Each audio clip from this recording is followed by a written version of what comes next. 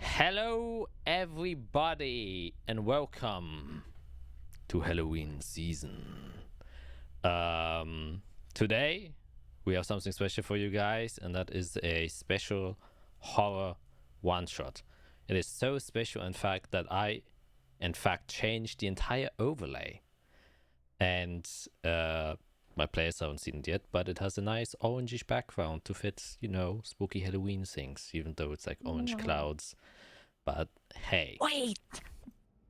I'll be right back. Okay, Skid is getting a surprise for us. But as you can also hear from the spooky music currently playing, this is the one shot I have mentioned before that I have created that is also available on Kickstarter right now and will also be available to be purchased on my online store that I am definitely going to publish very soon. Actually, I already have it set up, but I still have to figure out how to sell PDFs.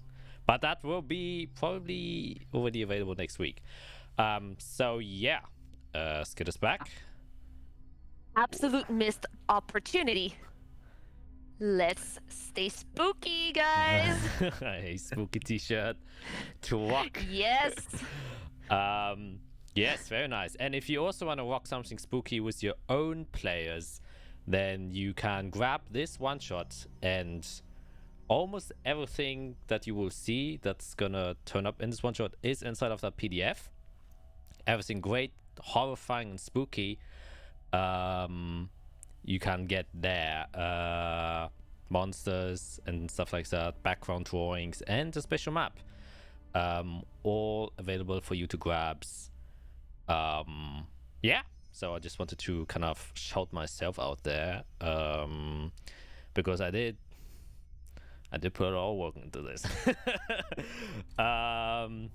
Anyways, enough about that. Now to the horror one shot itself, and obviously because you're all playing new characters, we will just make a brief introduction. But the more important thing is the question itself that I'm going to ask you guys. The first question that I'm going to ask is, and it's a small question that you just have to answer with yes or no, is, do you believe that this takes place in Chaldeus, so the same world as the other campaign? And the second question is, just what do you think is going to happen? Starting off now with Matt. Oh, yay. Spooky music. Yes, hello, I'm Matt. Today I'm not playing Fiera. I am playing Addie, or Addie the Dreamer, because he daydreams a lot. To answer the question first, yes. I think it's in the universe, but maybe not at the same planet, or if we are, it's at a very, very different time. Probably many years ago. But who knows? Same universe. It's pretty simple. Just like a 20-year-old guy that worked his way to get a farm. That's just what his family does. His brother grew one, and now he is. And I don't know. He daydreams a lot. Found out after working for a while, he can kind of create a light with his hands, and that's about it for him. It works. Okay, and what do you think is gonna happen? Oh, during this? Yeah. People disappeared, huh? Well, not to foreshadow much, but I think there's gonna be a mist. I think it's gonna be like Halloween, like people go into the mist and disappear, and then we're gonna go into the mist, and either we disappear or we fix it. Yeah. All right. Hi, I'm Skit. And today I will be playing Ruby, the halfling, who coincidentally also grew up on a farm and also owns a farm. And some spooky stuff happened to her family. And yeah, now she's trying to find the perpetrators of the stuff that happened. So I absolutely think we are in Chaldeus. Actually, I do feel like we are on the other continent that we see. That is my guess. It is either... I think we're like very, very far in the future, though. Like, very far in the future from where we are currently in our campaign. And what do I think is going to happen today? I think we're all gonna die. Okay. That's it. Short and simple. Very nice. I'm Felicia. I am playing a very lovable Aspen River. She is a gnome, also a farmer. She's a good old tree hugger, loves nature, with a slight anger problem, and likes to hit things with her axe.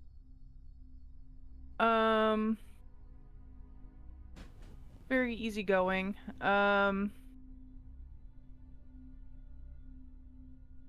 I feel like it's Jack, so he would throw us through a curveball and have this not be connected in any way. And it's a whole other thing that he's been working on. So that's kind of what I think. And then as far as what's gonna happen, I think it's gonna be like some creepy hag that's doing it all. That's gonna be like the reason that all of this is happening with this weird mist that's making people disappear. Very interesting. A weird hack. Actually, very specific there, and maybe even correct. Hags are weird. And it's Halloween. Yeah, hags are actually the perfect Halloween monster. That and zombies or ghouls. They are. Yeah, I'm gonna be a little bit more specific. A demon that is making a fog. Yes. A demon that is making a fog. All right. So And eats Which is people. why we are on the other continent, because it's riddled with demons.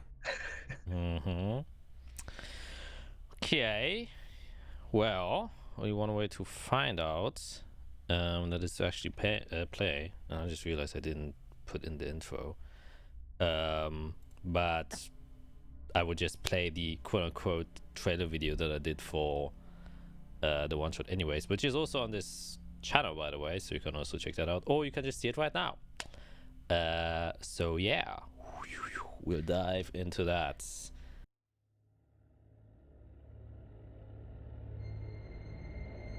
It moves silently as it drapes itself over the world. No mind, no intention serves its cosmic purpose, leaving behind only the fractured pieces of the souls it has consumed. No wind blows in its presence, and no light shines in its white shadows. May my heart lay still before its hair touches my skin and removes my head. Oh, what vastness it shows, this pure white world, and how it bleeds when the edges of its reality cuts through ours. The mirrors show the mind of something greater, something terrifying. All that we could not be, but all that we are at the same time. I rip my hair out at the thought of my insignificant life. Please, oh please, breaker of souls, fracture mine heart, and the world will be yours to take.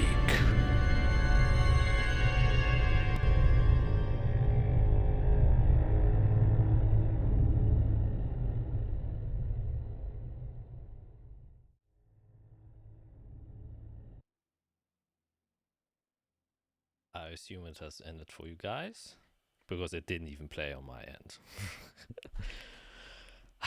Roll 20.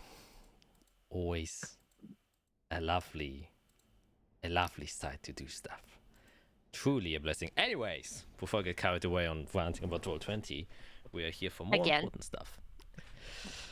I could do it every day. I could do it all day. Yes, I'm gonna start this session off with a bit of context, since this is indeed taking place in potentially a new world, at least a different location entirely from where we usually are. So, we are on top of the continent of Ventura, and a war waged 2 years ago between the countries of Asteria and Eswindale. The fight ended with a stalemate, and tensions don't seem to have calmed down since the end of the war, and the citizens still seem to be on edge about what the future holds for them. And our one-shot specifically is going to play within the country of Asteria, which is ruled by a queen. And that is kind of the brief overview that you all need to know. And more specifically, this session is going to start off in a village that is a bit further north in Asteria. The border to Eswindale is also to the north, several miles up from where you are right now, and is separated, or the border kind of is made up of a mountain range called the Wind-Torn Peaks. That is the reason why Asteria was able to defend their farmlands, is because the Eswindalian army had to kind of always trek through the mountains, which was very exhausting, and usually they suffered a lot of attrition during that time, and that's why Asteria was victorious in the end. However, as I said, we will start off the session within the kind of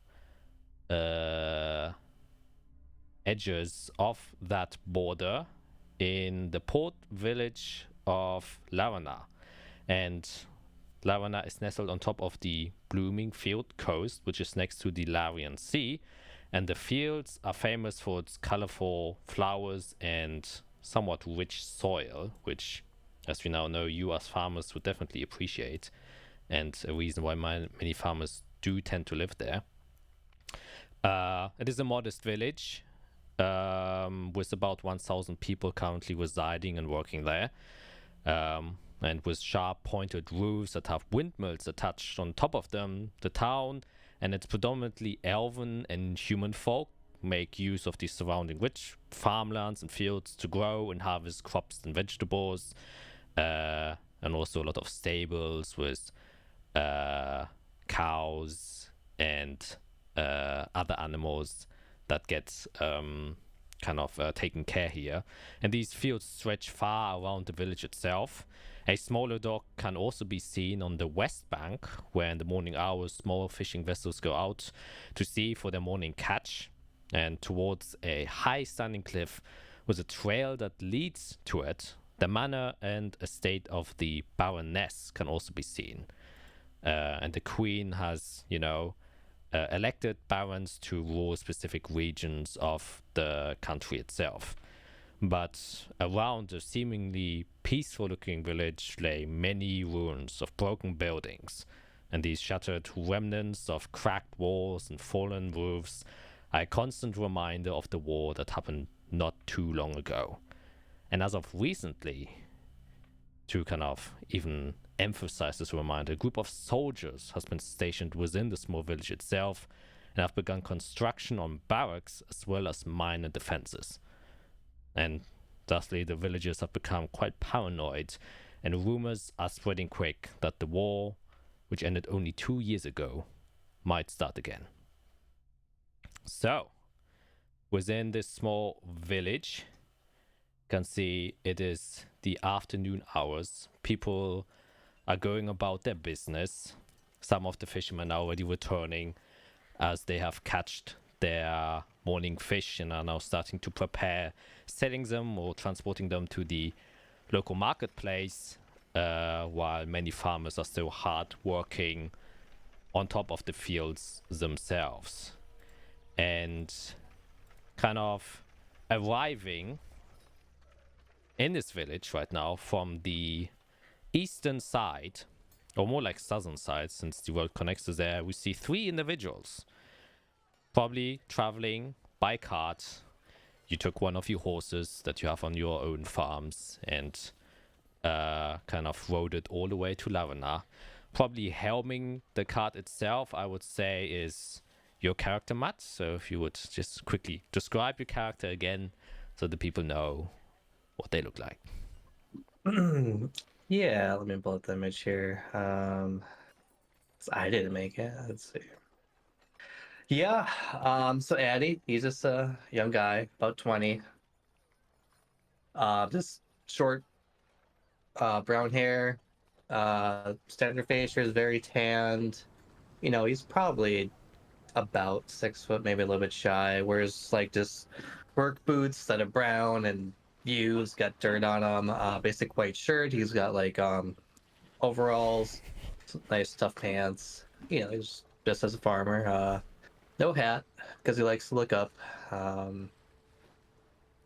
Yeah, he's just got basic supplies from the farm. He doesn't really bring weapons. He has, you know, a sickle, but he only uses if he has to.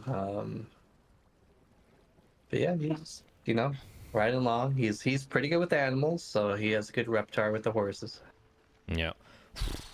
The horses trudging bravely towards the city, and you're passing, you know, a couple of fields, and you probably recognize a few farmers who used to live in Ivanel, but don't anymore. They each give like a polite nod, appreciation from one hard worker to another. And probably sitting behind the cart, we see 2 smaller figures probably resting there. So I will say, Skit, you can start off with your character. Yep. So Ruby is a short little woman. She's a halfling, so she stands very tall at 3 feet 5. And she is very much holding on to those 5 inches because she is not a gnome, you know. And she's got short, very thick, super messy teal hair. And she's wearing these comfortable black clothes that look very much like she's just, you know, doesn't want to look dirty, but also she's not like, you can tell she is not a farmer anymore, at least not right now. And she's got this kind of woolen cape that has a hood, and she's laying down on the cart looking up at the sky, and she's got the hood like coming down almost to her eyes just so that the sun doesn't get into her eyes, but she's just looking out, and she's just lounging there looking at the sky as Addie is driving the cart. And yeah, she's got her short sword and her quiver and bow just resting next to her. She's not really worried about anything right now. She's just in transportation mode. Chilling. Yep, definitely chilling. And the ride was very uneventful. No dangers encountered. And so you all could kind of just lay back and relax there, and probably lying and or sitting next to you of our final character. There is a little 3-foot gnome with bright red hair. And if you've seen the movie, like the Disney movie Brave, and how crazy her hair is, think like that, but think like it's all twisted and looks like crazy bedhead just poofed out. Looks like it probably hasn't been brushed in a few days. She's got like a corset kind of around And then she's got like partial gloves where like they don't cover her fingers or her thumb but go up about mid-arm, with like leather and like some tufts of fur. Doesn't look very pretty, on both arms. And then she's got like almost looks like a kind of like a kilt kind of, but it's like strips of leather mixed with like tufts of fur. It's like she's kind of just prefers to be free and wild.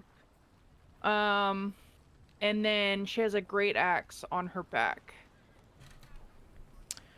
All right, very nice. Yes, as you're slowly trudging past the farm fields, now within view of Lavana itself, you kind of all breathe out quietly as you can see the pointed rooftops and the windmills on top of them. As you have traveled for quite a bit to even get here, was around maybe 20 days more for you to get from Ironel to Lavana. Well, usually with foot, but because you're on cart, you could kind of make a bit more haste. So I would say probably 15 days or so, and you were able to get there as soon as you heard the news that apparently something happened inside of Vinara.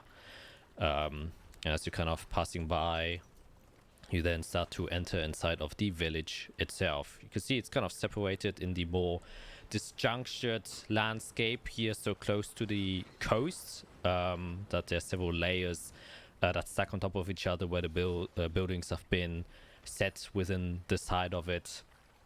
And probably the first place for you to go is the Water Blue Inn, which you all have been before, but probably a long time ago.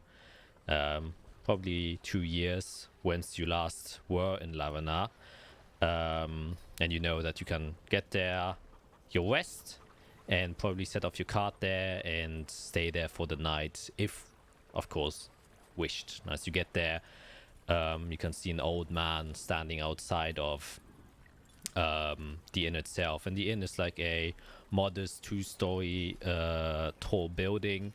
And it has 3 of these pointed roofs with windmills on top of them. On the second floor, you can see a balcony that's perching out, and a few people are resting there and looking out onto the ocean.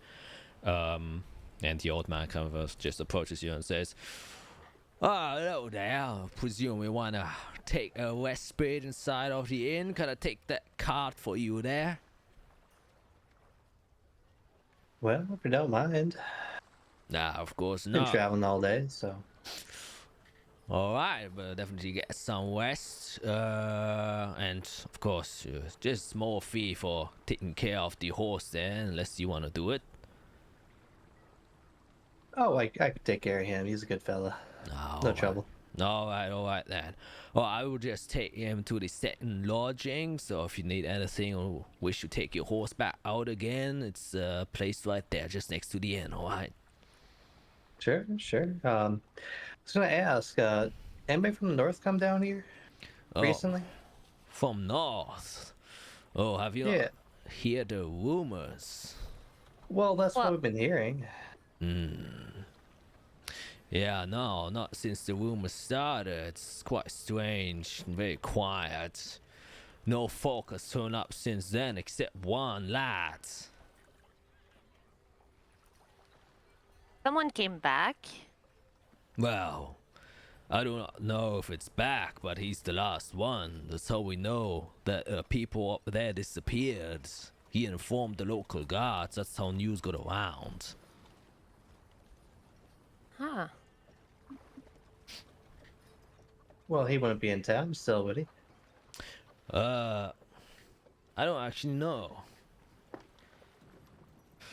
I don't know. Might have to ask the missus inside, since I think she would know.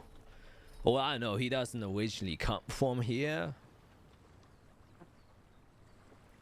So mayhaps he went back to the capital or something. I do not know. All right. Well, thanks for the info. No problem, no problem. And he kind of, takes the horse and then, kind of strokes it. Horse seems to be very well tamed, so he doesn't make a fuss. And then he leads the horse and the cart into kind of a doorway on the right next to the inn. Yeah, and you kind of get off and stand in front of the Water Blue Inn. Well, what should we be doing here? I mean, you heard it. The missus apparently has some information about that lad.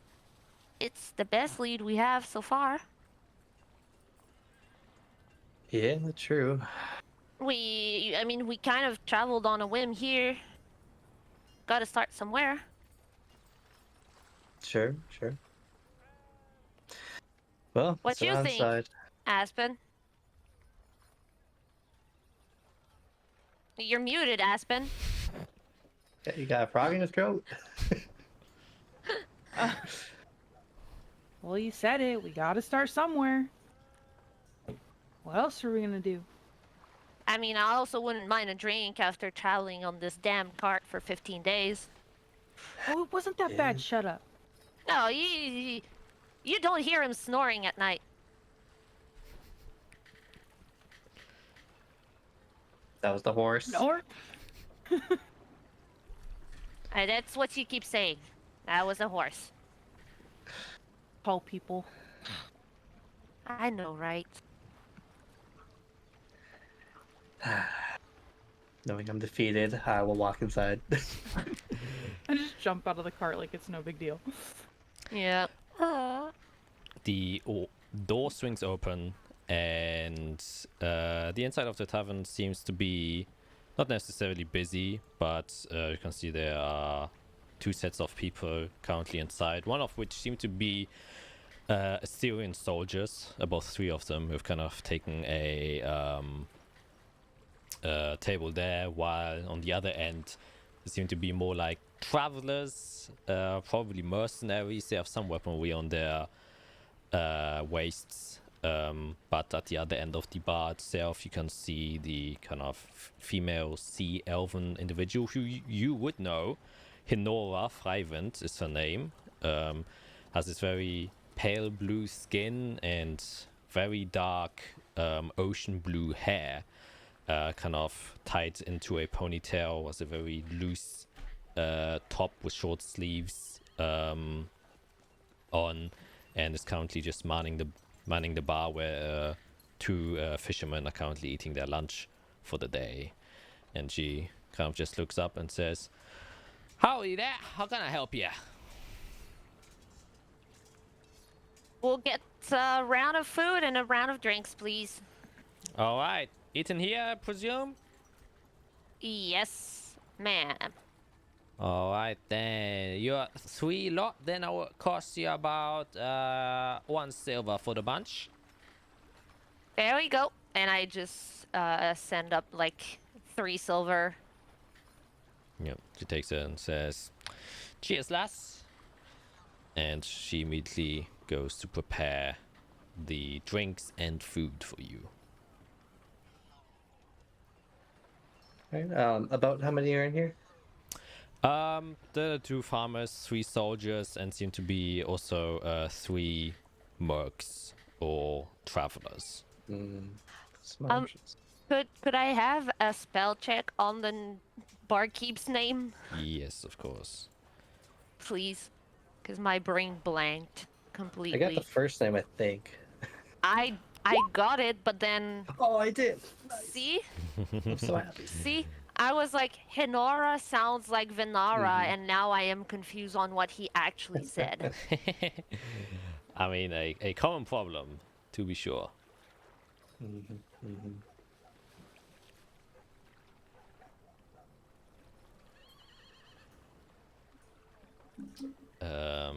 But yeah, doesn't take long, and about like after 5 minutes you get your lunch served, which is fresh caught fish of the day with sides of a plentiful a variety of vegetables that are obviously homegrown within or on top or in on the lavender fields, and kind of goes up and just says, "Here you go. Please suit yourselves. Enjoy. If there's anything else, I'm at the bar, right?" Actually, we do have a question, if you don't mind. Sure. Yeah, not gonna hide it from you. We did hear the rumors coming from Venara, and we do have some family members up there, so we were wondering, would you know where that lad would be? The one that came from the city? You're talking about Aaron? The one that came and warned that there was some weird stuff going on up there. All right. I presume it is Aaron you're talking about. Mess of a boy, well, or rather man, came back disheveled. He's currently residing in one of me rooms since, well, Oh, he originally comes from, well, Estia, further down south the village, but hasn't recovered since. Yeah, people try talking to him, but not more than a stutter comes out of that boy's mouth. I mean, if you see people you love disappear right in front of your eyes, it might mess your brain up a little bit. Well, that's the thing. He didn't see a single soul. He just went up there for, I think, some business, was selling some local wools and leather he collected. As far as the story goes, I've not heard myself, but it's what he apparently told the captain. And just a blank city. That's it. Return back here to tell what he saw. Ah, a whole city just gone like this? Yeah. That's funky. It's funkier than a gnome, and she kind of shoves at Aspen. I slightly growl at you. Well, yeah. I mean, well, people start speculating. More rumors are now converting into suspicious, lucrative stories and nightmares to tell the children about that the Esmondelian army is kind of developing something new. That is their first step of invasion. But Oh, I'm sure the beggars are having a field trip with that, right? no, Scaring the children off the streets. definitely are. Gotta keep my eye for those buggers, definitely. And then you can see one of the fishermen is, "What more ale over here, please?" So, all right. Well, if there's anything else I can serve you with, just let me know. Thanks. Very appreciated. No problem. And she goes back to serve the old fisherman.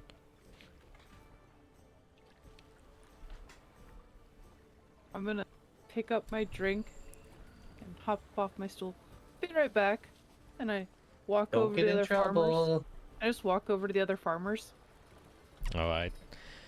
Yeah, there are two farmers sitting at the bar. The one's currently being served by Hinora, and they're just eating their food and drinking.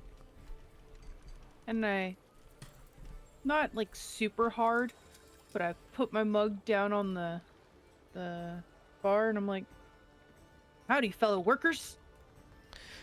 They How's it going?"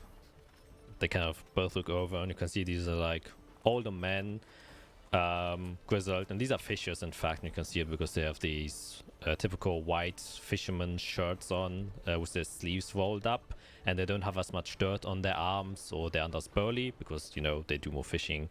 Well, they actually do have somewhat decent thick fingers of, you know, always pulling in the nets and stuff. But you can see that they have like this sun-weathered skin where a lot of salt water has kind of made it dry and crackly, and one of them kind of looks over and says, "Oh, hello there. Anything you need from me?" hello.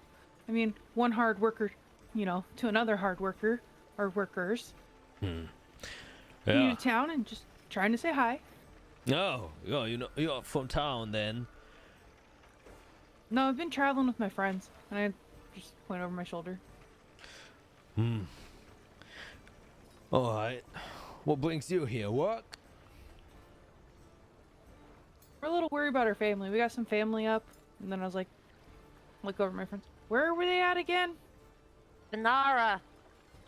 That That's place. your hometown, dumbass. Memory, okay? I'm not that bright, okay? I know, you're a gnome. Oh, shut up. Oh, yeah, I got family up there, and we're a little worried about them. All the rumors going around, so we're gonna go investigate and make sure everybody's okay. Oh, so you're one of them lots trying to go on to the expedition then? There's an expedition? Oh, I guess not then. Oh, well, I guess. Well, yeah, obviously the queen can't let this slide, an entire village disappearing like that, so she's invested in some troops about to go up north. Why you seeing all these mercs? And she kind of and he kind of points towards the table that has the 3 mercenaries kind of sitting there and says, "Why are you seeing all these lots showed up? Apparently, it's a great reward for anyone who is down to go into the expedition." In the background, Ruby is just slowly getting up, taking her mug, and slowly sliding towards the mercs as she's looking towards the others. I guess I'm eating alone. Thank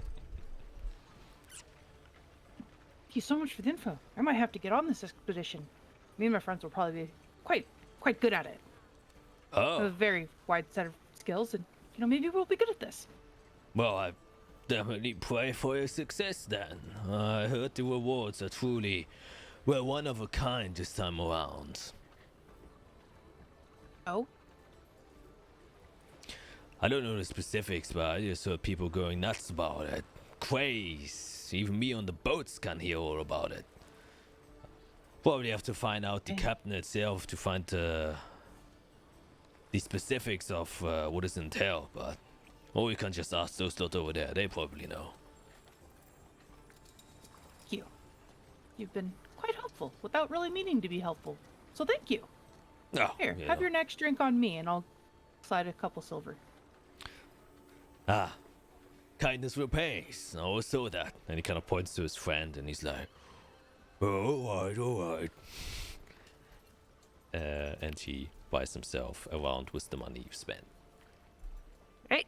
Ruby is just going to get to the merc's table, grab a chair, flip it over so she has the back in front of her, just sit backwards and put her mug on there and then lean over to the table.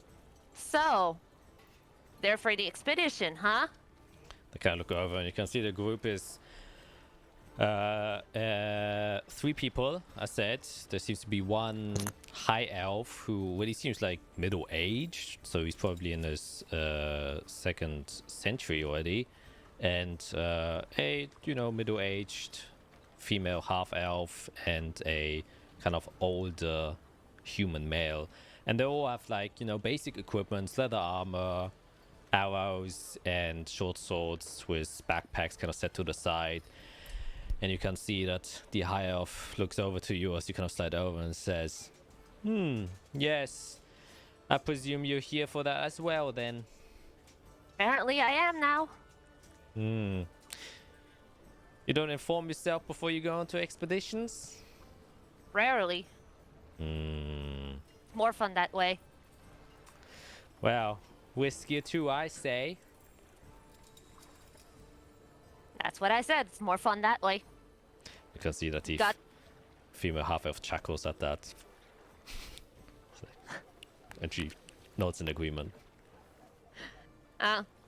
got some family up there, or just good old kindness of your heart, trying to find a town, you know? You can see the old male human says, "Well, no, not really.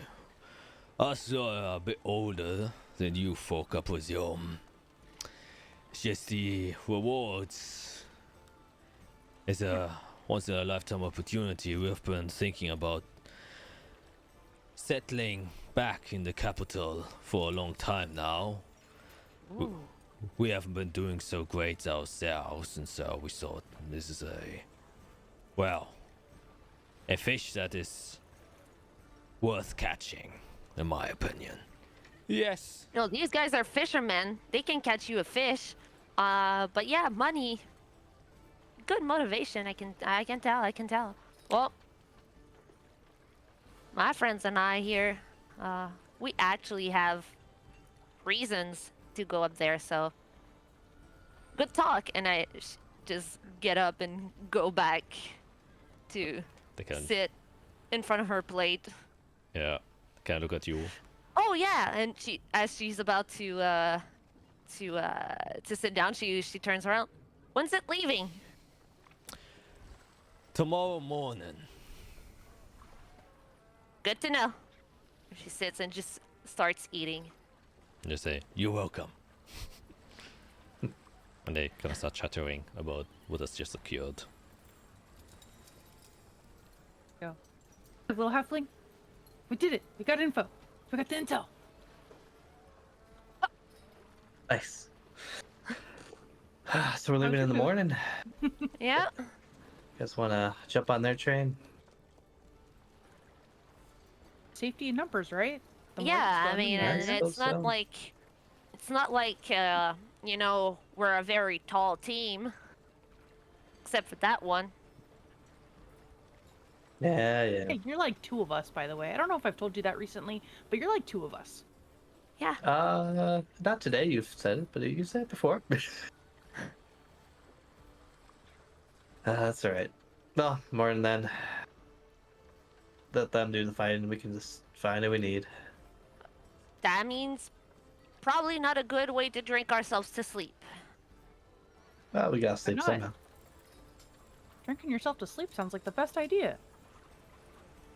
Last time you did that, you left a trail behind a cart. For like miles.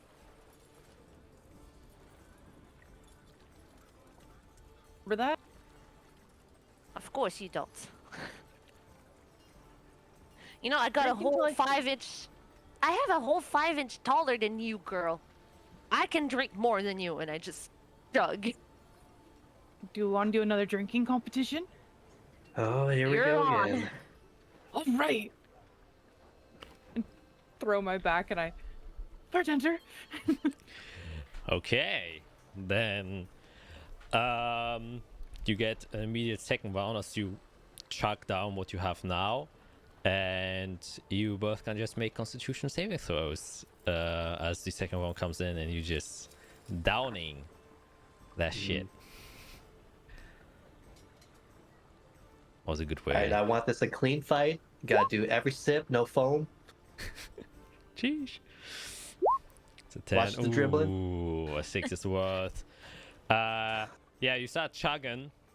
And Aspen, even though you feel like you're not doing that great, you look at Ruby and Ruby's doing worse. Immediately as you say a clean fight, you can already see foam spilling off the side of Ruby's corner. But you do manage to finish the first round, but you're already feeling quite tipsy. It's been 15 days since you properly drunk, and your body is definitely feeling some of that. Second round comes in. First to 3, I will say. So if you want to continue, then make another Constitution saving throw. Hey, better. Still bad, but better. You start drinking. Aspen this time, at the first mug you down kind of sat a bit wrong in your stomach, but now that you've adjusted yourself, you've got your rhythm in, and you clean the mug clean. No foam spilled. Ruby, kind of similar procedure where it's going a little bit better. However, the kind of quick chugging is at some point you catch some in your throat and you cough out a little bit, and a bit of ale spills to the side. That makes your head a little bit lightheaded, even more than it was before, but you still manage to down it. But you are struggling heavily right now, and you can already, Atty, you can see her already kind of swinging back and forth on her little stool. Happens every time. Yeah, and the last round comes over.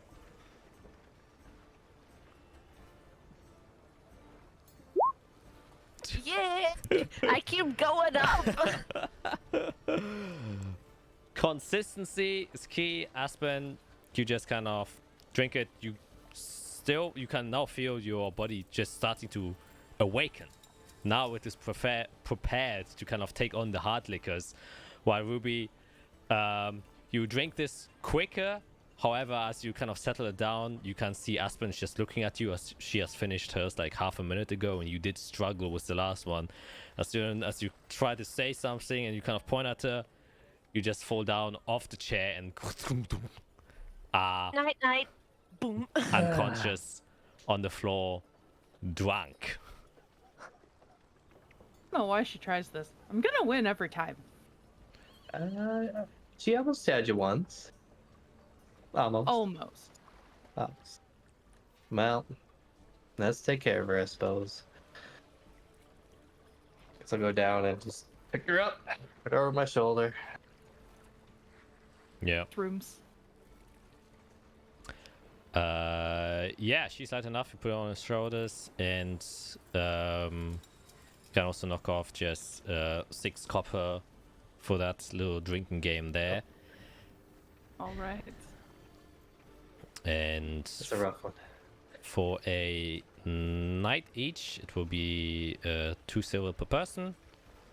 Ooh, silver. And you can just go to the How much? You said 2 silver. how much silver? 2. 2? Oh.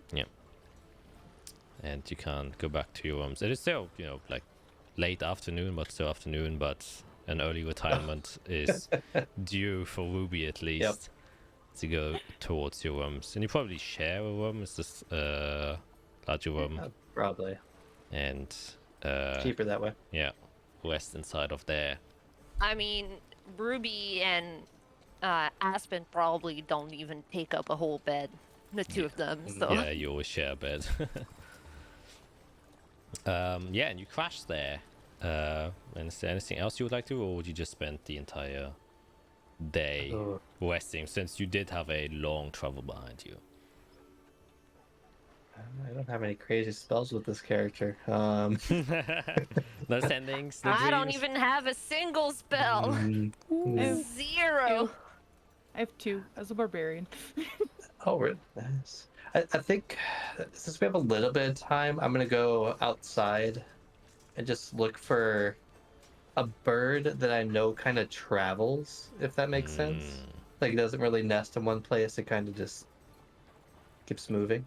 I have no idea what that would be. Sparrow. A Yeah, traveling. maybe a sparrow. Yeah, or like pigeons. Usually can fly quite far if they want to. Actually, yeah, just make a perception check to see if you find any bird that is of that variety. Perception. Seems about 13. right. Yeah, it's 13. alright. You presume like there are messenger pigeons, and your instinct is, if no one's taking care of them in Venara, and probably some local pigeons who belong to Larana, who have been sent to Venara for some message, and they stayed there. At some point, they would just fly back if they manage to free themselves. Yeah, so they'd be trained to go back and forth. yeah, exactly. And so you just kind of look out, and you do see there are a lot of seagulls in the area. Obviously, you're out on the coast, and you can see a lot of them kind of just mingle around the pointed roofs as they kind of standing on one foot, crouched on the edges of these roofs. But you do see like several pigeons, and maybe one of them has been in Venara recently. All right. Yeah, so Addy doesn't really cast spells like a normal person. He didn't really learn, not learned. He takes out like a piece of leather, and on it is different lines and dots. A smart person would know that there's constellations in all these. And he kind of starts saying words he doesn't quite understand, and casts the spell Speak with Animals. And as that's kind of completed and like lines kind of start glowing and fading, he'll put it away and look up to the bird, grab a little bit of seed, like, hey, can I trouble you? I can feed you if you want to come down. I can just hold my hand up. Okay, make a persuasion check with advantage. Oh, Oh, was that your bad stat? oh, yes. Oh wait, no, animal handling. Sorry, not Oh, persuasion. thank the Yeah, I heavens. was like, Okay. Yeah, I was about to say. That's different. I have that one. wait, I'm trying to make a pigeon sound. Yeah. I guess 13 is number today. Shit. wait, no, I have to do it. I have to do it. Oh, yeah, are you doing a bird call? Yeah, I can actually make a pigeon sound. Wait. Oh. Oh, that's an owl. Still Okay. an owl. Yeah, the pitch isn't quite there, but yeah, the pigeon kind of flies down. 13 is definitely enough. It's a pigeon, and they aren't shy. As soon as you produce a bit of breadcrumbs, it kind of just flaps down.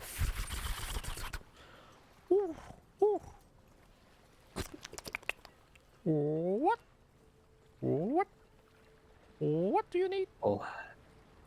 Well, I don't want to take too much of your time, but just enjoy it. Well, I was wondering, you fly around here often? Fly. Yeah. You ever fly north? No. I kind of just point with my other finger, like, up shore. Fly, yes. I fly there, yes. Yeah. There's another place like this, right? With a bunch of people like me. Yes. Food. Oh, yeah. I guess, see anything out of the ordinary last time you went up there? No food. No food? No food. Oh. What do you usually eat up there? Crumbs. Corn. Oh. Corn. Seeds. I see. You couldn't find any your last trip? No. Well, that is a shame. No corn. No travel. No corn. No travel. No seed. Nobody's growing anything up there. Oh, that's too bad. Well, did it look the same? Just no food, no people.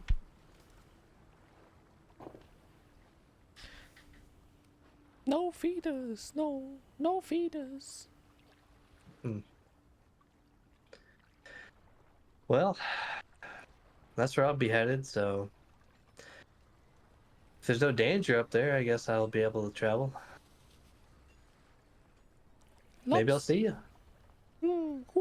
Lots string. Lots string. String. String. No string. Kind of pecks at your hair. Tries to pull some out. Oh, sorry, I need that.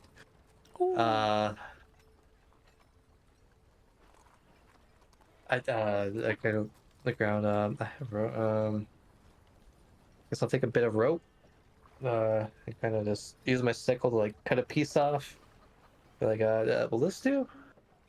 And he goes and kind of looks at it, and then flies off. All right, well, that seems about right. All right, head back for the pigeon. Yeah, no, I'll go that good. Yeah, anything else we You need? come We know back we got in the Gold North. room. You come back in the room, and Yeah, Aspen's just doing push-ups. 1, 2, 3. Oh, you just started. I see how Well, it is. no, you're hearing 103, 104. Yeah. Keep saying that. You know, I talked to this bird. Didn't seem like there was a lot of danger up there. No people though, no food. Said there was no food. Why didn't you tell me you were going to go talk to a bird? I can talk to birds. Maybe I could have found a squirrel. Well, go find a squirrel.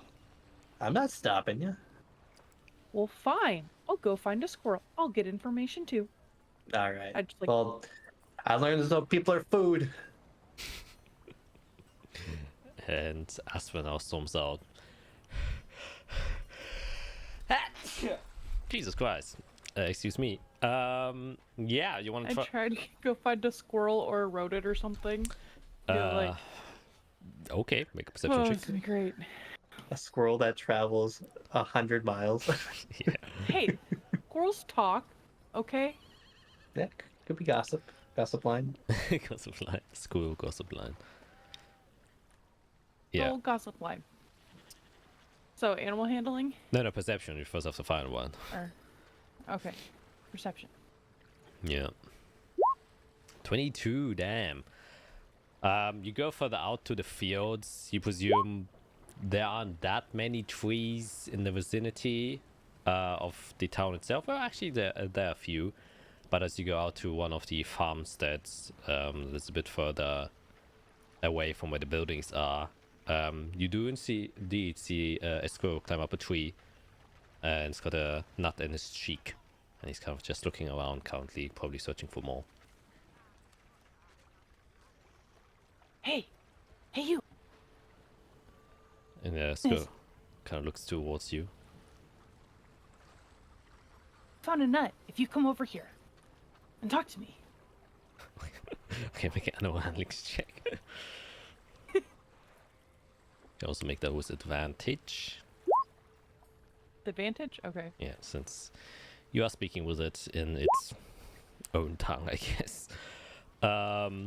The squirrel kind of climbs down, skittles down the branch, and then kind of runs right in front of your feet and kind of looks up to you. It says, "Nuts! You have nuts!" Yeah, I'll bring them for you. But I just have a question.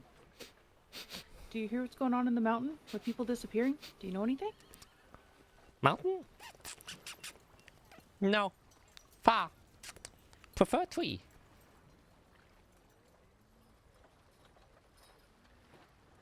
Is there food in the fog? Kind of cocks his head. Fog? Here no fog. Only morning.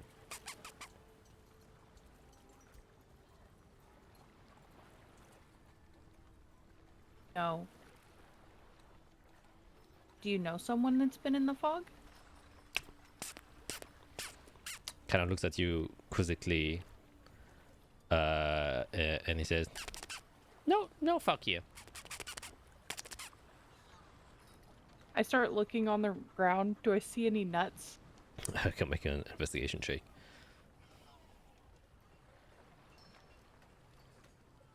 No. You find no nuts, and the squirrel's waiting to receive a nut. I look at the squirrel. Be right back. Don't move, and I'll come back with lots of nuts. And I rush into the inn, and I go to the bartender. I'm like, I need some nuts. Sure. What kind of nuts you need? Walnuts, hazelnuts? The biggest one, so probably walnuts. Alright, walnuts. And then she kind of grabs down the shelf and then hands you like 3 of them. Yeah, it's on the house, just nuts. Oh, thank you. And I rush back outside, and I try to find the squirrel with 3 walnuts in my hand. Yeah, the squirrel kind of returned back to the branch and still looking out. Now you can see that the squirrel already has 2 nuts in its cheeks. But immediately as it sees you, it runs down and is awaiting to receive nuts. I hold out the 3 walnuts. Kind of runs towards you, and it kind of just takes them, squeezes one of them in its cheek, and then the second one barely, because he has now these 2 extremely poofy cheeks with walnuts, and takes the other one with his hand, and then kind of humples towards the tree again and attempts to climb it with these big loads of nuts. And actually, I will roll for it to see if it can make it up. And it does successfully, quite briskly, even with just only 3 of its paws available. It kind of rushes up, and then you can see a small hole that is inside of the tree, in which the squirrel disappears.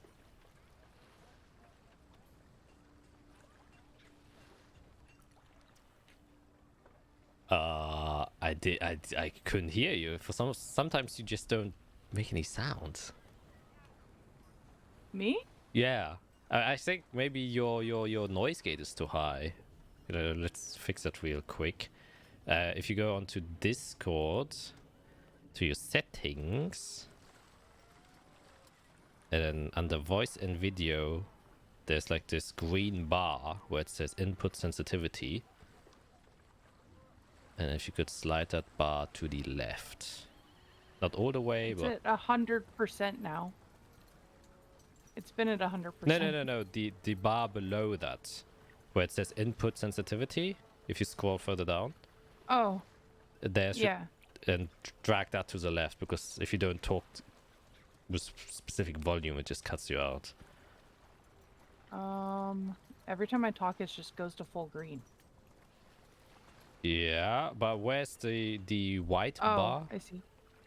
You said, To the left. so if I go to the left, that would put it at -93. Yes, that's good. That's perfect. Okay. Yes, I think that should help. So if you could just repeat what you just said, because we didn't hear anything. So I go, enjoy your nuts. Good talk. And then I walk back. Yeah. It peeks out very quickly, gives you a nod, and then goes back in. All right. Squirrel wasn't a good idea when I get back in the room. Yeah. Animals around here don't know much. Makes sense. But I just watched a squirrel stick like a bunch of walnuts in its mouth and then scurry up the tree with 3 arms, or 2 legs and an arm without its 4th one, and disappeared. Well, I'll have a good stash. And the bartender probably thinks that I have an obsession with walnuts. Yeah, could be worse. Could it?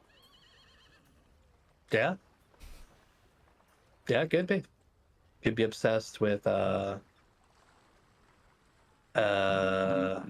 was worse than walnuts? There has to be something out there. I could be obsessed with balls of yarn. Could be obsessed with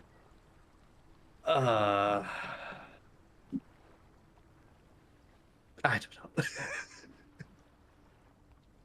See, it's just weird. Yeah. All right, well, let's sit back. We don't got anything to do till tomorrow. Sounds good. Is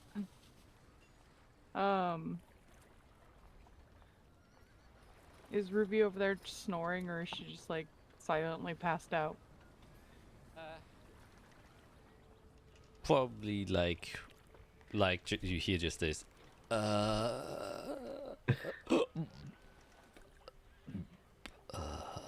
And then occasionally laughs.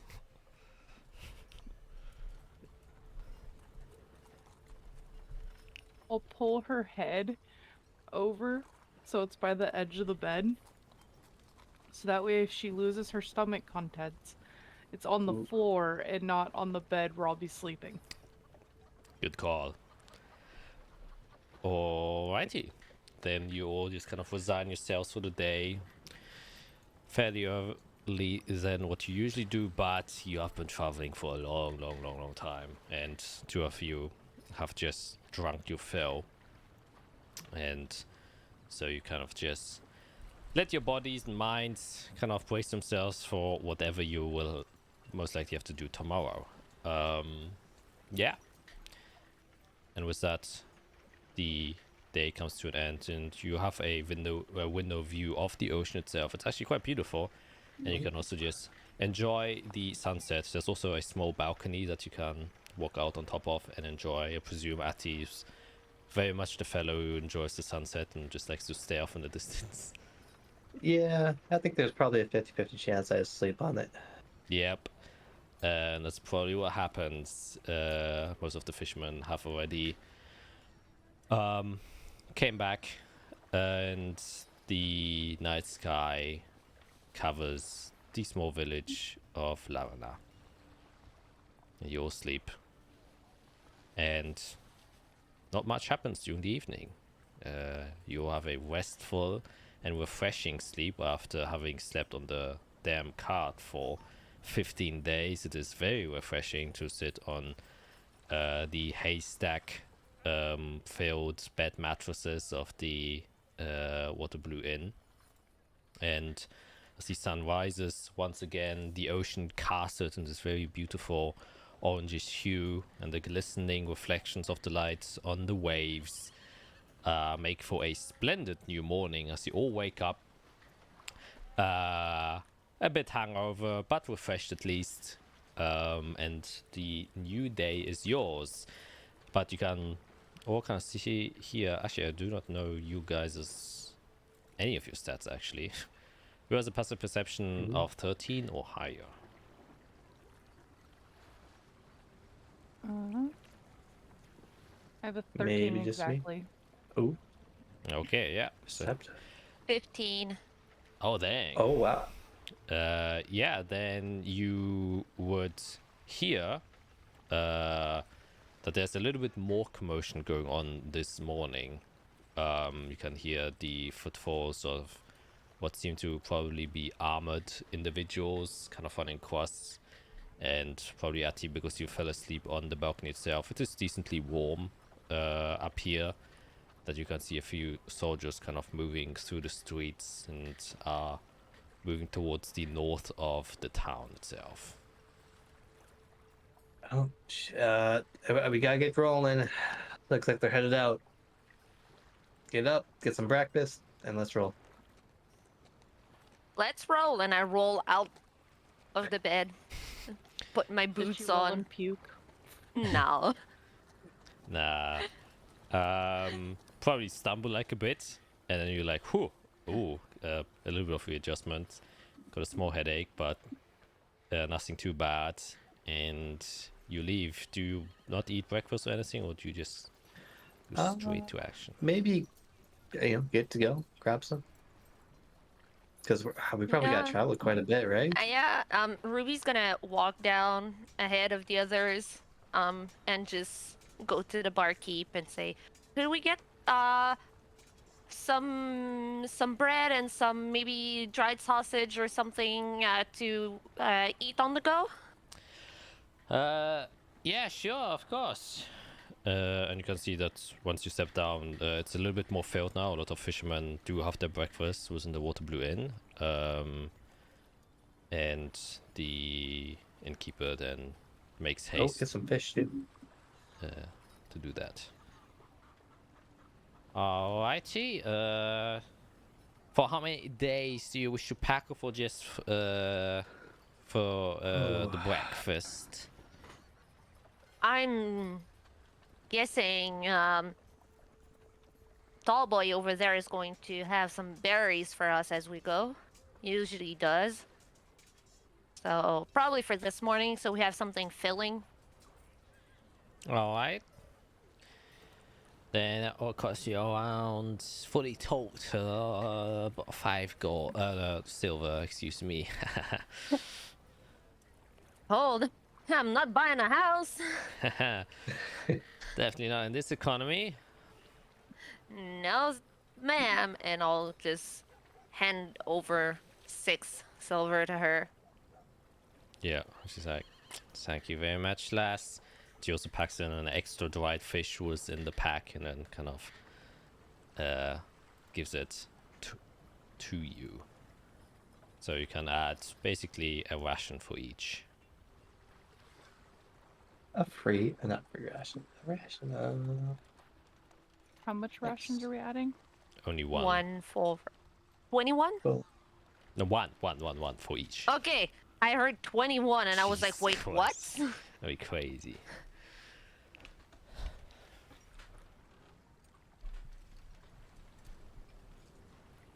All right. Yeah. Guess go get the horse. Make sure it's ready to go. Cart. You kind of see where people are headed. Get in line Yep. or get in the convoy or whatever they're setting up. Yeah, you go out on the streets and you can see a lot of people, even just normal villagers, are moving towards the northern parts. As you follow the trail of people, you can see a line of carts that have been set up, and you can see that most of the carts are branded with the colors of Asteria, which is like a silver white with tints of blue, excuse me, and it's often like in a checker pattern semblance on the kind of coated shields that are placed next to the cart itself, and even the horses are draped in a not a cloak, but like those horse clothings that in medieval times some of the knightly horses wear are kind of put over some of the horses in front of the carts, and you can see a larger group of people there. And there you can also see what seems to be the construction of a tower or a watchtower made out of wood, not stone, that is currently being constructed here. You can see several builders currently stemming up large beams of wood for the supportive structure of it, and what also seems to be a in construction wall at the very outskirts of the village itself. Ooh. Also still under construction. The wall itself does seem to be made out of stone bricks that are in the process of being placed on top of each other. But in front of it, you can see about like 20 soldiers and 2 groups of mercenaries. One group you are quite familiar with, and also a singular individual who wears like this extremely long trench coat and a cowboy hat. And he has 2 blades to the right of his waist, short swords, and he has like these very small spectacles and is currently reading inside of a book. And there's a taller, broad-shouldered high elf, armored in more heavy armor than the others, with a cloak behind him that seems to be giving orders to some of the soldiers and kind of separating the soldiers into smaller groups as a set of 4 soldiers go to one cart while this presumably captain figure is talking to the others. Well, we better announce ourselves, huh? Let's see. Who seems more approachable? Probably the guy with the spectacles. Yeah, I'll try him. Kind of just walking up. Hey, sorry to bother you, but you seem like someone who knows more than us about what's going on. Kind of turns on his spectacles, which is extremely unnecessary because they're so small that barely covers eyes, and looks at you. He's pretty tall, at maybe like 6'3", so he's a couple of inches taller than you, Atty, but seems to be human. And he says, "Howdy there, fella. What do you wish to know? You're going on with the expedition." Well, we'd love to join. I got family up in Venara, so I'd like to check on them. Good idea. Well, I'm not the person that I should be talking with. The captain over there, and he points towards the, heavily armored figure with the cloak. No need to be shy. He's an affable guy. Should probably let him know before you go with them, so you can also sign up for the rewards in case we make it back. Sure. Well, I guess what are you doing here then? Oh, I'm a bit of a researcher, historian, you can say.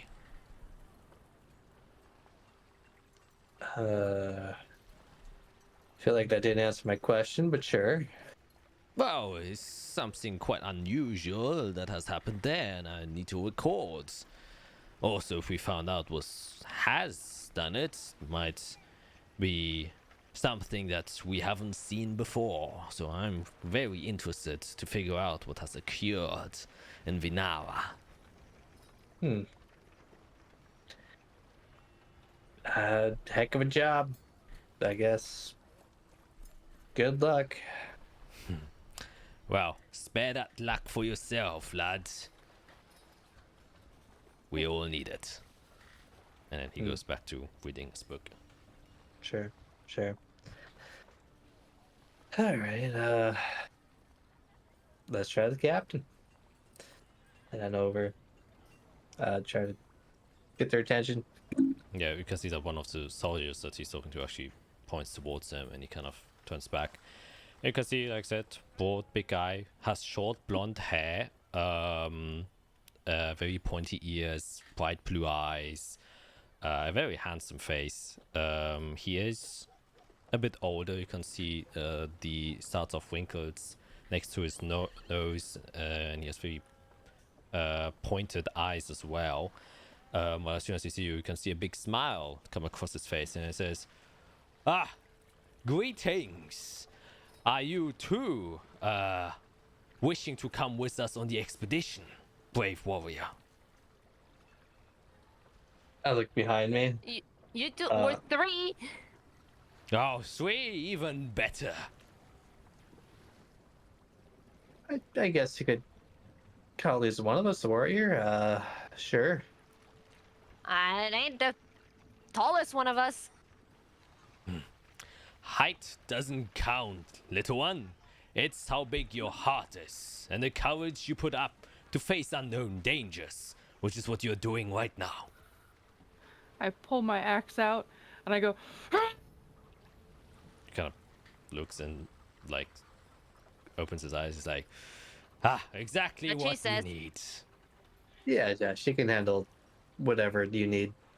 Good to know. She's the warrior. Yeah, I got family up there, so if I could hop along, Oh, join you guys. of course, most definitely. Treacherous to know what has happened there. I too am worried about the people who disappeared. I see you have brave hearts indeed. And I am very grateful Look that down. you wish to join us. Well, obviously, and he kind of pulls out a letter, if you haven't known, not for only your own sake, if you travel there, you will be compensated handsomely. Because what we ask of you is to risk potentially our lives. Even though you do it out of concern for your family and friends, you are helping the nation at large. And that is greatly appreciated from the Queen. And I wish for you to know that. Well, I mean, I'm not concerned about my family because they're all dead. I'm more concerned about the people who killed them that I want to kill myself. Ah, I will pretend I didn't hear that. Anyways, what? Did I talk? Did I say anything? you're like What? sounding like a robot right now. yeah, you are. I am very robotic as I can. Yeah. A little bit. Yeah, I think probably will fix itself in a minute or so. But he kind of straightens up his chest and then looks towards you once more and says, "Well then, we will be leaving in about 15 minutes. So if there's still anything you wish to do, please do it quickly. For we will be departing as soon as possible." Yep, sure. Sounds good. How many days travel? It I will don't know how be- fast we all move around here. Well, we are a larger group this time around, so it will take some time. Though I expect the travels to take around 8 days. No, it's not too bad. All right. Well, I guess I should be warning you. I heard there's not a lot of food around that city right now, so hopefully you're well stocked. Don't worry, we have one whole cart of supplies that will last us for probably around 40 days or so. We're expecting to stay there for some time as well. And if you join us, you are free to serve yourselves from the provisions that we are taking with us. Yeah, that's mighty welcome of you. The least we can do for brave soldiers. Sure. Yeah, I guess. Does this guy? This is more Matt asking. Does this guy look like he's actually seen combat, or is this like a freshly anointed knight that got his position but probably hasn't seen war or a battle? Going inside check. Sure. No, we got 15. 13. You look at him, and of course he has this very exuberant presentation on him. Yeah. But Yeah. you notice it's like the first lesson about being a leader is to keep morale up, and that is what he's doing quite well, actually. He's the face of the troop, and if he isn't optimistic about this, then who is going to be? All right. And you So get, he's doing his job. and you get sense that not only is he doing his job, he seems to be a decently, like, he probably has seen a lot of combat, in fact. And you can see that a lot of the soldiers here feel very comfortable around him, and you don't see, usually if there's a not so suit manager of any position, and you would know that on the farms, if the animals don't like, the farmer, becomes extremely evident. You kind of compare the two, that, he is the herd keeper and the soldier of the herd. But the people are well organized, things are running smoothly. He has a deadline on when they're going to leave, and so we can feel comfortable following. yeah, he seems like a very proud knight, in fact, and he has this typical valiant knight persona, so to speak. Perfect. Okay. Well, gang, I guess let's prep to go. I think we got the food we need. Horse should be good. I don't think we need supplies, right? I guess. Yeah, Ruby, Aspen. Anything else before we leave? Last chance for supplies.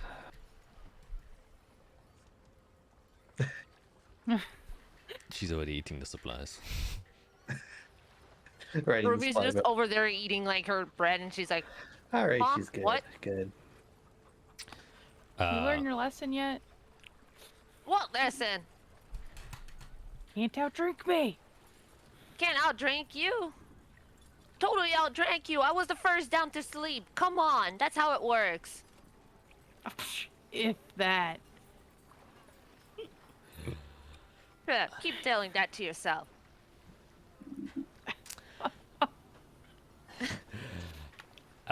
Yeah, so you kind of just mingle around. You did receive the kind of post-it notes, Atty, of the quote-unquote quest. Sure. If you wish to read that. But Yeah, I guess as long as we're waiting.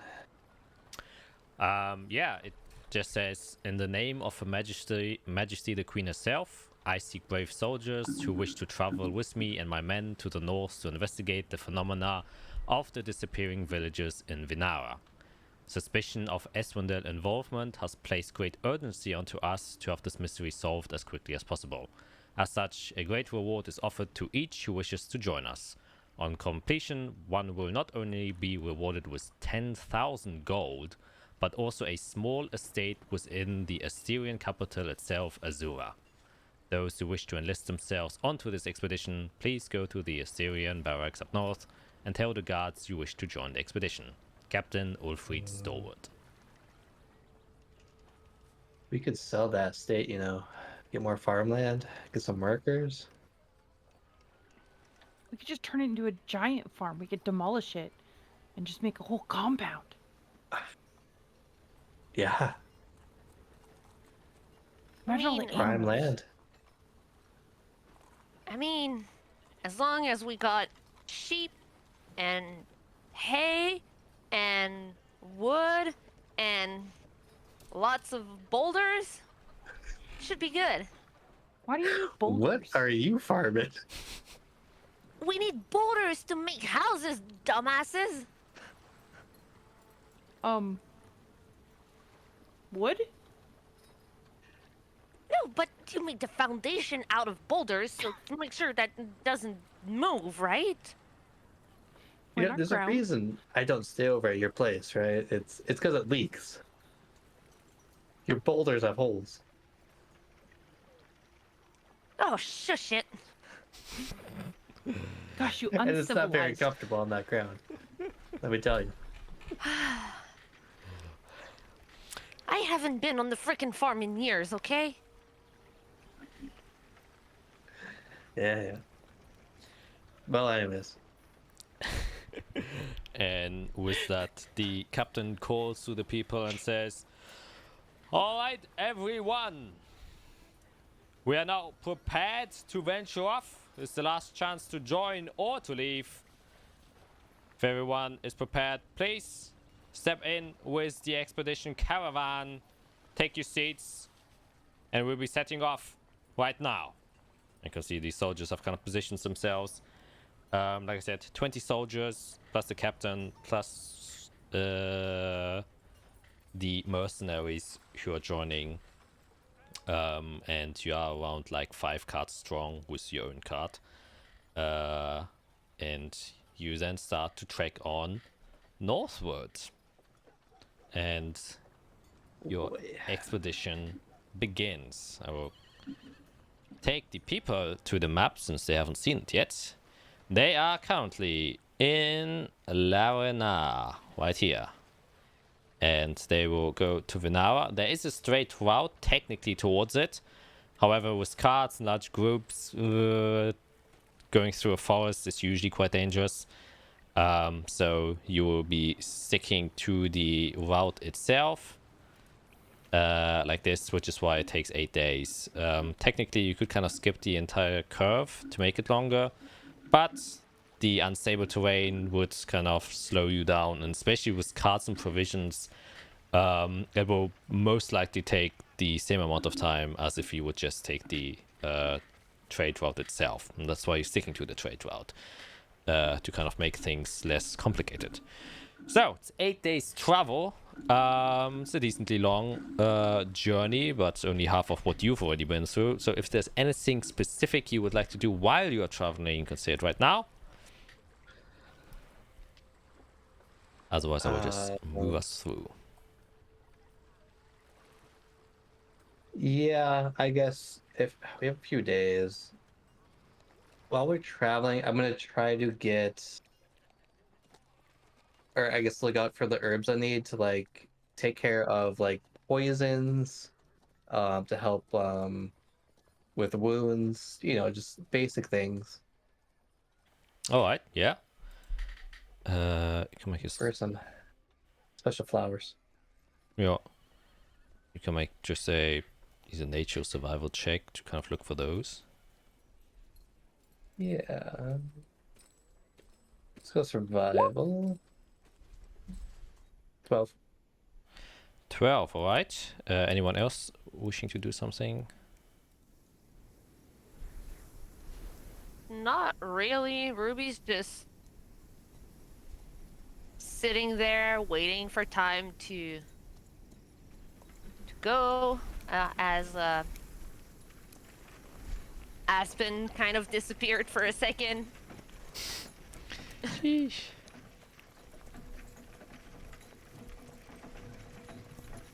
But no, nothing in particular. All right. Yeah, so there's not a whole lot to do. As you kind of walking down this trail, the first stretch, you can see that moving away from the coast eastwards, and you're expecting to maybe see some nice fauna and flora as you pass by the kind of small forested area that exists on the north side.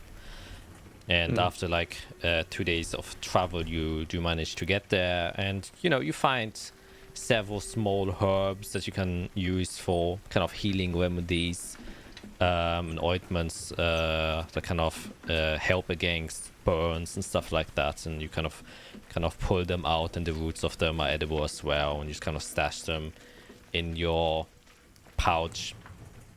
And as you're moving further northward, you can also feel that the wind itself picks up quite heavily. And you know that, the further north you go, the stronger the winds are. Because of the wind-torn peaks, they kind of create this very widespread wall that when the wind kind of passes through it, it turns back around, and this is a great place for hurricanes to actually come. Though not usually super strong ones, it's just a perpetual kind of circling of wind as the wind blows in from the ocean and then tries to creep up further north where it's warmer, but because the mountains block it, kind of turns back around and then it circles in on itself, which often creates these strong gusts, which you definitely feel as you're traveling further northward. You occasionally also find some pretty flowers.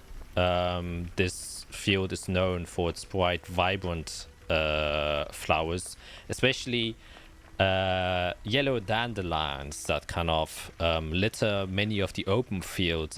As you kind of now brush past the forest itself, you can see entire stretches of land in this very bright yellow tint, and especially during sunrise when you're passing it, the hues kind of catch, and it almost looks like a burning field thanks to the glow of the dandelions and the reflection of the light.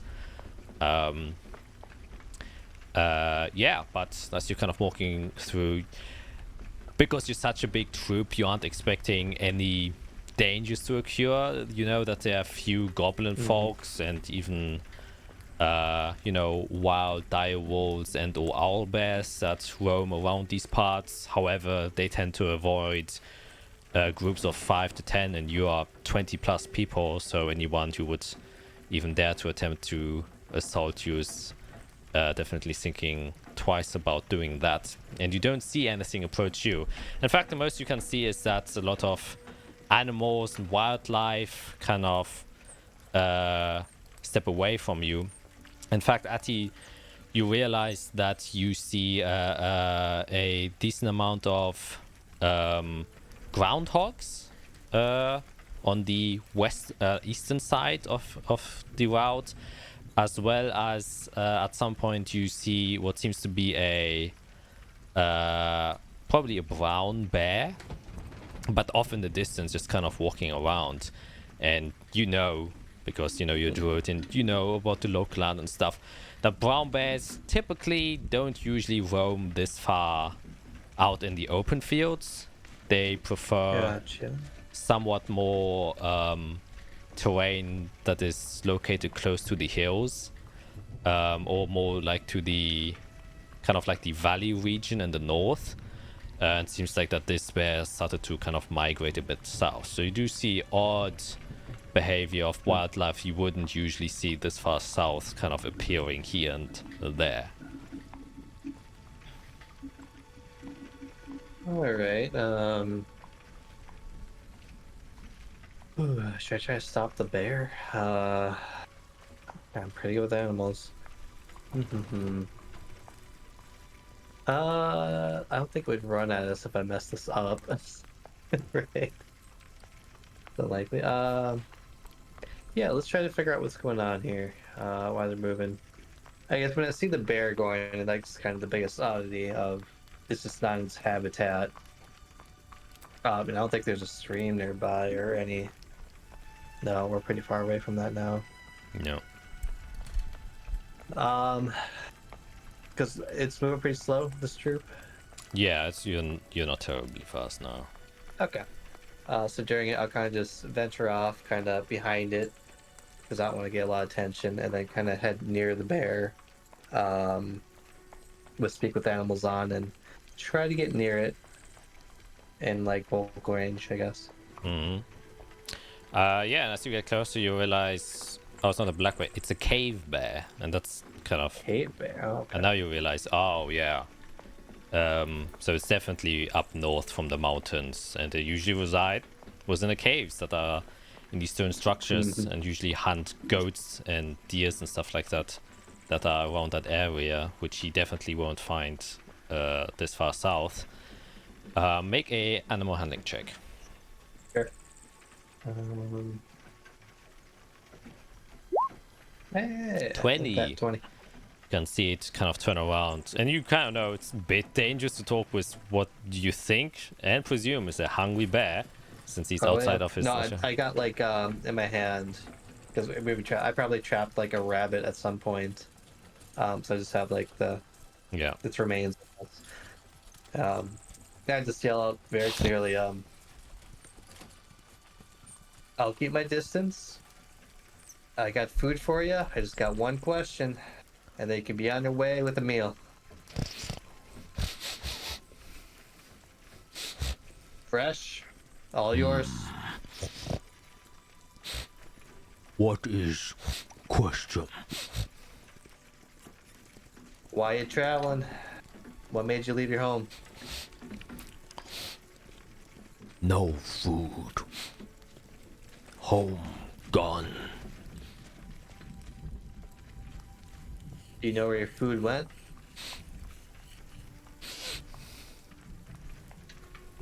Scent. Disappear. Home lost.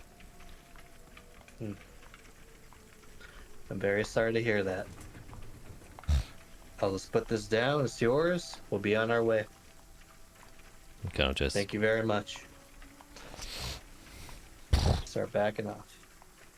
As you back off, he kind of approaches slowly, and then sniffs at the food and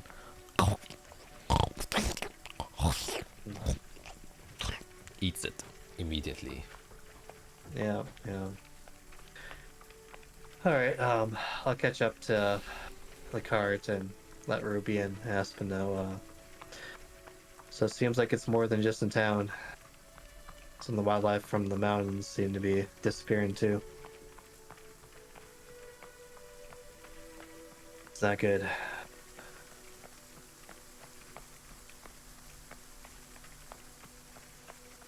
Yeah, let's be on our way. Yep. And you continue your journey onwards. And as you do so, at around probably the 7th day, second to last, let's see, it's gotten a bit chillier, but not super cold. It's like 10 to 15 degrees Celsius, which is 60 Fahrenheit.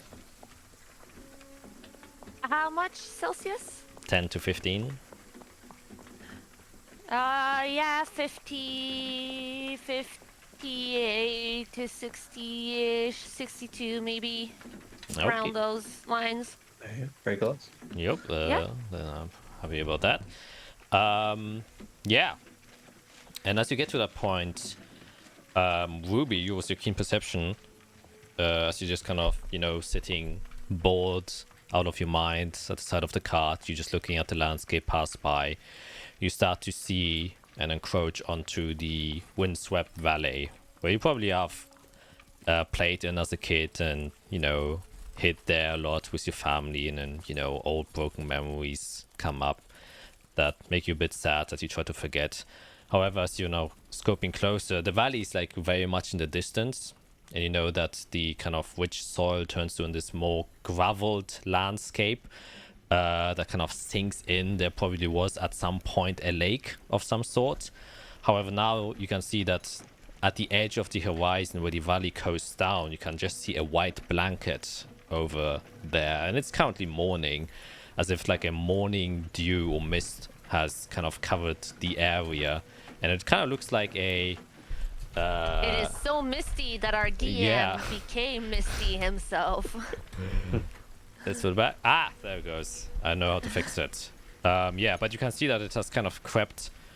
It looks like a bowl of frothing that has kind of just spilled over, and you can see that in the morning, bits of the mist also cover the surrounding grassy area as well. But this definitely strikes you as weird, as she is dual focusing. Because mist can't gather at areas where there's lots of wind, and so it actually should be impossible for here to be any fog. In your entire life that you have lived here, not a single time have you seen any fog, mist of any kind, because it would immediately dissipate of the high winds that exist in this area, especially this far north now, and especially the windswept plain valley. It's basically just a bowl where there's a constant current of wind swirling around, blowing everything away that is there. And that is the last place you would ever expect mist to gather. And how far ahead from us is it? Like, pretty far in the distance? Yeah, it's like at the very horizon. Okay. It would take a day to get there, but you're somewhat encroaching it, because you know that Venara is at the edge of that valley. Okay, so as I see this, I'm going to perk up and just say, be right back, hop off the cart, and just dash towards the captain that I imagine is at the front of the caravan. And I'm also guessing we're not like running everyone, so it's not I'm trying to catch up to someone, but I have tiny legs, so I do need to dash to get up to him. Yeah, you do. And I'll just keep walking at a good pace behind, like next to him, and I'll be like, "Hi there, hello, oh, hello. Hi, yes, just wanted to warn you, about a days from here. There's if you look at the edge of the horizon, can you see the mist over there, the fog? Yes, I do. Yeah, it should be there. Shouldn't be. No, it's way too windy to be here. You're right. You know your way around these parts? Yeah, pretty good. I was born in that village over there, so. All right.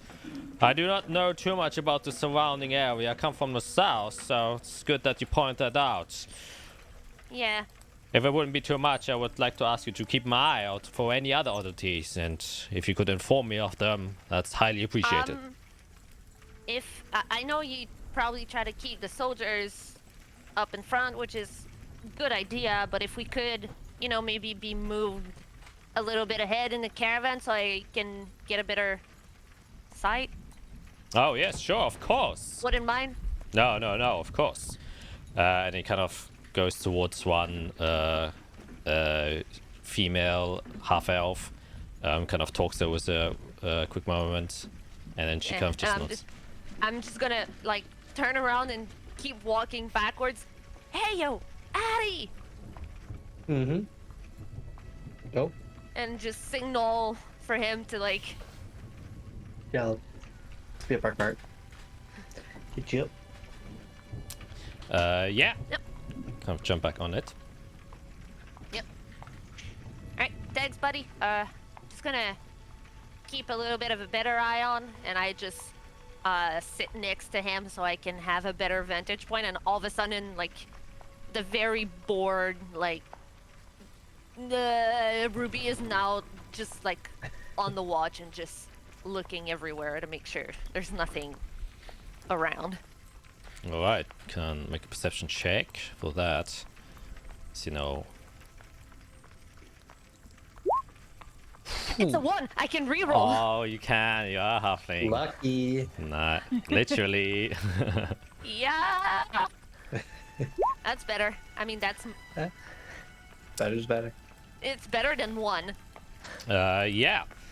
For the next day, and this is the last day before you arrive to Venara, you don't see any changes. Though as it's going from morning to afternoon, the least you would expect, okay, if this is some sort of morning dew or fog that has gathered because of the, you know, temperature shift and the condensation, it should disappear. And that might be a reasonable explanation why it's there, but it doesn't change a single bit. The only thing you do change is that the mist kind of does dissipate on the surrounding plains area, not within the valley itself, as that probably was just natural occurring mist for some reason.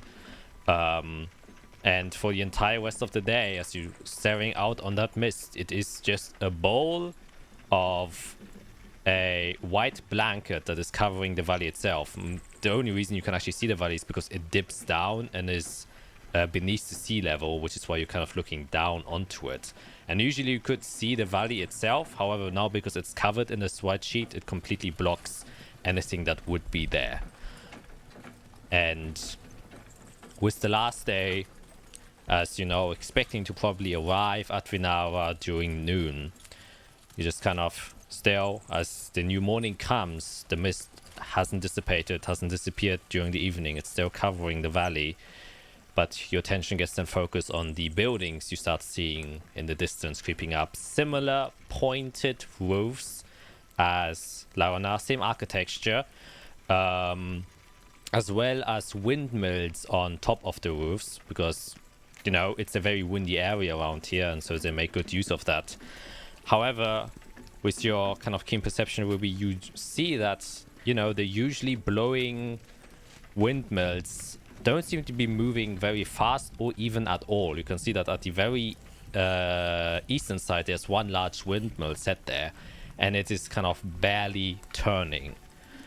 And as you're getting closer and closer, unless you want to note something. Aspen, look.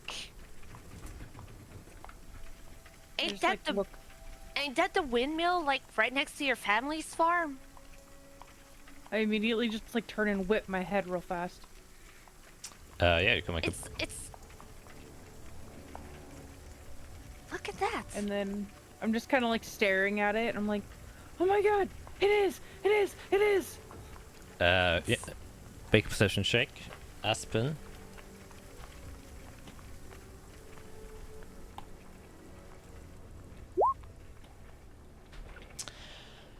$12. Yeah, you look at it, and you know, you and Ruby and Ati used to play there quite a lot during the olden times when you were kids, and you know that it's a big to kind of crush and turn grain into different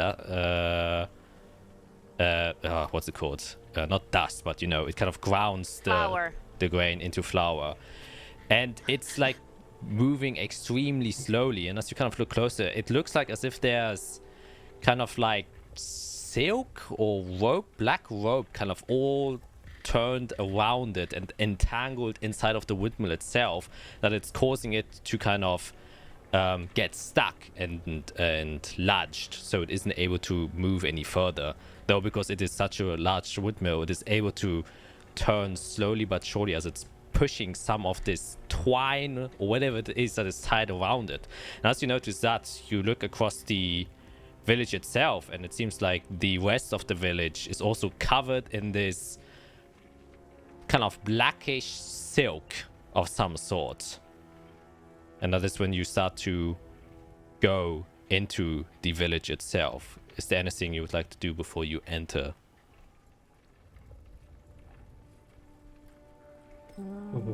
Ruby is going to take out her short sword and just kind of keep it at the ready and listen for any sound that is not, because I'm guessing except for the mist and like the sounds of the caravan, there's not a lot of things. So she's listening around to see if there's anything moving in the village or like something that would indicate that something or someone is around.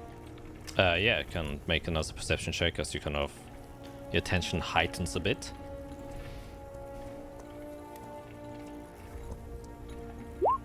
Natural 20. All right, any of the other two, anything you'd like to do before you enter?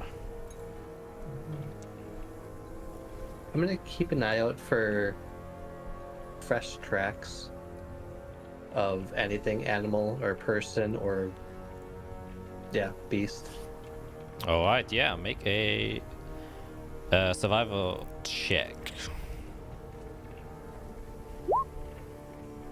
19, very nice. And anything of you, Aspen?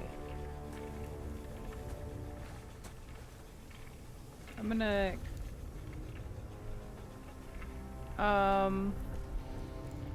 So I'm gonna pull my axe off my back, and then I'm gonna just look around.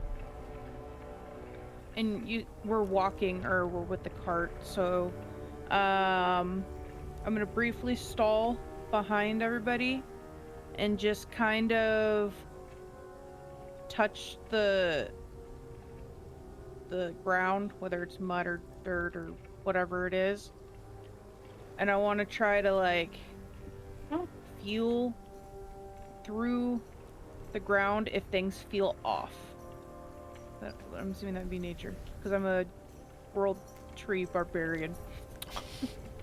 Okay, I thought you were using a specific ability, but if you just No. wanna, okay, yeah, you can. Well, allow it. You can make nature. You have a pretty good vibe of nature. Yeah, get the vibe. Yeah, 11. All right. I guess we're gonna just start with that. As you're getting closer, the captain holds the caravan for a quick moment, and he just says, "All right. Expect the unexpected. We do not know what has happened here yet. So, please split up into teams. Do not be alone. And as soon as anything occurs or is noticed, please call out to inform the others. I will have a set of soldiers accompanying anyone as safety and to increase our numbers so the investigation can run as smoothly as possible. Stay safe, everyone. Let's get this over with."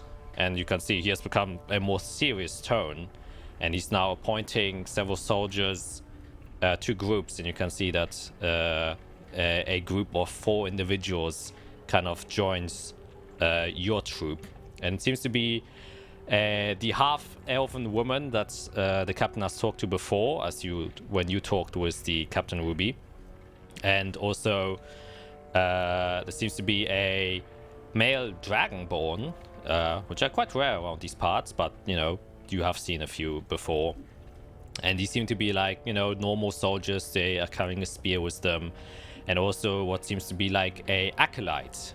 He doesn't wear any armor. Instead, he has like healing bombs prepared in his pouch and just wears these robes.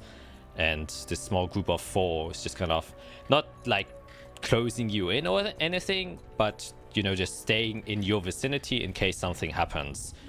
And with that, the kind of entire group splits into around 4 groups that then start to spread around the village. Venara is a bit larger than Larina, and you can see that the farm fields that you have passed, as well as the houses, kind of spread out in a much wider width. And when you left it, there were around 5,000 residents, so 5 times as big as Larina, so probably will take some time to kind of go through the entirety of this. But you just choose one of the streets that and go through it. As you go towards the ground, touch it to try and ascertain anything that might be strange, the only thing that you kind of catch is that you don't necessarily hear any farm animals. And there are a lot of animals kept around here in the pastures and in the stalls, but presuming because like more than 20 days or so have passed where no one has been reported to be here, they either died out of starvation, but you would assume like they still have the fields and stuff like that, so they could have managed to escape. However, the only things you hear are the occasional birds that fly by and crows that sit on the roofs, but other than that, in the nature itself, nothing seems to be unnatural. With you, Ati, as you're looking around, looking for any sort of tracks, you're looking at the ground, you don't see any immediate footprints, and the footprints disappear quite quickly because of the wind blown, the dust covers any tracks left behind, so that doesn't seem any recent movement. However, as you're going through the ground, there's something that does catches your attention, which is these long draped red strings or silk that is covering literally the entire town, going from building to building, caught up and entwined within these windmills. As you go closer to them and touch it, it's very soft and stringy. And you realize, oh, this is like Ruby's or Aspen's hair. And that's when you realize it is hair. But you don't know if it's of a creature or if it's something else. But these strands of hair are hundreds of feet long that kind of entwine around the entirety of this village. And it doesn't take quick to realize that this is something unnatural. You've never encountered any being, creature, or heard of anything that has this long hair. Sure. The other thing that you notice is that as you're going through the ground looking for tracks, you literally don't find any tracks at all. But instead, what you notice is that every window is broken. And as you step into one of the houses, you also see that every mirror is also broken. And you can see these small shards of glass on the ground. Even at places where there are no mirrors and no windows. And you got no idea how they got there. Some of them are like very fine dust. And at some point you go back towards a kind of inside one of the villages, one of the houses, to kind of inspect whether or not the hairs inside of the houses. And indeed, through cracks and loose floorboard, the hair has kind of made its way through entire buildings inside and outside. And at some point you even break open a room to kind of get inside because it was locked. You can see that it's like a bedroom. There are no windows inside. The only entrance was this doorway. And you can see it's covered in this hair. And on the ground next to the bed, you can see shards of glass, very fine dusted, and some larger pieces just lying there. And as you look at the hair closer a second time, you notice there's this very, very fine dust of glass covered over the hair. You don't know if it's the wind that just kind of caught it up and just made its way to the hair, or if the hair just naturally has these glass shards. You can't really tell. And that is what you get. Ruby, you are perceptive. You know something is off. Immediately as you enter inside, there's a very uncanny feeling that goes across your neck, because as you're looking around, the first thing you look for, when an entire village disappears, is to see, was there any struggle? And as you see the broken glasses, you first assume, okay, the glasses are broken, so something must have shattered it. But you can see that at the edges of the windows, there's no glass left. Everything has fractured down and fell onto the floor. Nothing has smashed the glass. If something has smashed the glass, they made sure to make sure that every bit of glass was kind of draped and carved out of the window and placed onto the floor. But you look closer, maybe signs of blood, or maybe weapons, arrows, anything, and there is absolutely nothing.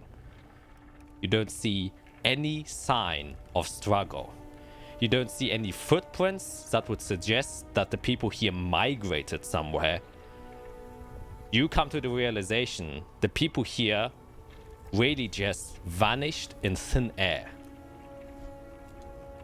And as you're looking around and you're trying to look for other things, you go within the buildings looking through, and you notice the exact same things that Ati has, with the draped hair everywhere.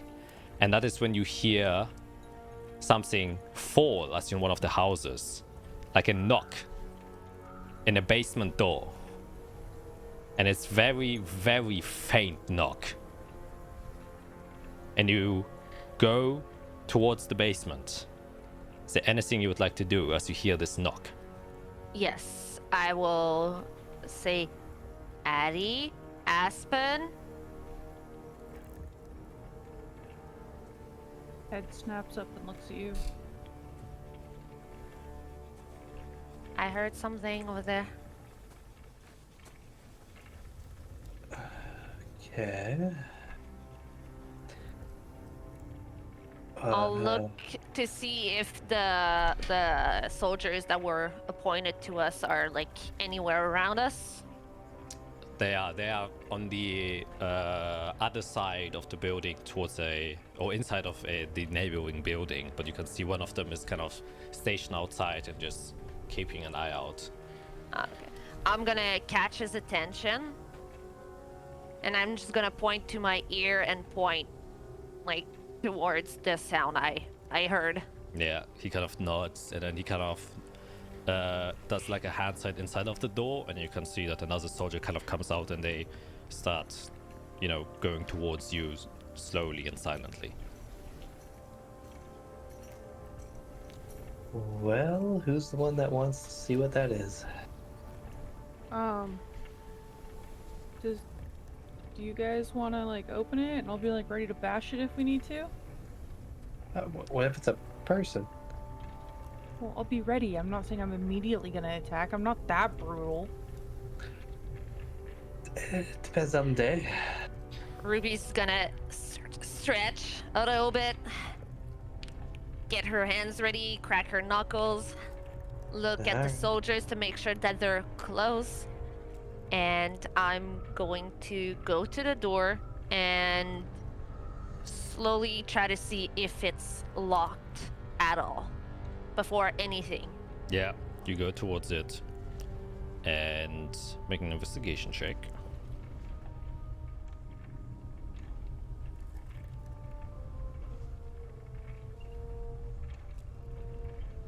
I'm re-rolling, baby. Holy shit! I don't think anybody else has rolled a 1. Oh my god! Holy shit! I'm a halfling. Oh my god, voice crack. I'm a halfling. Dang. Yeah, that's probably the best feeling ever. I am lucky. Yeah, you go towards it, and just peeking through the edge of the door, you can see and you realize now, oh, this is a storage house that you're inside of right now. Or more like a storage basement. Normal people live. You've been through the building itself, and it is sealed decently tight. So whatever they were keeping inside was probably something that needs a specific environment, so mold doesn't come through or rats make their way there. So it's a very locked space, and you can definitely see, yes, this door is locked. But not only that, at the edges you can see just peering like a millimeter through. The light isn't shining through, which means something is even blocking the door from the other side as well.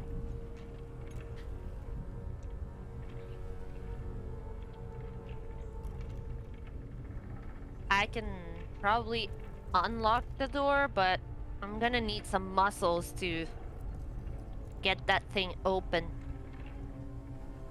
Well, we can help with that. Alright then. I'm just gonna look through like my pouches and get my thief tools and go to unlock that door. All right, make a sleight of hand check if you're proficient with that. Yes, I am. Of course you are. What's the light like in this area? The lights right now, it's decently bright. It's not very dark. Enough sunlight is going through the windows, though it might be different within the basement itself. But for now, it seems to be bright enough. 12 is enough. It's just a very average villager door. It's not your best job, but it's more than enough to kind of slowly turn it, and you try to open the door, but it opens towards the inside, which you can't open because the door is obviously blocked. As you kind of nudge it a bit, and there's resistance. I'm gonna walk back and say, "All right, muscles, your turn now." Crack my knuckles and go to rip it open. Okay. Oh, here, first, I'm gonna pat you on the back, and as I do, my hand leaves. There's a little constellation of a bull on your back for guidance. Oh, nice. Then make an athletics check. Break open this door. Well, you can add D4. 13. Yeah, which is actually enough. As you push through, it is only held by what seems to be a wardrobe that you hear As you kind of crack it open, falls down on the other side, and the door swings loosely open. And that's where we're gonna take a break, because I have to pee. Yeah, sure. Yeah, see you in a bit. Ciao. And welcome back. The mood has shifted, because it did so in the game as well. And now I will talk in this ominous voice from now on. Now I don't know if I will be able to do that. I did do that for 1 hour, one shot. And sheesh, I gave up. Alright, so you've just opened the door. You heard a wardrobe that was placed in front of it fall over as you bashed it open, Aspen. And the door swings open to a point where it hits the edge of the wardrobe itself, so only like a quarter of so the door is only able to open up a quarter of the way. But you can immediately smell this rancid stench of piss, shit, and kind of mildew rotten food that is oozing out of that room. And Ruby, you immediately hear what sounds like a very desperate gasp of air of something inside, like a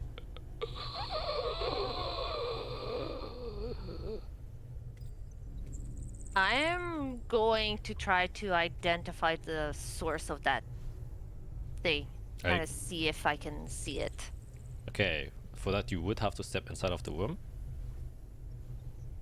Plug your nose. I'm going to look back to Aspen and say, "You got my back." Right behind you. Plug your nose. All right.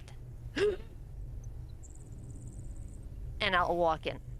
To kind of look. I'll make a perception check.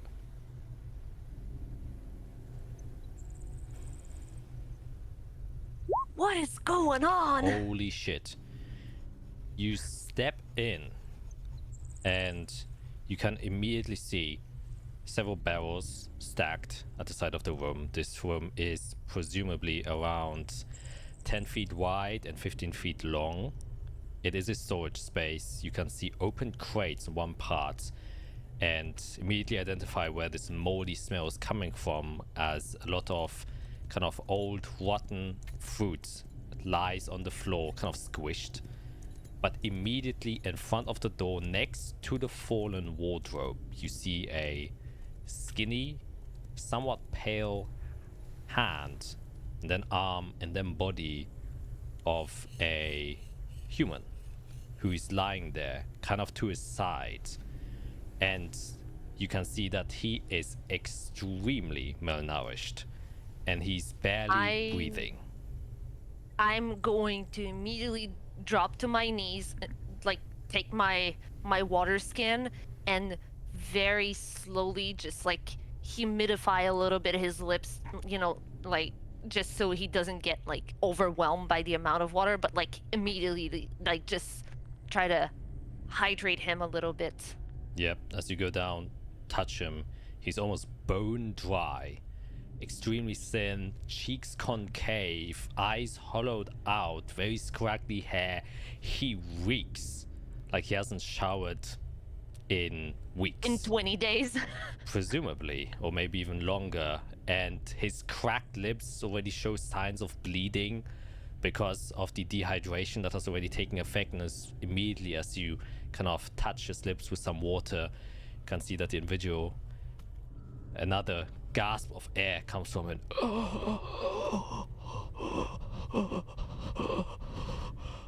Addie, Aspen, anything you guys can do for him? Yeah, I can come up. I'll give him a look first, just to check his condition, make sure that he is like this because of, you know, lack of food, water. Yeah, make a medicine check. Oh, wow. 24. Yeah, you can immediately see signs of dehydration and starvation as you go towards him, and you look him over. Mm-hmm. And it does seem that these are the only ailments affecting him right now. He probably has some other infections for staying inside of this room with mold for a long time, so he isn't like properly conscious. He doesn't know what is going on. He's Okay, like at the okay. verge of death. Oh, good.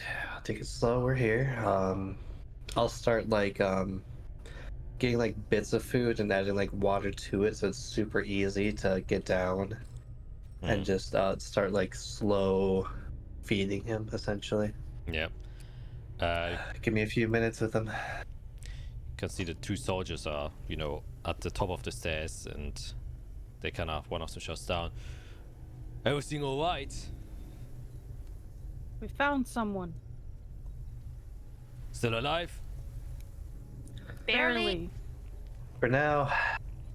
And then one of them kind of shouts out, "Somebody get Corin over here!" And you start kind of feeding him a bit. You can see with time taking care of him, especially from you, Ati, his condition becomes a little bit more stable. His breathing isn't as sporadic anymore, and kind of regains a constant rhythm, and that doesn't acutely, jump up or down. His heartbeat is extremely weak. Yeah. And am I able to move him? yeah, you presume so. Movement wouldn't damage him. You have to be careful, obviously, but it's possible. I'm gonna give him a hand a little bit, Yeah, everyone just let's get him out of here. At least maybe out to the street. get him some fresh air at least. Yeah. It reeks in here. No surprise. Probably been here for a while. Yeah. I'm gonna have to burn my clothes. Oh, you can just wash them. Okay, yeah, easy enough. He is as light as a feather, so there's no problem kind of carrying him out. But you do feel that his pants are stained in his own feces and remnants. And his clothing are covered in mold and rot. Even parts of his skin have started to rot as well. And he has like a few open scratches that haven't healed because his body isn't able to anymore. And you place him kind of on the top floor, probably on a table to kind of lay him out there. And you can see that the acolyte actually approaches now from the street towards you. And you can see a rather just in his late 20s human male, kind of a bowl cut blonde hair with these robes was in the colors of Asteria, white and blue. And he comes in. I was asked for help. Oh, did you just found this man? Yeah, down there in a locked and barricaded cellar. Oh, definitely does not look good. Nope. We hydrated him, fed him a little bit, nothing too crazy, because he's been down there for so long. Yes, smart idea. Oh, for sakes of the Lord, he must have been inside of there for at least 2 weeks longer. Yeah, it seems that he's just about ready to go, but we can probably get back up in a little bit. Yes. I don't think he'll be able to talk anytime soon. I'll try my best to have a few remedies with me for not necessarily this specific kind of situation. He kind of takes out his pouch and starts producing some herbs, mixing them together while also incanting a slight spell. And then he kind of spreads it over his chest and forehead as he casts Lesser Restoration on him. And you can see that the very still, rhythmical but raspy breathing turns into now a more lighter and very calm breath. And he isn't breathing like desperately through his mouth anymore, but instead from his nose. And that is when you were noticing that he was like somewhat tense occasionally, but now his entire body is like relaxed and he's just lying there. All right. I'm just going to like slowly, like, kind of touch his face a little bit, and just gently, and be like, "Friend, are you all right?" As you kind of whisper towards him, you get no reaction. He definitely seems to be unconscious. Okay. He needs to recover. Is there anyone we can put him, that he can have some surveillance over him, something so we can keep him safe? No worries, I will do that. It's kind of my job as the battle medic. I would try and get him back up and ready and see how things go.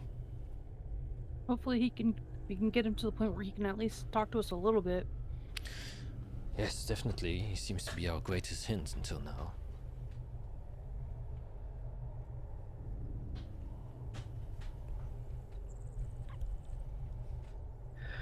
All right. Well, we might want to check the room he was in. Maybe he left something behind. If he was in there so long, that's what I would have done.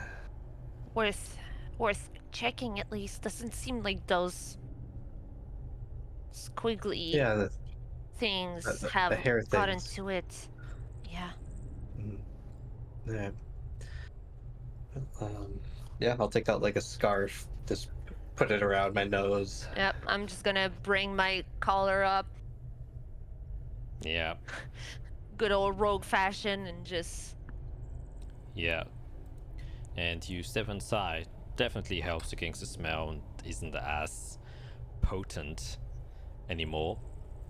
You both can make an investigation check or perception check if you rummage through that room.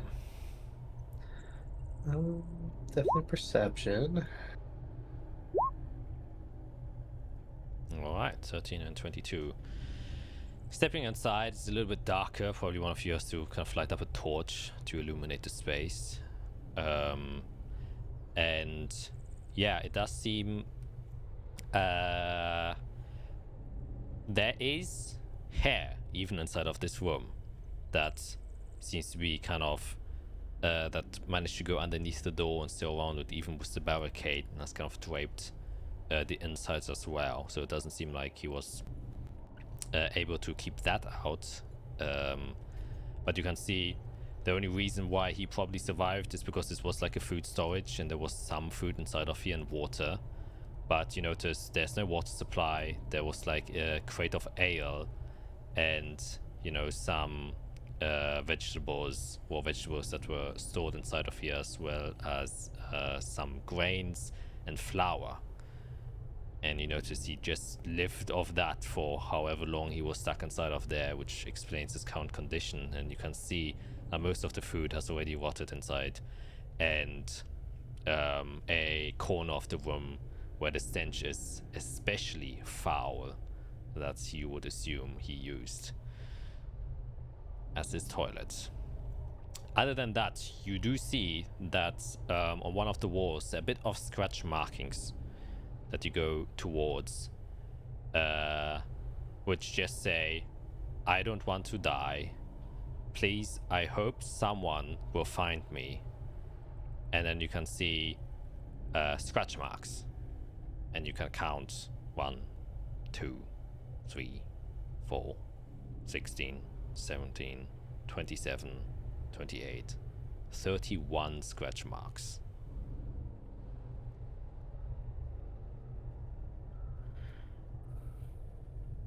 But nothing else seems to be inside of here.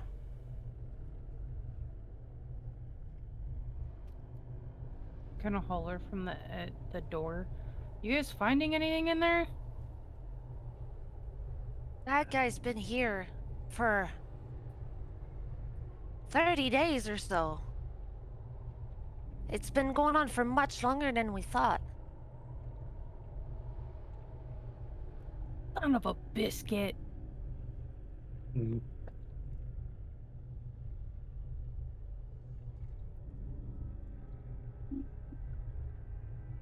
There's got to be a house attached to this. Maybe we can find some information in the house. We just went through it. I thought that was just the cellar. Yeah, 'cause we looked at this house before getting into the cellar. Follow the story, Aspen! Sorry, I was trying to figure out what's going on by feeling the land, okay? Shut up!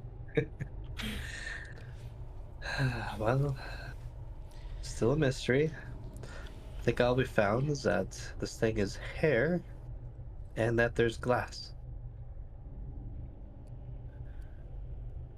That's about it. But this guy so far seems to be the only one left. Yeah, once he wakes up, maybe he can tell us how it started, where everybody went.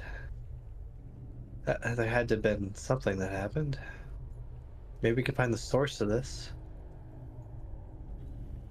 Yeah. Would we be able to follow the hair? You looked at it pretty well, especially you, Ruby, and you as well, Ati, with your survival check. There does not seem to be any pattern to the hair. It is one big tangle across everything. However, one thing that does happen as you're kind of exiting the room is you can see once again a couple of glass shards on the staircase itself, and they are now so common and numerous everywhere that you somewhat ignored them. You can see one larger piece there. You look around again, there's no source of where this glass could have come from. The windows are much too far away. There doesn't seem to be a mirror hanging anywhere. You kind of step down to look at it a little bit closer, and as you pick it up, you accidentally cut yourself at the edge. You take 1 HP of slashing damage, and you can make a perception check as soon as this is happening. And that happened to me? Yes. Okay. Perception. Ow. Oh my god, I dang. think that's okay. Yeah. There's just something weird about this glass, and just like an instinct of you Glass. kind of, you haven't looked at it a lot closer, so as you touch it you cut yourself, and immediately as you cut yourself your entire vision goes blank white, except for as you focus with an unnatural precision, because you're a daydreamer, and it seems similar to that aspect where you are right now but not at all at the same time, and you can see black footprints, nothing else, everything is white, but black footprints on the floor.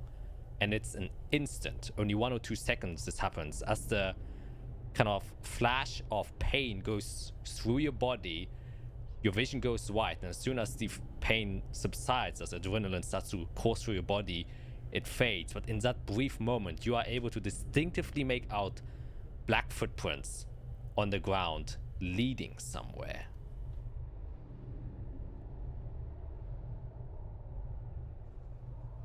So once that fades, I'm still here. I'm still Yep. myself. Okay. Just shake my head. Okay. I just saw something strange. What's Nobody- going on? Don't touch the glass. Something is going on with the glass. And I think something went that way. And I kind of point where the footprints were. The footprints were leading. It seems Why to do you be think that? leading out the door. Here, this way. So I'll head outside. Yep, you head outside, and that's as far as you could see. That just led out to the street.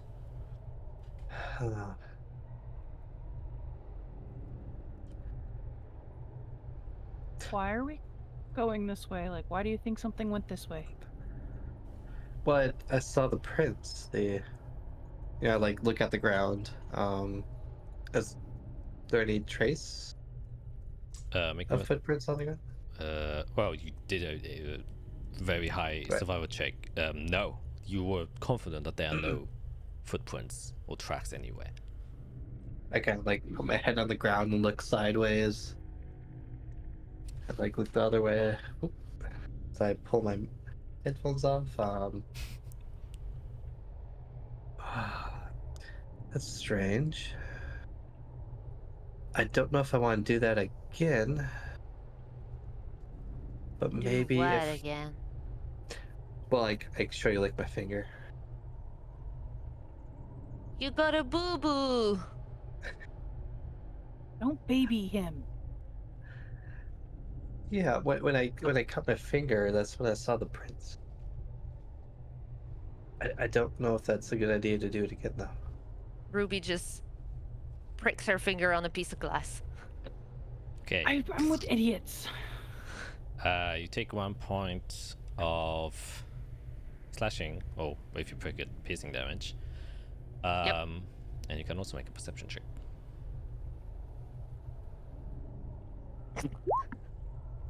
Seven. It hurts, to your surprise, more than you expected, and the blood is flowing out.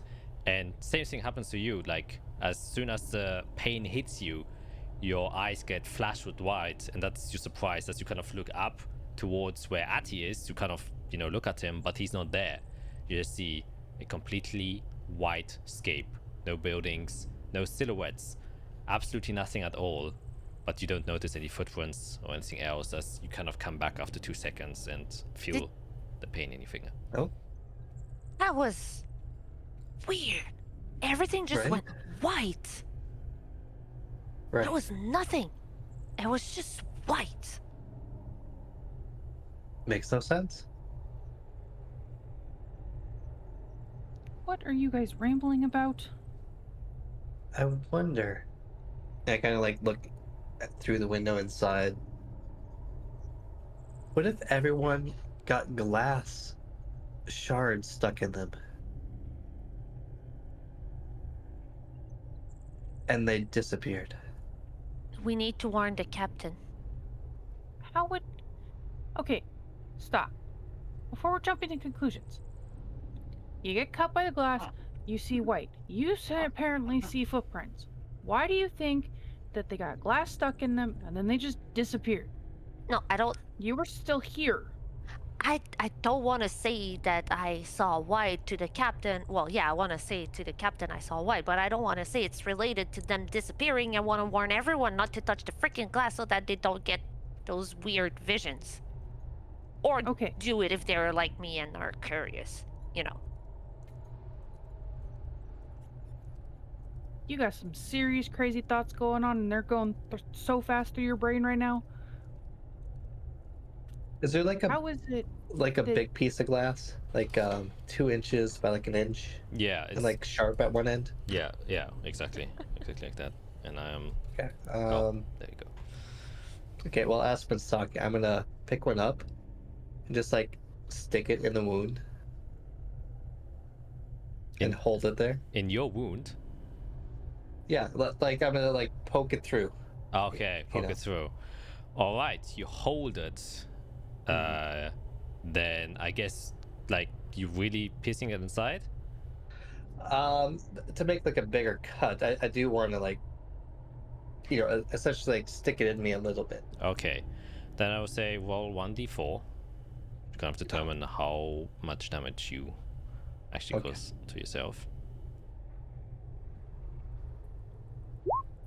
2. Oh. So yeah, definitely bigger as you hold it inside of there. Once again, flash with white. And you can make a perception check this time with advantage, since this is lasting longer.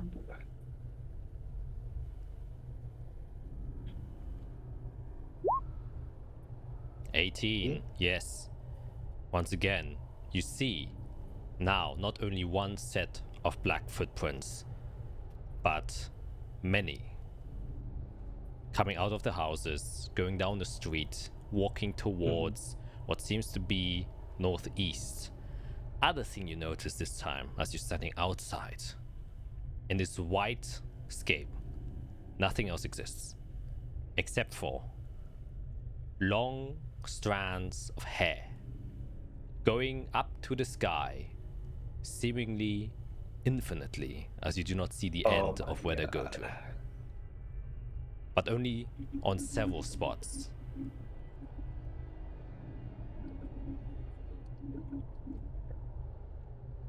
So you guys just see me like mouth open.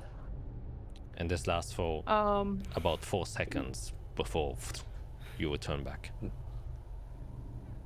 Before he like returns back, like, because I would be talking to him, and I'd be like, "What are you doing?" And I go to like take the glass. Okay. As you take it, you also accidentally cut yourself because it's a sharp piece of glass. Glass freaking hurts and cuts. Yeah. Like This is how we die. a mofo. Sepsis. So you take also 1 point of slashing damage, and you can also make a perception check.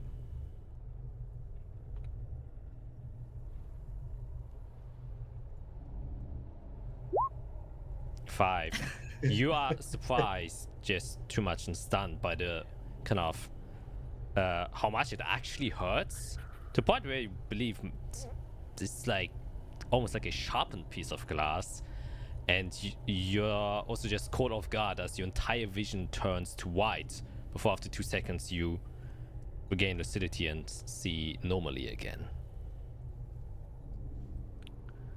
I was almost. Did you see it this time? You're crazy. It's just white. Yeah, well, Ruby the and I hair. see white. I just saw white. How is it that you're seeing things? Because I look. Hey, That's because I you're look tall and it's unfair. Well, this tall person saw that the hair goes into the sky, and that people went that way. A lot of How- people. I think everyone, actually. I think you're just crazy.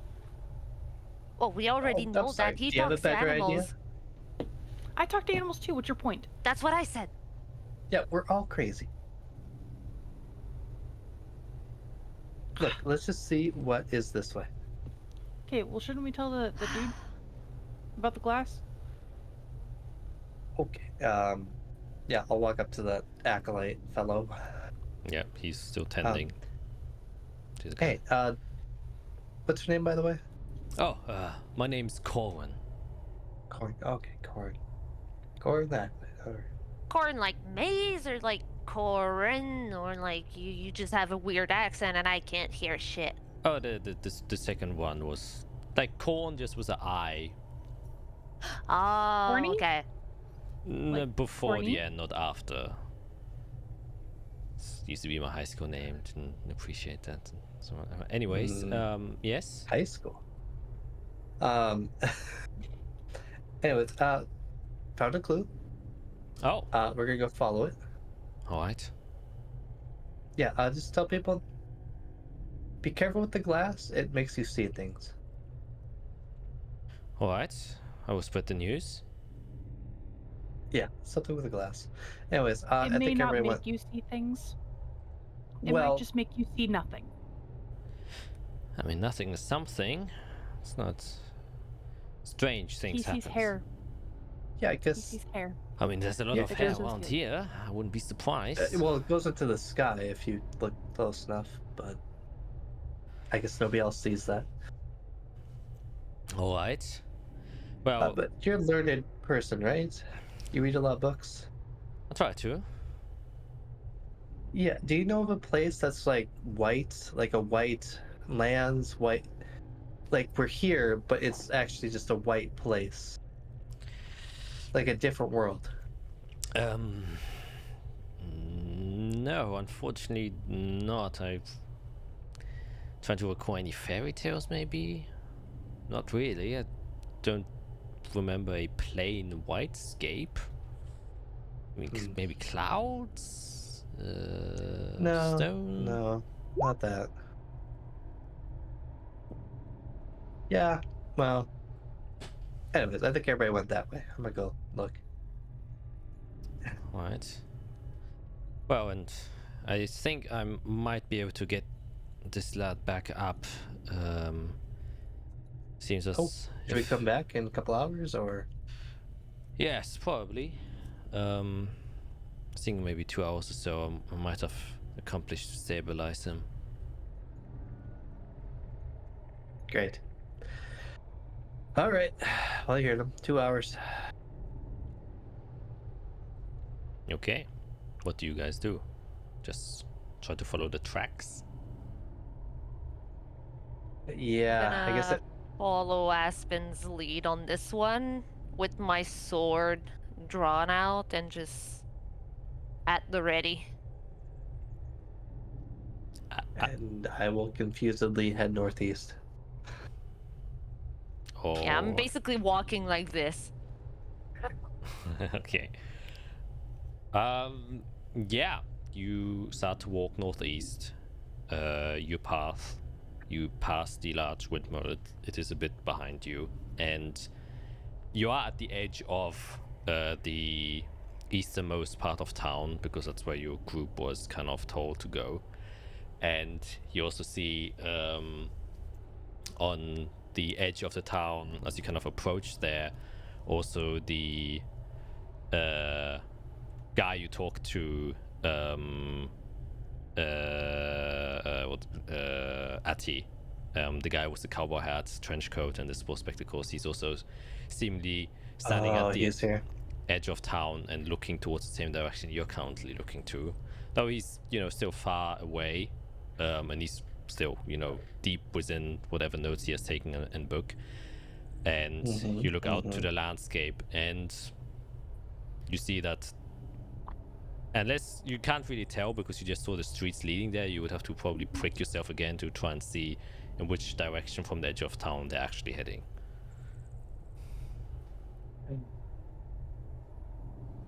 I kind of stop and look. Kind of lost. This place is kind of big, huh? Been a while since I've been here.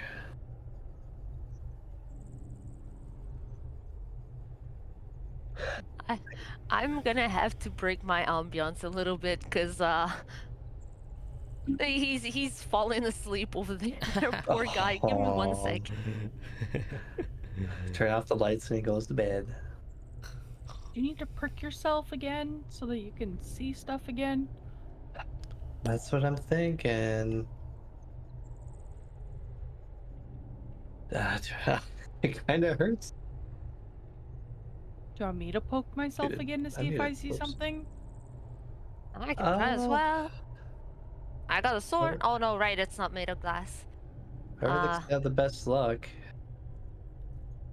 I poke myself. Okay, you prick yourself again. You take one. You can also decide, do you prick yourself for longer or just very quickly? I'll prick myself a little longer. Alright, then you take 1d4 slashing damage or piercing, and Oof. 3. You can make a perception check with advantage this time, since you see for a longer period of time. Natural 20. Whoa, she's starting to believe. Yeah, the pain surges through your body once again, and immediately your vision turns white, and now you can very clearly see numerous tracks from everywhere behind you going towards the northeast, and also occasionally in front of you just these long strands of black hair that start from the ground and just go up to the sky into infinity until you can't see the end. And then the vision comes back, and it is aiming directly towards where the valley is. I look at Addie, I put my hands on my hips, and I say, okay, you're not crazy. There's a lot of black hair that goes from the ground all the way up to the sky until who knows how long, and then there's lots of black footprints that go straight to the valley. That's Hey, what you I'm got saying some the entire crazy time. thoughts going really fast in your head. Blah blah blah blah blah blah blah. Shut up! Okay. I mean, we have to tell someone, right? I mean, what are we gonna do with this? But I don't know. But it makes me anxious. If we follow, if we go down to the valley, who knows what we're gonna find? Are we gonna get trapped there? Is this Well, like a that's trap? why. Like, That's we why we poking need ourselves? to warn everyone else so that they come with us and we don't go alone. Yeah, we can't go alone. but do we endanger other people? You think we can do this ourselves with the infinity hair into the sky? What does the hair even mean? I don't know. Somebody needs that haircut. You saw the hair, I didn't. Okay, back up. And I'm gonna like swing my axe in like a Oh. circle around me. Obviously not hitting anybody. To see if I feel like any resistance of this like hair being cut. Alright, make a perception check.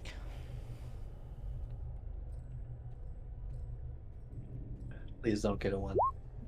Oh my god. Oh. You spoke it into existence. You Oh did. my That was god. quiet. Holy I shit. can't believe you just spoke that into existence. Oh How my could you? god, dang. Wait, let me see. I think I have an ability. Hang on. Hang on. Let me Okay. see. This ain't the Fate Weavers. We can't change numbers. Yeah. I can. Well, yeah. Oh, it's only a little Lucky. raging. Oh. Aw. Well, what happens is you swing once and you weren't paying close attention and your axe just gets stuck inside of a wall or a pole that is immediately next to you that is like supporting one of the houses, and it just gets stuck inside of there, and you like only try to wedge it out again because it's so deeply inside, and you're like take it out after a while before you get a little Well. frustrated. Okay, I'm gonna try this again. And I'm gonna like Oh, back I away backed up like 20 feet. and I make sure I'm away from the pole. Okay, make a perception check once again. Not this. Okay. You swing now twice around, What are you doing? and you just, for some reason, you close your eyes because you're like, okay, I have to feel it if I cut something. And so you unintentionally sprint towards the pole again, and this time you cut through it, and you guys just see how the balcony just collapses onto Aspen. Make a dexterity saving throw. Hey, I have advantage on those. Oh yeah, of dangers you can see, which technically, Lord, I'm not.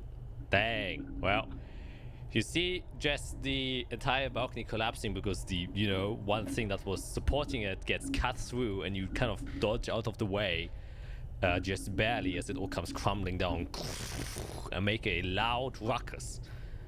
And it doesn't take long until like the soldiers from the house kind of come over and says, "Is everything all right?" Sorry. And I like raise my hand. Say, anything happens? Sorry. We have a theory to share with everybody. All right. At that point, you can also see that also grabbed the attention of the spectacled guys, who got caught by the loud crumbling of the balcony. He kind of walks over and is like, That's a good way to get attention, I guess. Yeah. "Say, oh, Bravo. Bravo. oh, you found anything on that balcony there?" Well, no, that was just collateral damage. Like I just genuinely didn't mean to do that. But it helped get everybody's attention. We have something important to Oh, we say. tested a theory over there. Testing theories. I like that. All right. You can see behind him his set of soldiers who was kind of accompanying him also kind of run over and look frantically around and then see the group there. And then, you know, it doesn't take long until everyone is at your point, since that could be heard literally across the entire village. You also see the captain is bad. like, "Wow, it seems like we have gathered here on, well, a suspicious sound, but it seems like everything is all right." No, that sound was on purpose. We have grave news. Grave news. Yes. You want the long version or the short version? Well, whatever is required to bring across this grave news. Right. So we found the guy. That was good. The guy? Yeah, there's a guy. He was He was in the basement. He's fine. He'll be up in a little bit with your Corin fellow. So we could wait for that because we probably have to. Anyways, glass. Cut our fingers. We found out that this hair, it's actually hair, goes up all the way to the sky. Also, there's a lot of footprints leading into the valley, like a lot. It seemed like a lot of them just came out of the houses, and we could Like only it- see the footprints when we stabbed ourselves with the glass. But you might not see anything at all. You might just go blank. Yeah, you have to look real close. Interesting. I should test this theory myself. And he kind Be of careful. Oh, it helps if you get a big piece and just. You have to have some pain tolerance because this stuff hurts. I don't know what's with this glass, what they put in it, but it hurts. Anyways, pain tolerance. Don't Hold it don't there. don't break it in your skin because we don't know what happens if it gets Yeah, stuck. don't leave it in there too long. All right then. He kind of takes it and jams it into his hand. Let's see how much damage he takes. That is a 4. You see, pain tolerance. He's like just stabs it in the middle of his hand. And it's a perception check with advantage.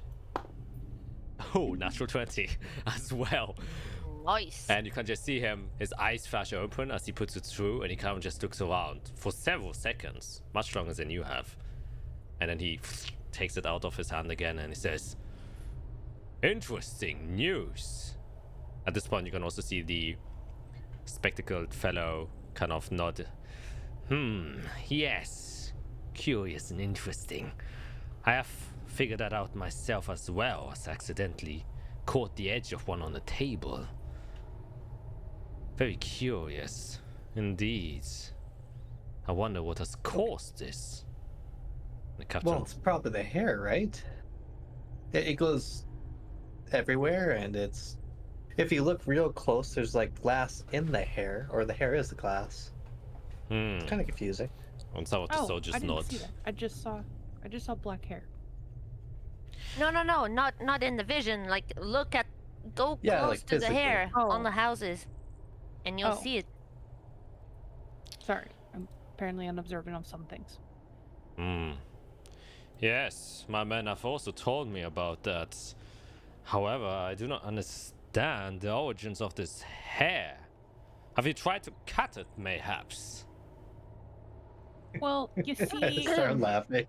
that's kind of Yeah. what I was trying to do when I apparently spun too bad, and I hit the wood on the balcony twice. The second time was too much, and it just came tumbling down. And then that's when you all came running because I knocked down a building. Well, damage is to be expected in these kind of things. I'm gonna go with my sword like close to where some hair is, like either like going to a window or where I can see it like kind of up close but not too close. Yeah. And I'm gonna kind of slowly approach my sword and just kind of like when you're trying to cut something, but like not necessarily like take your like I'm trying to just separate it, see if I can do any damage to it at all. Yeah. Kind of slash it, and it just goes right through. As in, it cuts through the hair, and you separate the hair quite easily. Just how you would expect, same resistance with normal hair. And it's actually, like, as I said in the beginning, quite smooth hair, as if it's like very well kept hair.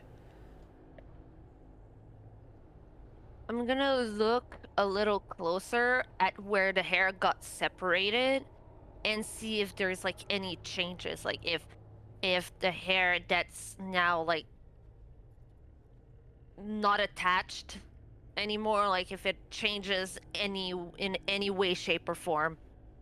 Yeah, make an investigation check. Yes.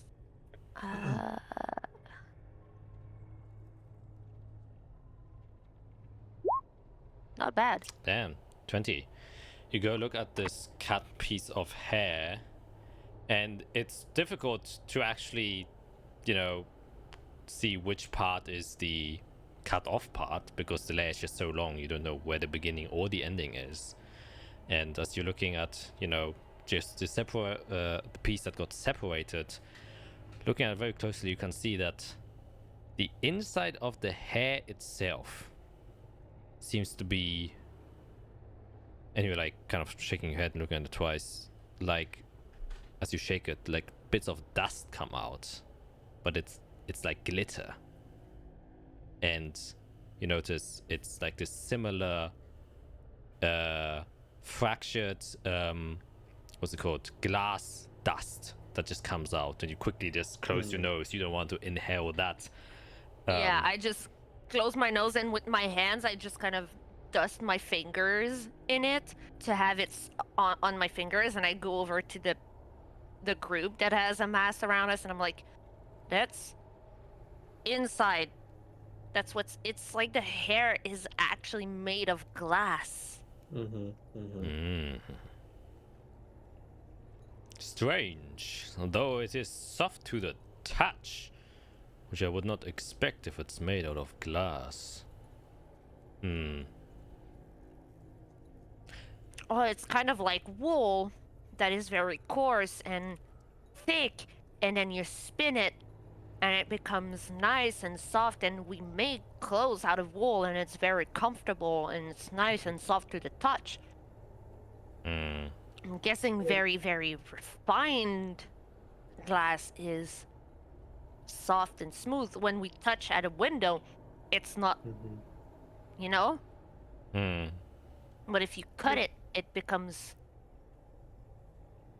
It crumbles. You know? Yes. I understand. Has anyone found anything particular other than these glass shards and hair?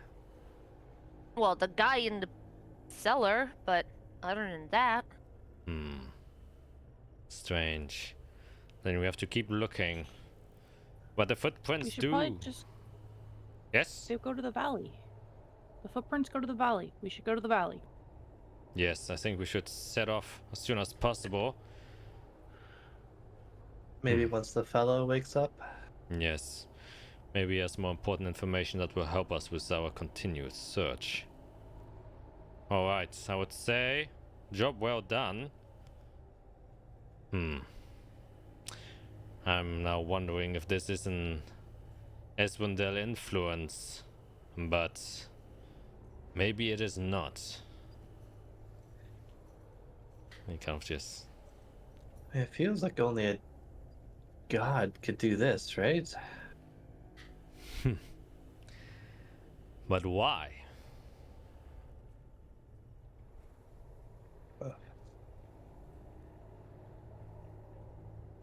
No clue. I guess it would be bold of me to... Excuse me? If it's not some god, it could be like some powerful magic wielder. They can always do crazy weird things. A really, really pissed off hag, maybe? Hag. I would be surprised to discover any hag of a caliber as potent as this. They have things with hair, right? Well, that's one thing to do with hair, another is to let an entire village disappear. And the only traces left behind is glass. Either way, something's happened. And I think the only way we're gonna find is if we go to the valley. Alright. Well, we set out as soon as we can. We'll wait until the man has reawoken that you are fond of. How about we go there right now? And he can just steps there, and then he tells some soldiers to just kind of stay at the edge of the village to keep an eye out. But a large part of the group goes towards the man.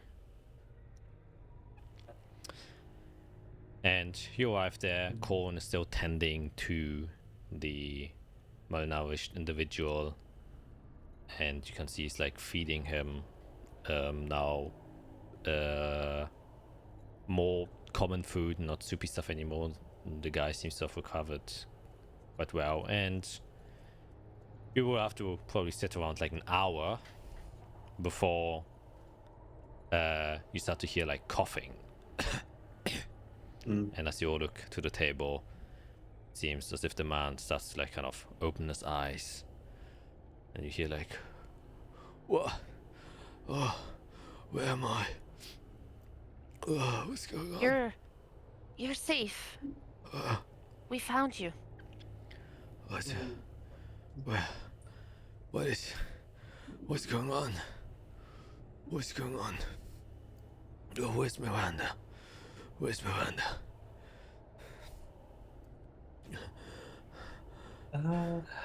That's our question. Oh, We just got here. got here. Oh, basement. Food. Yeah.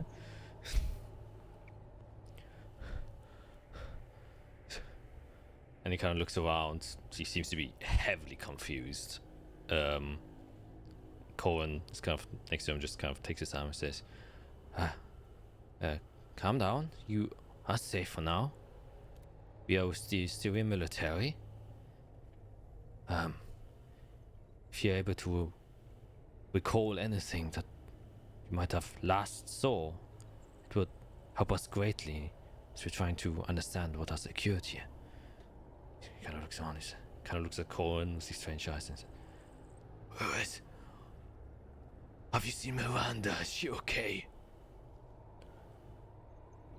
Cohen kind of looks to you. Was she in the room with you? No. I couldn't find her. Couldn't find her.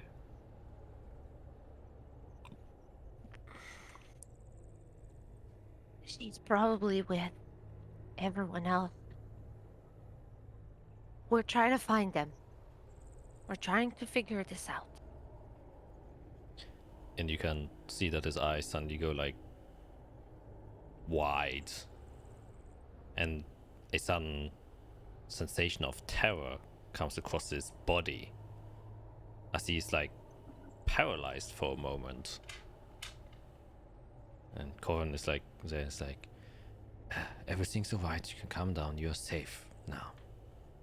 There's nothing to worry about. And you can see that he's like, snaps out of it briefly. People. The villagers. Kind of looks towards every single one of you. And then he just kind of takes his hand up and then touches the side of Corin's face. And then takes it back again. And then says, their heads. Their heads. They disappeared.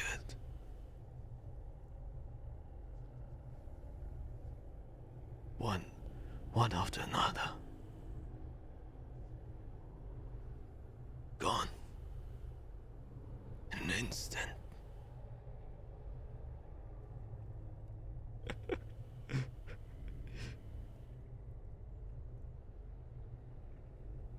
Gone. He kind of starts to softly sob. Yeah.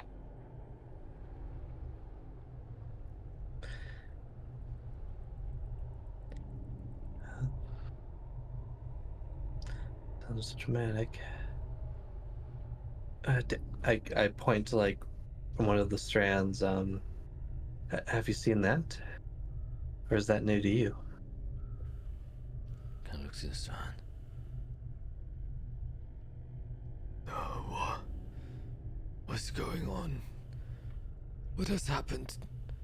What has happened to the village? What is that?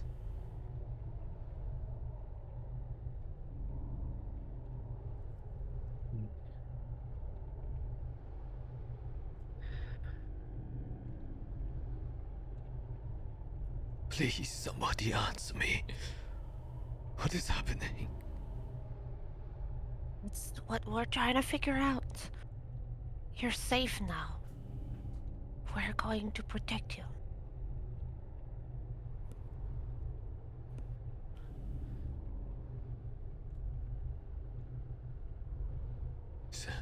Is there anyone else? Please.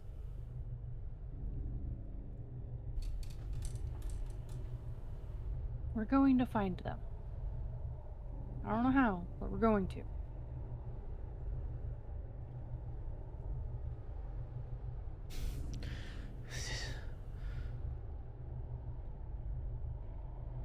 Kind of looks towards Cohen and then towards you, Ati.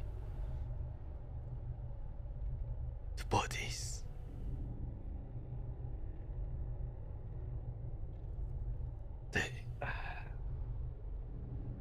After they lost their heads,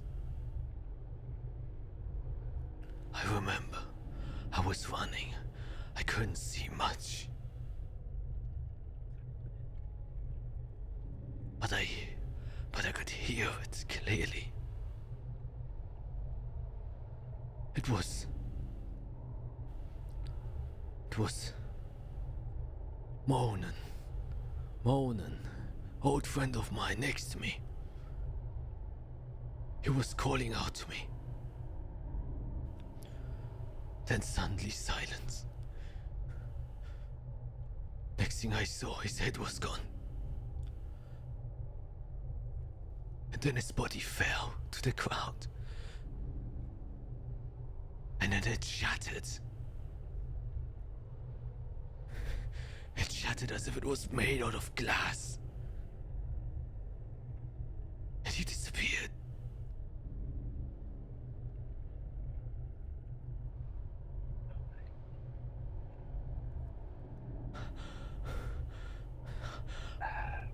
I didn't know what was happening. Doesn't make sense to me. We stabbed ourselves with people's bodies. But we saw the footprints. Was that the afterlife?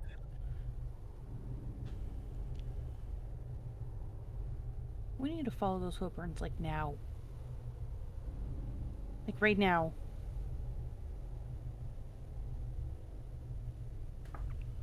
We don't have any other lead.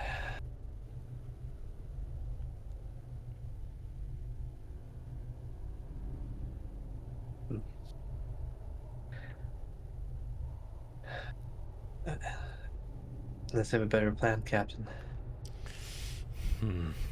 No, I have no idea what this is. me neither.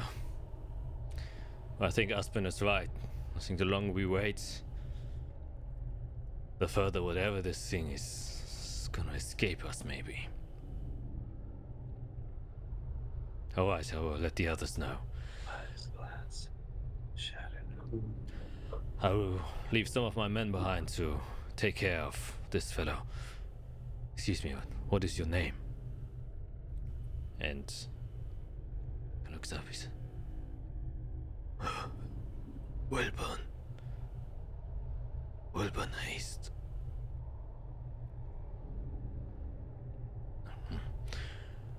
We'll take care of you. I'll leave some of my men behind, so don't worry. We'll try and find Miranda. Rest assured. He kind of just pats him on the shoulder and then ushers everyone else outside, talks to two of his men, and then calls them inside and says, well, I think we know our next destination. Oh, we should probably bring some glass with us. Perhaps. And he just tells some of the soldiers to collect some carefully inside of a pouch. After that, anything you would like to do?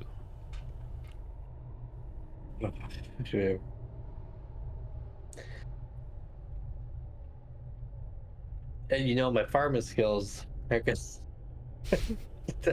don't really come in handy for whatever the heck this is. Nope, let's get going. Yep. All right. And with that, everyone kind of prepares themselves, and you start walking towards the valley. Now, it will take a day to get there. Is there anything in particular you would like to do as you're walking towards the valley itself? Man.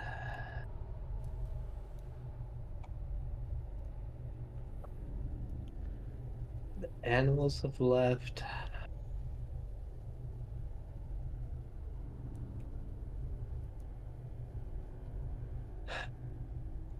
Seems like it's only affecting living things, right? Is what we found out. The landscape isn't changing. By stabbing ourselves, should we like make us a target for these things? Like whatever did this to these people? Are we now targets? I have no idea. Maybe. I mean, it came after a town, which means it's coming after people. What if Whatever it is.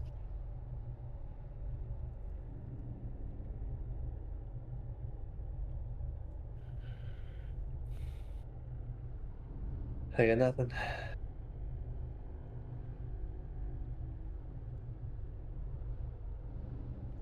this is terrifying? We're gonna die. We're gonna die because we marked ourselves with these dead people's glass. We don't know if they're dead though. We saw Oh. prints, right? So they're just somewhere else. But the guy said their heads were chopped off, and then they turned to glass. Yeah. And then they Yeah. Maybe he's just psycho. Good chance.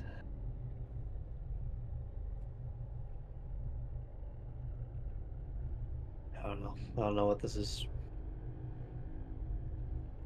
But if there's a chance my brother's alive somehow, I want to get him back.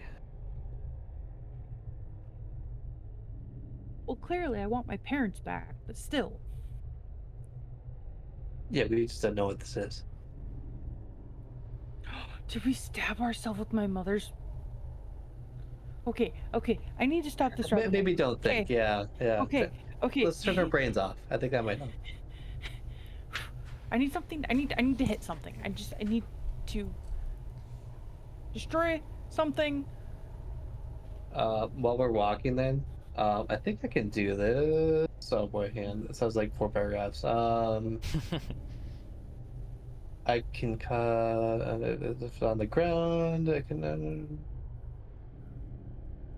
Yeah, I can excavate and I can make shapes appear. Okay. So I'm gonna use mold earth to kind of get the ground to come up, and then I'm gonna shape it into a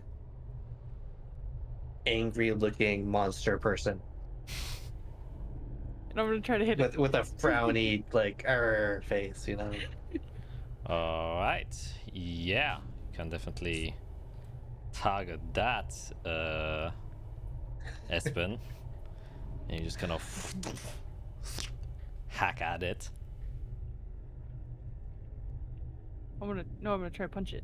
I'm like, Oh, boom, boom. okay. You're just kind of punching it, like hitting back, leaving thick dents inside of the hardened earth. After like probably a decent amount of punches, you kind of just punch the head of this molded creatures. Okay, I feel better. Thank you. Okay. You I you keep calmed doing the- that, so. Well, either way, you're calming the beast. Thank you. Okay. And with that, the group sets out. And you walk towards it. The valley. Yeah. So, you approach And the captain has kind of ordered to leave the carts behind, and the horses probably will make you slower in the valley. It's very steep and uneven terrain and gravel. It's really not a good place for a cart to get easily stuck. And worrying about the horses is just an extra burden to take care of, and it's best to, just be by yourselves. And as you kind of approach, you can see once again the valley sunken down and this white mist covering the top surface of where the valley would usually dip down.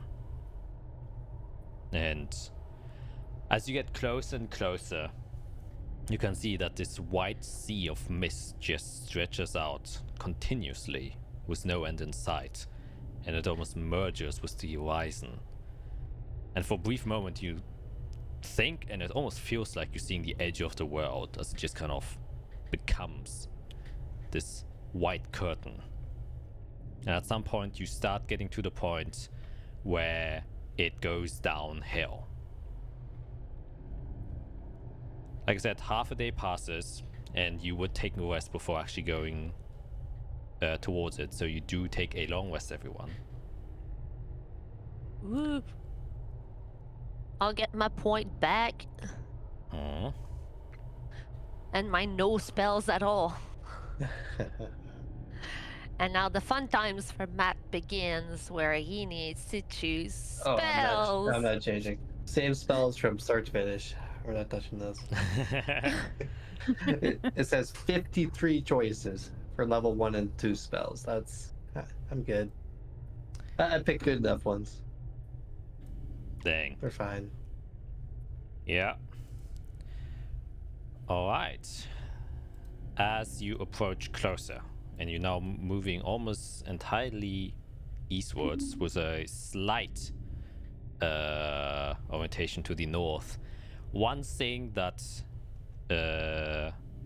you all notice, especially you, Ruby, is that the usual strong winds that get stronger the closer you get to the valley itself become so weak to the point where they just disappear. And as you walk and approach and are now within kind of the valley and are creeping down, there's an eerie sensation of being here where you have stood many times as you were a child and a teenager, but not feeling your hair in the wind or your cloak floating behind you, but instead there's just silence. And the only thing you catch is a very, very faint breeze that seems to be coming from the east.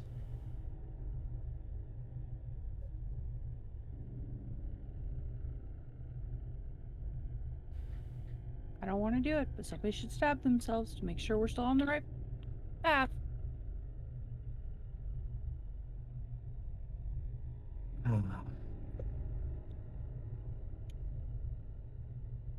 All right.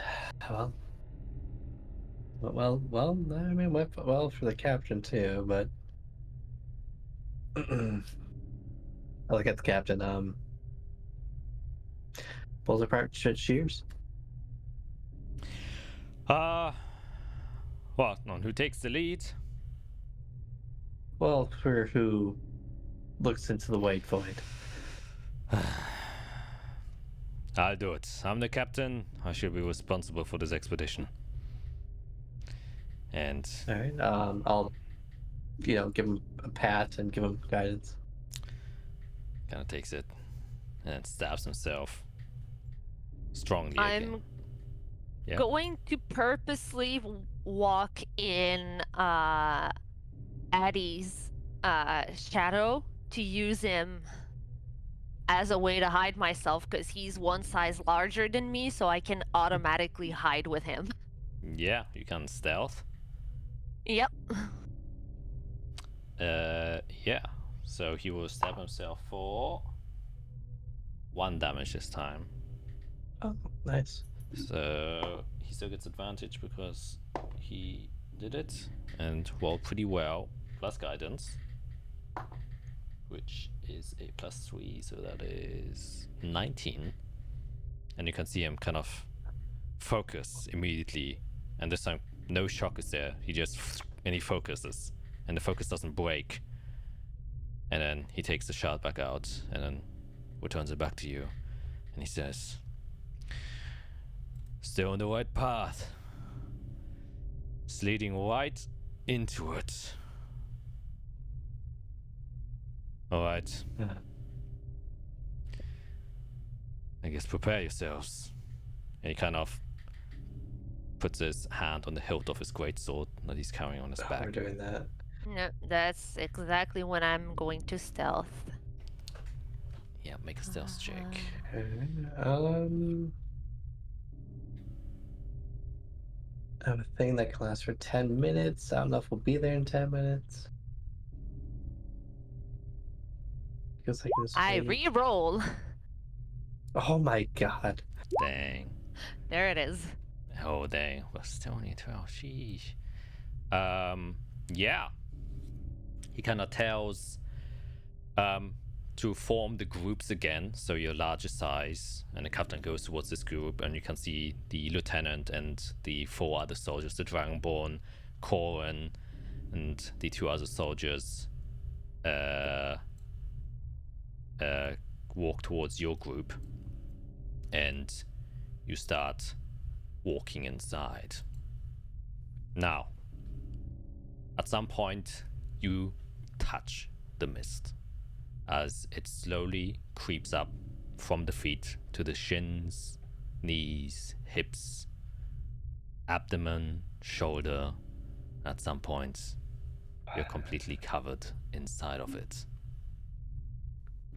As you're walking through, it is heavily obscuring your vision, and you can only see parts of the couple of trees that do exist here. You try to follow what semblance of a trail exists within the valley, and there are a couple. As each step goes by, careful, one after the other.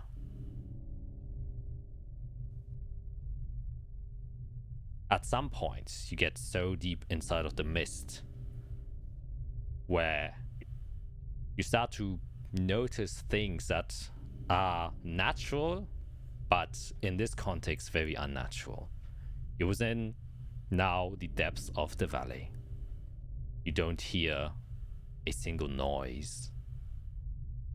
Usually it's scrolling with, kind of a couple of rodents and or birds, especially birds of prey that make their living here. And of course, the biggest thing missing is the wind blowing. And the other thing that is disturbing you is the lack of vision. You literally can only see 15 feet in front of you before it becomes completely white. And so you have to stick quite close together in order to traverse the space without getting lost. And as such, the captain kind of has suggested to always occasionally shout out just to make sure that everyone is still within range, because it just becomes so dense, aren't able to see anything. And with this large of a group, it can be very easy that someone just gets left behind and separated from the rest. And so he's taking utmost caution for that not to happen. Now, you are within the mist, and this is a skill challenge to try and traverse it. So, you can tell me which skill you wish to use to traverse the mist.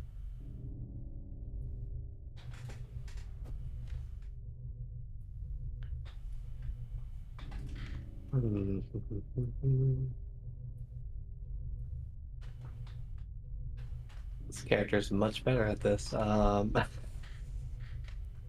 I'll start with survival, right? Make sure we stay on path. Make sure, we're following the right people, and making sure we're avoiding pitfalls, cliffs. Staying on trail. Okay, yeah, can definitely do that. A 13. 13.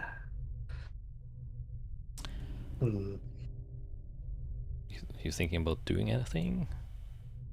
Yes, I will use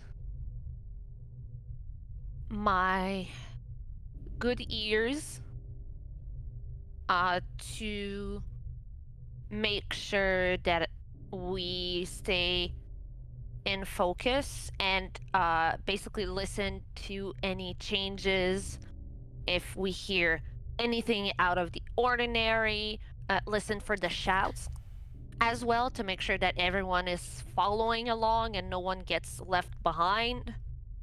And just basically use my ears as a tool instead of relying on my eyes. Okay, then can make a perception check.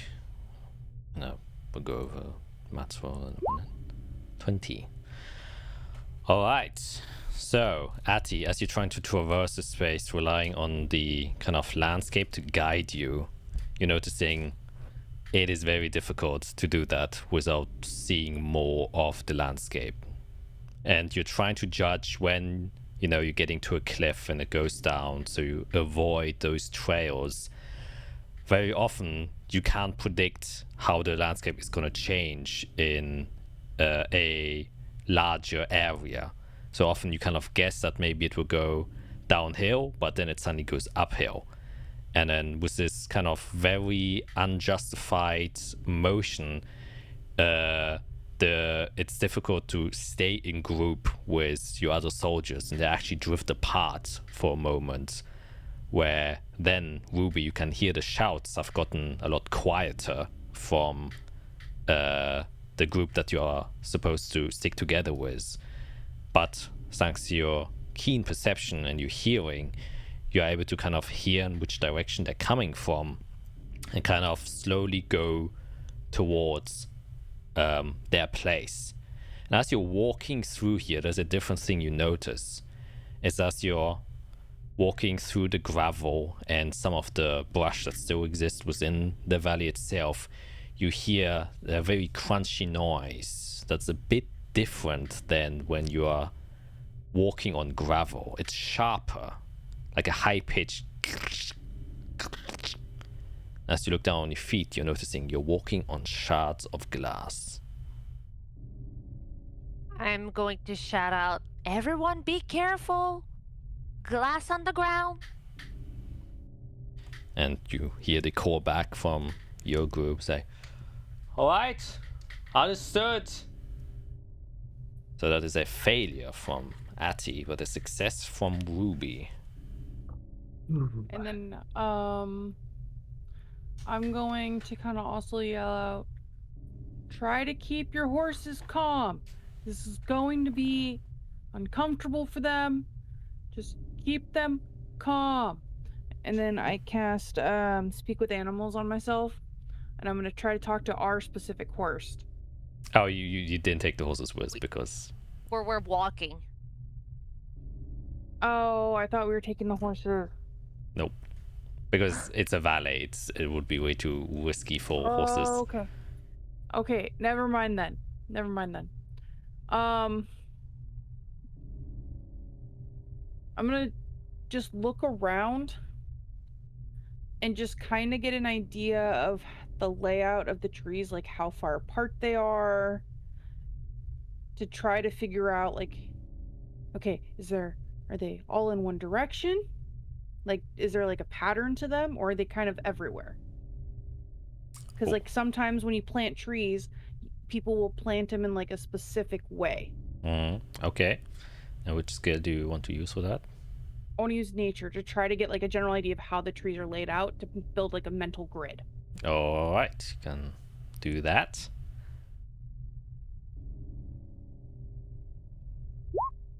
That's a 7. Yeah, this tactic obviously only works if trees have been manually planted by anyone. Otherwise, you're just following random trees. And that is exactly what is happening. Where after around like a solid half an hour of trying to go from one tree to another, where Ruby and Atty, you realize you have deviated from the small path that you've been following this entire time. And once again, the shouts of your group have gotten a lot more distant. And because of the echo of the valley, it is quite difficult to realize whether or not they're actually behind you or in front of you, because sometimes the echoes fool you. And you're kind of losing track of them. So that's 2 failures and 1 success. Oh boy. That's when we need Fiera's chrono shift. Don't have anything even close. I know. Yep. What can I do? I have no magic at all. I can't help with magical things. I have to think. And Yeah. there's no animals. It's a skill challenge, so you have to use your skills. Yeah. So think. We feel like we're heading to the center of the fog, right? Or the center of the valley. I have an idea. Mm-hmm. It's I'm going on a stretch here, but follow me. I will use my knowledge of the valley and the fact that we probably ran in here so many times when we were kids and played in these areas so many times to try and mentally remember the way towards the center of the valley and use history for that. Oh. To remember the path. Yeah. Yeah. Okay. That can definitely Okay. work. Okay, I'm gonna try this. Please, be good. That's good. 21.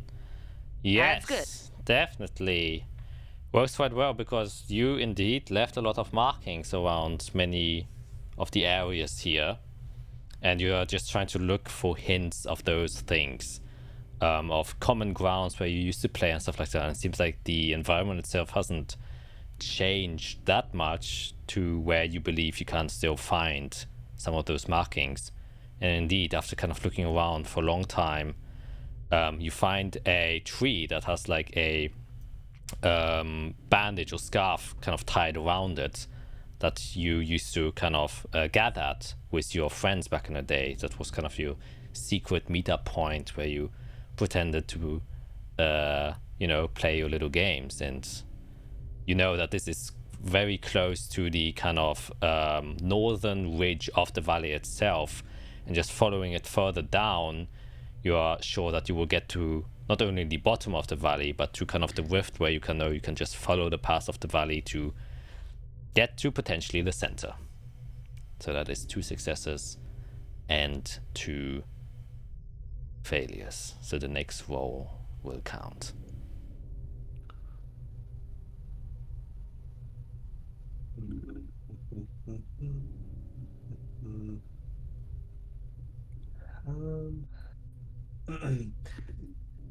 I guess I could try. See what happens. Yeah, I guess I'll use nature. And just understanding what grows at the bottom of the valley, how it kind of descends. I'm sure the fog will get thicker. I'm sure it'll probably, water collects down there, so it'll probably be like more damp, maybe like a stream. So I'm just gonna look for those signs that we are going the right way, and guide myself during that because I am very lost. Okay. 20. Probably don't need it, but oops. Sorry. 24. Okay, that's as good as it gets. Nice. Yes. As you're walking through, you're indeed correct. You remember there's a small stream that is at the bottom of the valley. In fact, even small lakes gather around here that you can probably walk towards. And with that, you also manage to find the other group again that is now very close by as you kind of stumble together, as they were using the same tactic of relying on the surrounding area to get where they want to go. And at some point you actually reach the bottom as the ground itself flattens out, and now you don't have the risk of accidentally walking over a cliff or something like that and then falling to your death, because that was a possibility. And as you're continuing your walk, and relying on the natural space that is around here, you have a kind of cold shiver that suddenly goes across your spine as you feel something touch your neck, and you immediately halt. And it felt like cobweb or something like that. That's just kind of it's very light, but your senses are kind of heightened, so you can feel something touching the edges of the hair of your neck. As you kind of stand still, you can also feel that the side of your arm also brushes against something. Though you can immediately put one and one together, you can't see it, but you can feel it. It's hair that you're touching.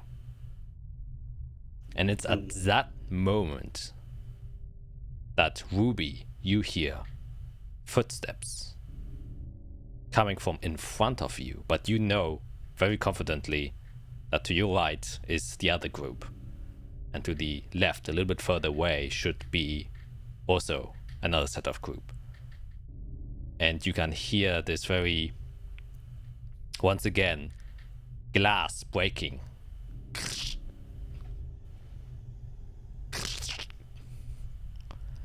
And then out of the fog in front of you, only 15 feet away, you see first the silhouette of a humanoid creature. It has arms, it has a body, it has legs, but it does not have a head. You can also see that its torso is detached from its body. There's a sharp cut between where its abs would connect to his upper chest. And at that moment, as it comes into more of your vision and isn't as heavily obscured by the mist anymore, you can see floating shards of glass around many areas of this broken glass body. And it looks a little bit something like this. As you can see hair coming out of the point where its neck is, and a glowing white light emanating from the glass body of this creature as it's slowly approaching towards you. And it has very rigid and stiff movements. What do you do?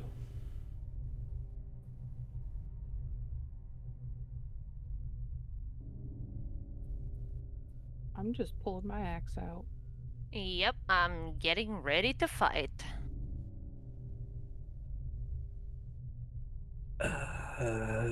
What do we do if this is somebody we used to know, though? Do we have much of a choice if it tries to hurt us? Stay where you are. Should we get out of its way? Everybody! Watch out! Okay, you shout. Yep. Can all make a stealth check. Something coming! Except, Stealth check? yeah. I think only one of us is probably good at that. Oh. Yeah.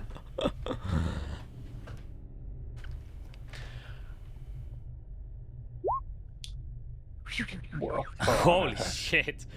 I Oh. am in your What do you do there, Jack? I can't. On. I can't roll for crap, and she's over here rolling. Nat 20, nat 20, nat 20. That's happening for you. It is. For every single time, I am absolutely useless as Iserel. I'm having fun tonight with 20s. There you go. Good. It's great. I love it. Good for you. Yeah. You do that. You just disappear, Ruby. You know how to stay silent, and you just kind of back away slowly towards the back. And at that, Probably use someone to. yeah, probably kind of just go towards Aspen. She's small, but you know, kind of broad shoulder. Oh, actually, no, you're bigger than her, so that doesn't make sense. You go to. Yep. You do go to. I have to be at least one size smaller than whatever I use to hide. Yeah, and you use Atty to hide, and as you do so, you don't even notice her, Atty, as you kind of stumble over her body because she was so silent, you didn't see her. You trip, and you kind of roll down a bit of the cliff down, and at that point, you can feel that you're tangling yourself in the hair that is floating around here. And it's at that same moment as he does so, you see closest towards you, Aspen, that the one that was somewhat approaching Ruby suddenly kind of turns towards you and just starts jolting and goes towards you and run as fast as it can. And that's where I need you guys to roll initiative and be prepared because you don't see much. Oh my god. I have advantage. It doesn't do oops. There's my token. I forgot to pick my token Alright. because I'm dumb. But I got a 12. Okay. I have no idea what's happening.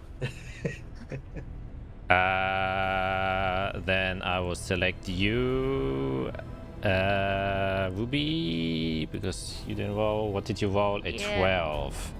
Yes, I rolled a 12. All right. Then I will roll for these guys and see how they do. A 9. I see everything. Not. And I will also have the guards have their turn as well, or the soldiers. A 19! Dang, not bad. Alright. With that, the guards, it's their turn. They don't see anything, and they are just going to group together. So you don't notice anything happen. That's why we go immediately towards you, Aspen. I barely see you.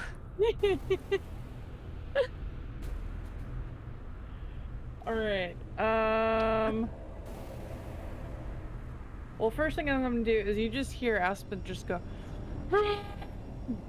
as she rages and charges at this thing and goes to hit it. All right. $23 definitely hits. Oh, come on. 4 slashing damage as you Plus I get my rage damage. yeah, which I think is just 2.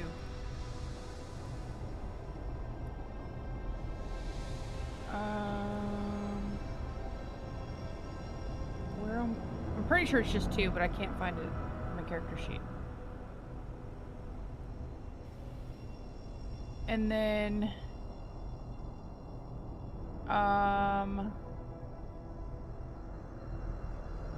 yeah, that's weird. It's not on my character sheet. But also when I activate my rage, I gain 3 temporary HP as part of my vitality of the tree. Yes. Definitely add those.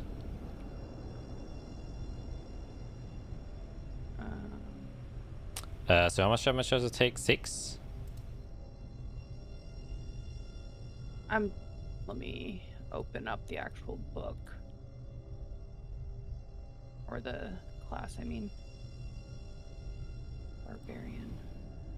Is there anything else you would do on your turn? Then while you figure that out, we'll just get No. to Ruby. Alright, then Ruby. Yeah, it's 2 extra damage. Okay, then I've added those. Ruby, it is your turn. Yes. So I will run.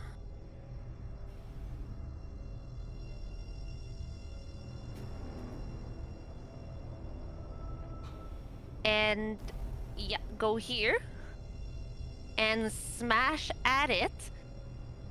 And because I'm an assassin, during the first round of each combat, I have advantage on attacks against any creature that hasn't taken a turn. Yep. Well, you're flanking it anyways, but yeah, you get Yep. an advantage. Well, I'm doing this to give Aspen some advantage, so I'm going to smosh, and this is my advantage one. Okay, good, sweet. So 20. Mm. Yes, definitely. So hits. I get this, as well as this, and as part of my assassinate, because I did a sneak attack. Wait, where's my assassinate? If your sneak attack hits any target during that round, the target takes an additional 3 damage of the weapon's type. Yes, you don't even have to roll sneak attack extra. It does it automatically for you. Does it? Yes, in Roll 20 you can see it always adds your sneak attack. Oh, did it? Yes. Oh, sorry. Yeah, no, it's Okay. okay. Alright, so that is 11 plus 3, which is 14. Yes. And because I attacked with my sword, haha. Where is it? Because I attacked with my short sword, I now have advantage on my next attack. Exactly, it's Vex. Vex. Exactly, so keep that in Yes. mind. As you car through it, you can see that its body is literally made out of glass, but you crack through the exterior and it shatters into many shards. Though some of the shards just kind of levitate in the air as you cut through it and just stay floating there. Though you can see his form is crumbling with each hit that you take. And with the help of Aspen also kind of crashing down with one of your attacks with the great axe, you kind of carve off one of its arms. Also just shatters off and flies, but then it stays floating in the air before it falls onto the ground and shatters into many shards. Ending your turn, Ruby. Yes. It will. Yeah.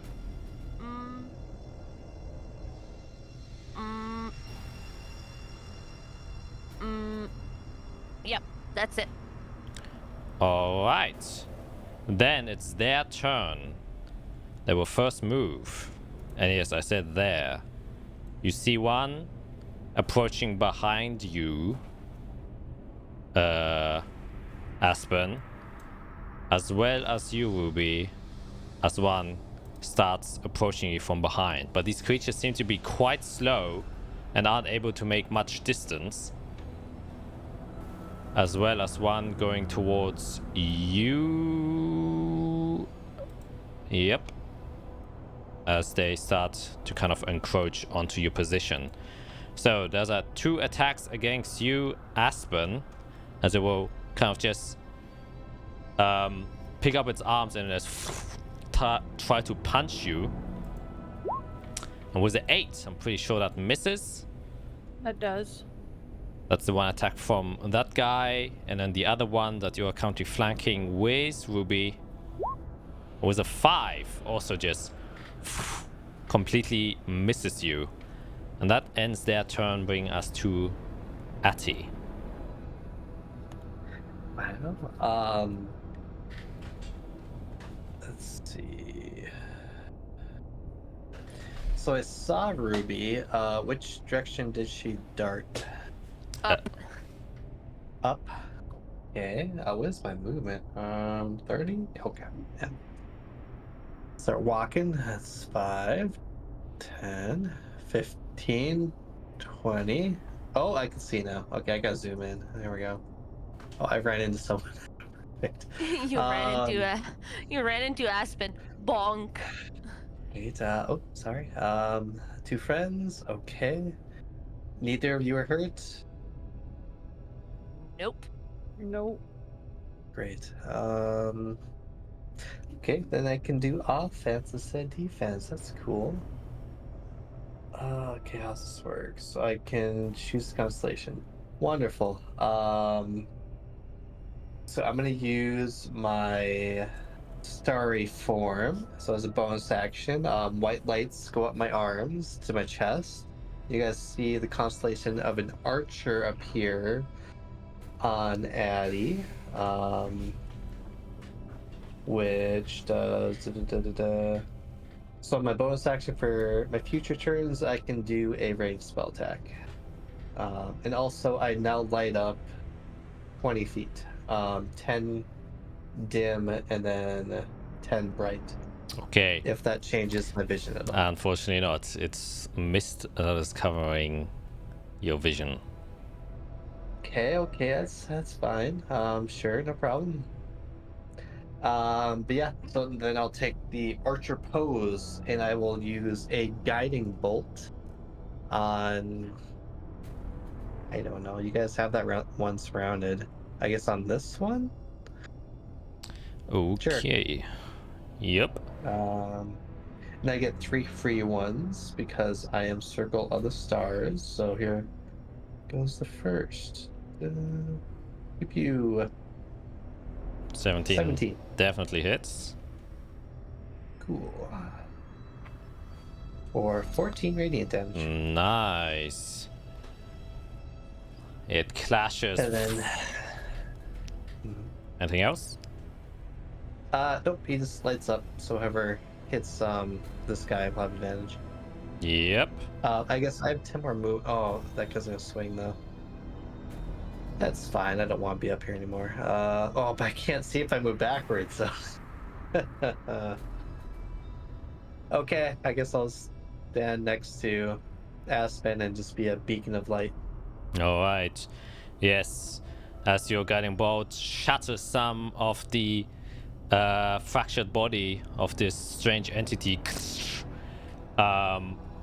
They are already somewhat shining from the inside, but now glowing even more, and the hair as well, partially, that's coming out of its neck, starts to illuminate the area, making it now very visible. It will take us to the guard's turn, and they will continue moving. And that is when you would hear from a distance, "Contact!" and start to hear some engaging sounds from their point of view, as they also seem to have engaged with them. That will take us to Aspen.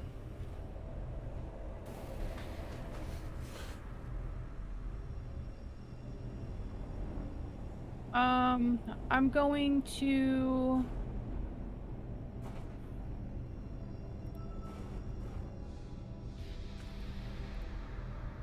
just try to attack the one that I'm flanking. Yes.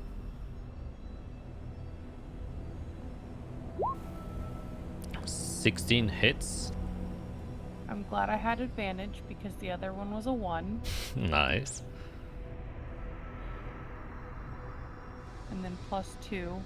Okay. So what happens? And then Actually, you jam your axe inside of it, and then you just carve right through its torso and shatters it completely. And as you do so, there's a quick flash of light as the entire body just sparks and erupts. So all of you have to make a dexterity saving throw as the entire body explodes in shards that come shooting out in a 5-foot radius around itself. Well, that's I not have fun. advantage on it because of one of my abilities.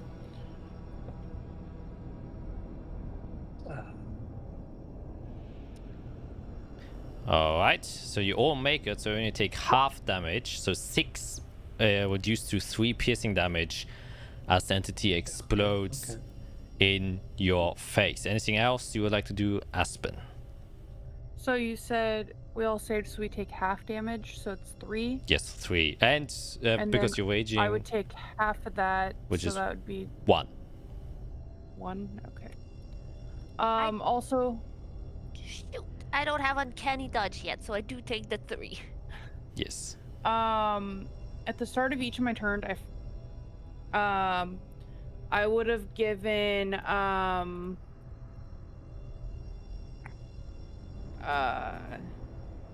Addie 2d6 temporary HP as part of my vitality Oh. of the tree. Oh. At the beginning of your turn? Yeah. Okay. So I'd have 1 then. Or no, I had 3. Okay, I had 4. Sorry. I can do math. Thank Mhm. you. Thank you. And then with my great axe, I have the cleave. Yes. I can make another melee attack with it against a second creature within 5 feet of the first, but I think the thing was too far away. So I wouldn't be able to. Oh, isn't it 5 feet in front of you? Oh, within. It says you can make another melee attack with it against a second creature within 5 feet of the first that's within your reach. Oh, okay. Yeah, then unfortunately not. 5 feet of the That's- first. Yeah. That Just sucks. too far. Yeah, because the way that it's worded, I thought it was within Yeah. my reach. Yeah. Unfortunately not. Um, Maybe next time. So then that's it. Okay, Ruby. You can see the one shattering. You managed to dodge underneath it. You can see that the one on the left is currently glowing from the guiding bolt, but you can also see one approaching you from the northeast. So what do you do? I'm gonna glance at the one at the northeast and run to it. This one. Okay, And that's I'm going to go smash. all right. With advantage. Well, not smash, more like slash. With advantage. Boop. A 13 still hits. They're very slow. +3. +3 for 20 damage. This one also, you just kind of stab right into it, and it cracks, shatters again. So you and Aspen have to make a dexterity saving throw, and it also explodes into shards of light. I'm going to yell out, "Watch out! They explode when they die!" So you only take 5 piercing damage. That is 2 for you, Aspen. Is it? And you hear also Ruby going, "Ouchies!" And that's it. Okay. Then That's my entire round. next turn, this one will start to approach you now, Aspen. While Ruby, you can see another one coming from the top, standing right in front of you. Another one from behind. And also another one from behind. As there seem to be numerous of them starting to encroach onto your position. So that is 1 attack against you, Aspen. Was it 12? No. All right, nice. And then 1 against you, Ruby. Was it 6? Just Nope. they seem to be extremely slow and quite easily and predictably to dodge. Ending their turn. Bring us back to Ati. Okay. I need to see what's going on. I'm gonna move 5 feet. Okay, I can see both. Oh, I can see 3. Because there's one right there, I think. Yeah, how do we want to deal with these? Who's next? It's the guards and then Aspen. Okay. Okay, bonus action. I'm gonna use my, what is it called? Luminous arrow. That I can use on my archer form. So I gotta do a spell attack against that fellow. Shoot. Ooh. For 9, I'm guessing that misses. Yeah, that unfortunately does hit even these slower creatures. Probably should use Guiding Bolt first, but that's fine. I can help them. So, a second free Guiding Bolt. Same person. And use fire. Oh. A 21. For 21. Yes. And 10 damage for that. Yep. So he'll light up. Starts glowing again. Oh, and there's one behind us too. Okay. As he went down here, as I just point, yeah, we're surrounded. 5. Oh God, there's one there. Okay.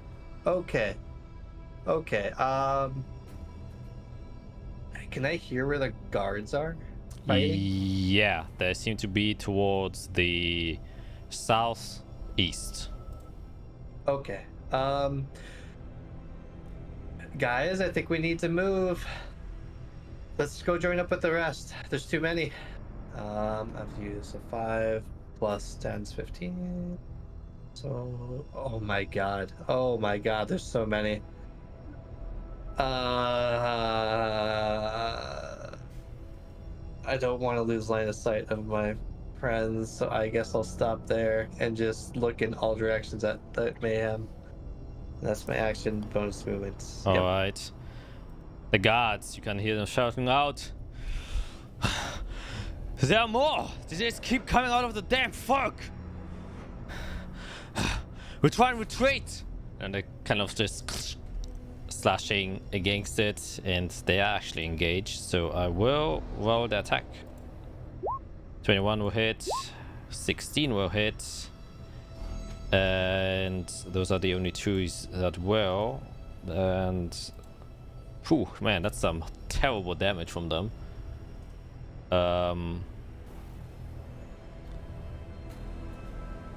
Alright, that will take us now back to Aspen.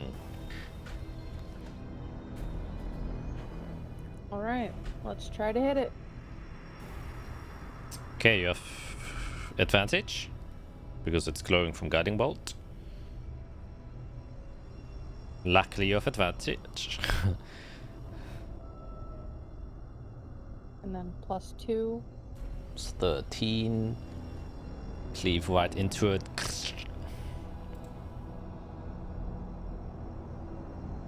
Maybe, do we want to try to escape to the west? Maybe that's faster than joining with the guards.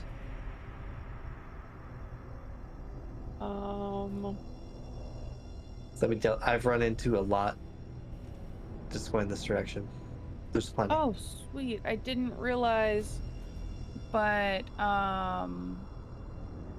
Ruby was within 10 feet of me.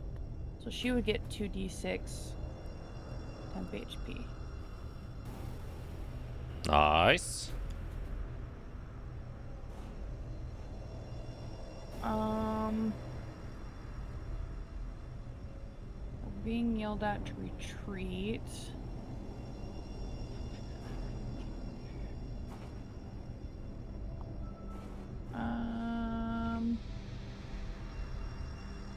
Or we could fight our way to the guards. Yeah, I don't know where the guards are. Take my direction. Maybe. I don't know where you are. Alright, Southeast. Alright.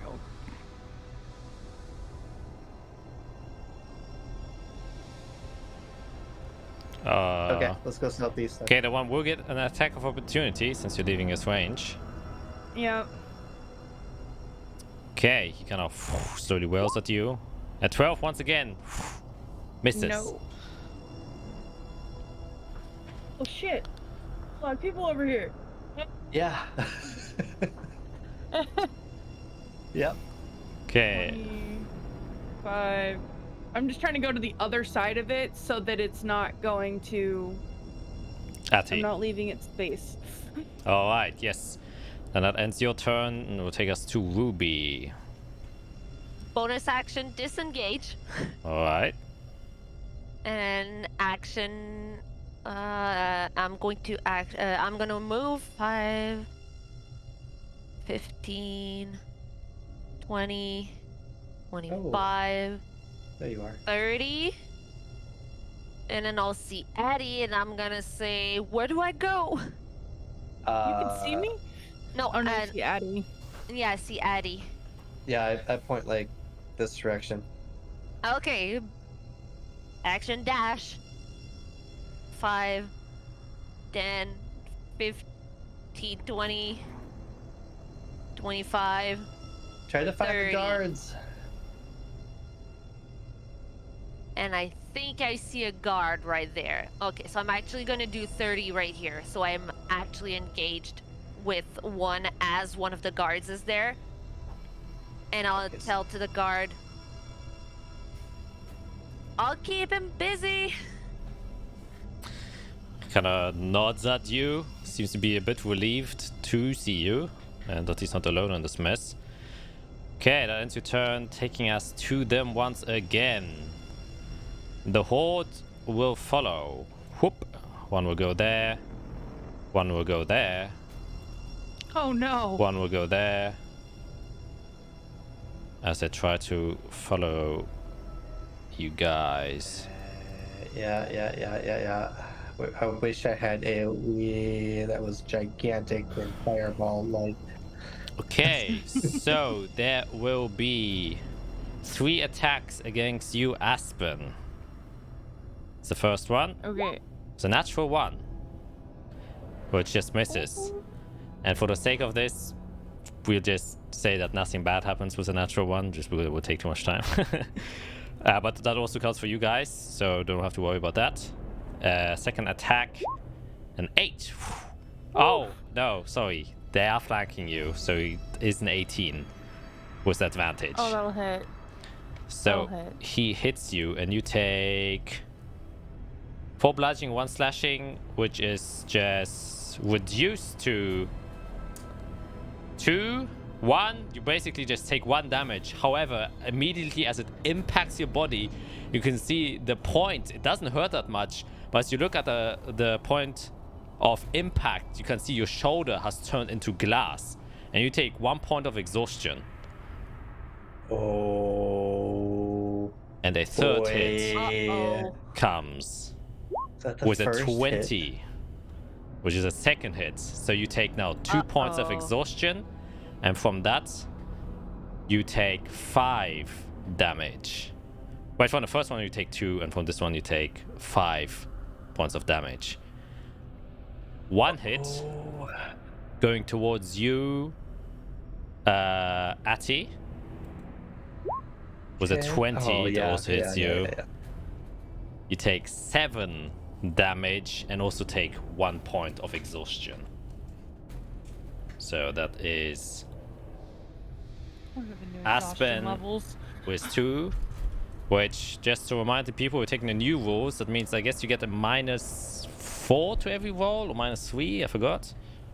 It says when you make a d20 test, the roll is reduced by 2 times your exhaustion levels. Yes, so -4 for every roll you make right now. And -5 to speed. Yeah. Times your exhaustion level. My speed is reduced by 10. And you can see that large portions of your body are now turned into glass, and you can't properly move anymore as you're slowly starting to petrify with each hit taken. Jack. 1, well, 2 attacks against the guard on the bottom, that is with Ruby. 10, it will miss. 8, Yes. it will miss. No, Yes. they're not attacking you, they're attacking the guard. I know, but yes. Yes. I would say yes. Okay. Yes. And the other one on the top, who we don't see, was a natural 20. Oof. Taking a total of 8, that's 10, if I'm correct. Oh my god, almost 1 hit him. And he is taken there. And Corin, unfortunately, will also take a hit. But no, 10 actually, I believe, doesn't hit him.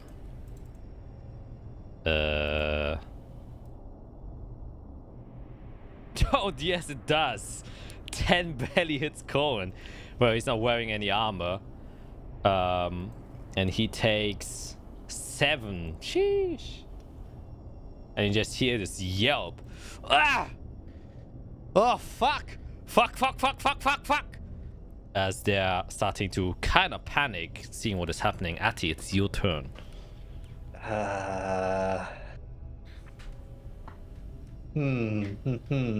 There's definitely a way to perfectly get out of this. Don't know what it is. I have to get away from this thing to do anything, so I'm gonna move 5 feet and see how much it hurts. Alright. 16? Yeah.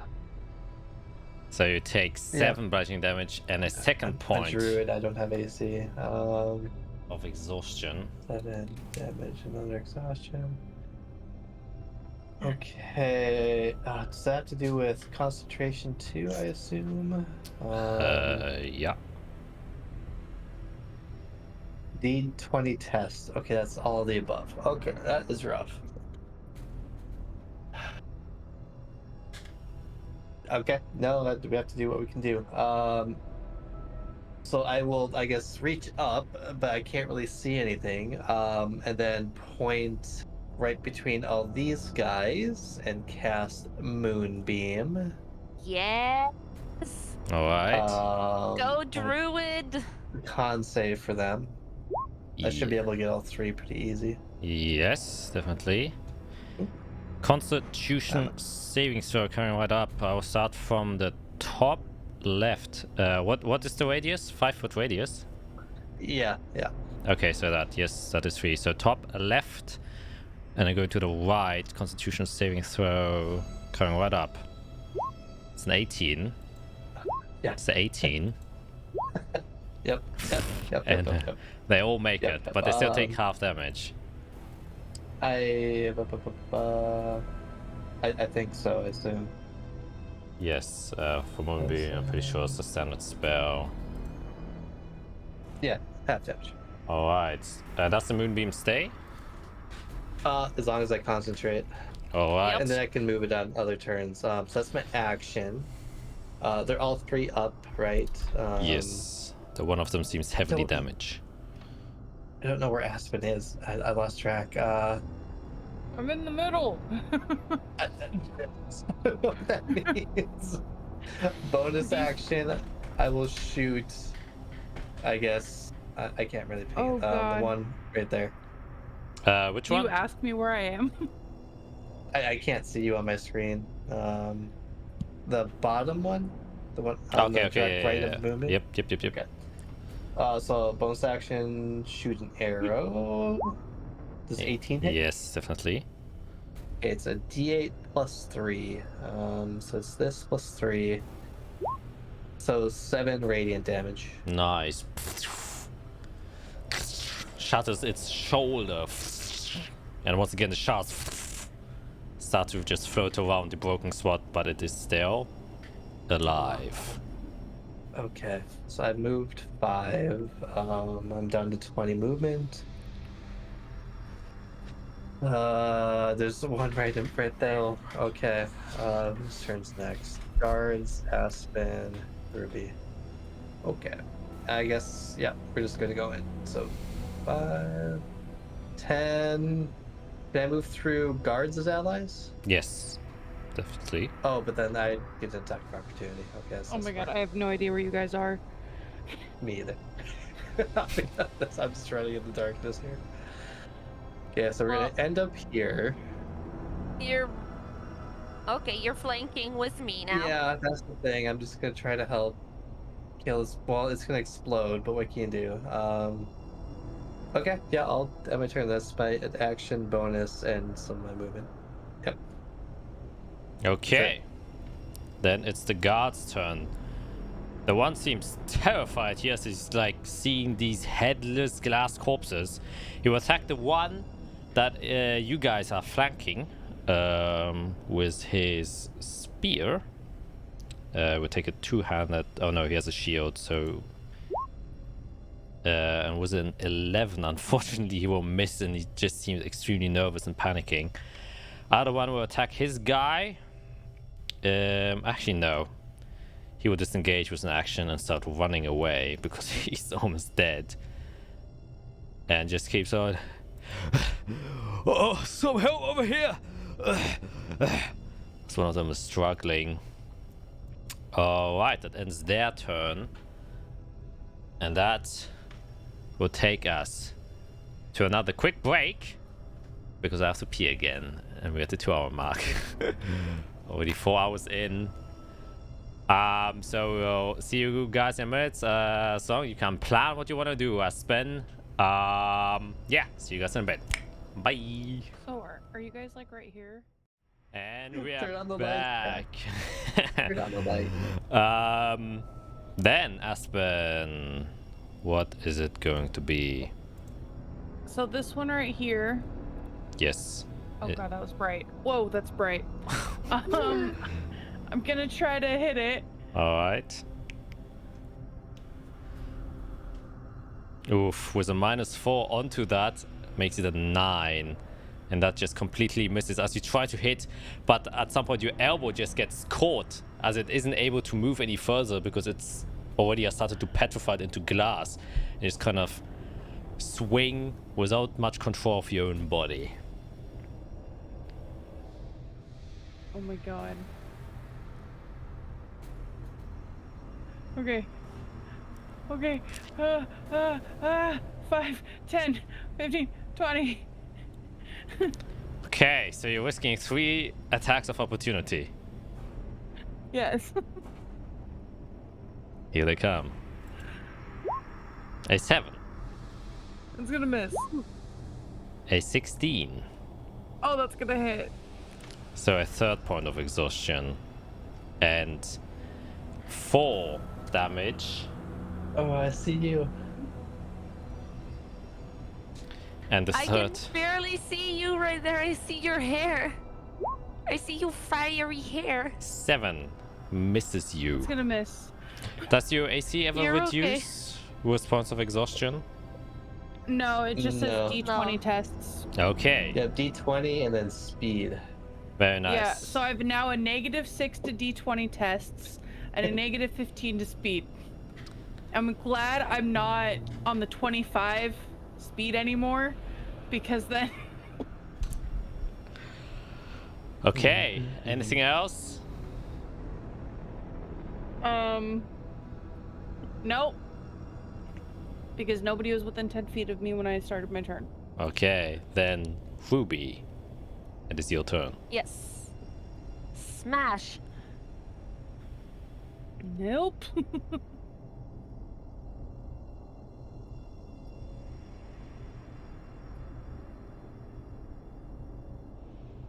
Yep, 24 will definitely hit. +3. Making that 16 damage, and you carve a large portion and just shatter one leg of this creature. Once again, the shards start floating in the air, but it's still standing.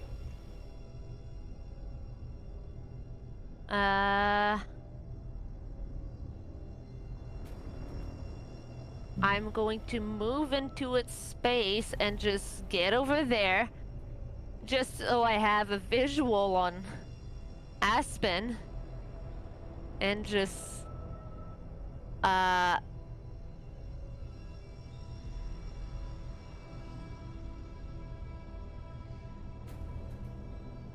yeah, hope for the best. And then put it into glass. Yeah. Alright, the 3 you just left behind will immediately come towards you, Aspen, again. God damn it. I told you I was surrounded. And the rest coming towards you, Ruby. Uh-huh. And further ones. Look at the screen, Skit. Look at the screen. Yeah, yeah, I can see it.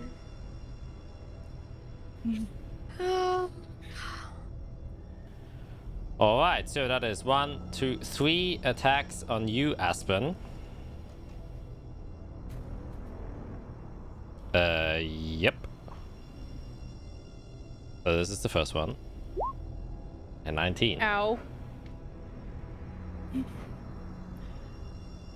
take 3 damage, and a 4th And another level of exhaustion. point of exhaustion. It's 6, right? When you're dead. Yeah. And there are 2 more hits coming your way. Misses. And a natural 1. Completely misses. So you're still alive. Actually, no, only 2 attacks against you, Ruben. Ruby, not Ruben, lol. A natural I got 1. mail all of a second. I just... Go nat ones. Go nat ones. And then a 5. Duck I underneath just take it. advantage of my small size and I'm like, whew. Yep. Yay. And then a 1 against the guard. As a 14, it misses. He puts his shield in front of him and shatters against it. And a 1 against... Oh wait, no, it didn't went Corn. Corn would have disengaged. And then 1 actually. Over there. Oh. Yes. How dare This me. will take us to Ati. You are now completely surrounded in these things. What do you do? Okay, I discovered Moonbeam again. Oh, it's an action to move Moonbeam. Okay. Is it an... It's supposed to be a bonus action to move it. Did they change it? They must have changed it. That's what it says on this one. Okay. Let me go well, I check gotta on move it anyways. ISRL. Not ISRL 2.0. So I'm gonna put it. That hits 3 of them, it looks like. Yep. Okay, we're putting it there. 3 more con saves. Alright, so we go top to bottom, left to right. Come on, big damage. 16. Oh, we got putting- big damage. We got big damage. 11 fails. 14 just barely makes it. And a natural 1 fails. So I can already say... Oh, okay. The 1 explodes. So Aspen, you have to make a dexterity saving throw. Yeah, I can't do anything about that, sorry. While this one only takes 8 damage. And the other one takes the full 60.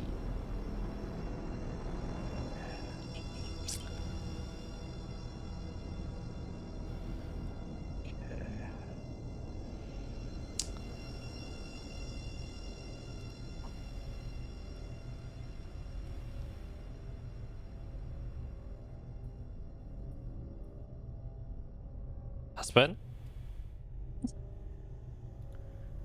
Dex save. Oh man. Well, thankfully I have advantage on dex saves Definitely need it. because I have minus like too many. Look, Wait, what, a -3? No, never. You have a -6. Well, even with 8 now. oh yeah, -8. Wow, it doesn't matter. Even without a negative, you would have failed.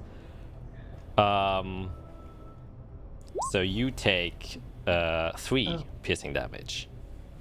Are you still up? I have plenty of health, Okay. but it's the exhaustion levels that's gonna kill me because all of my damage has been Yep. halved. Yep. Okay. So only 1 died from the moonbeam?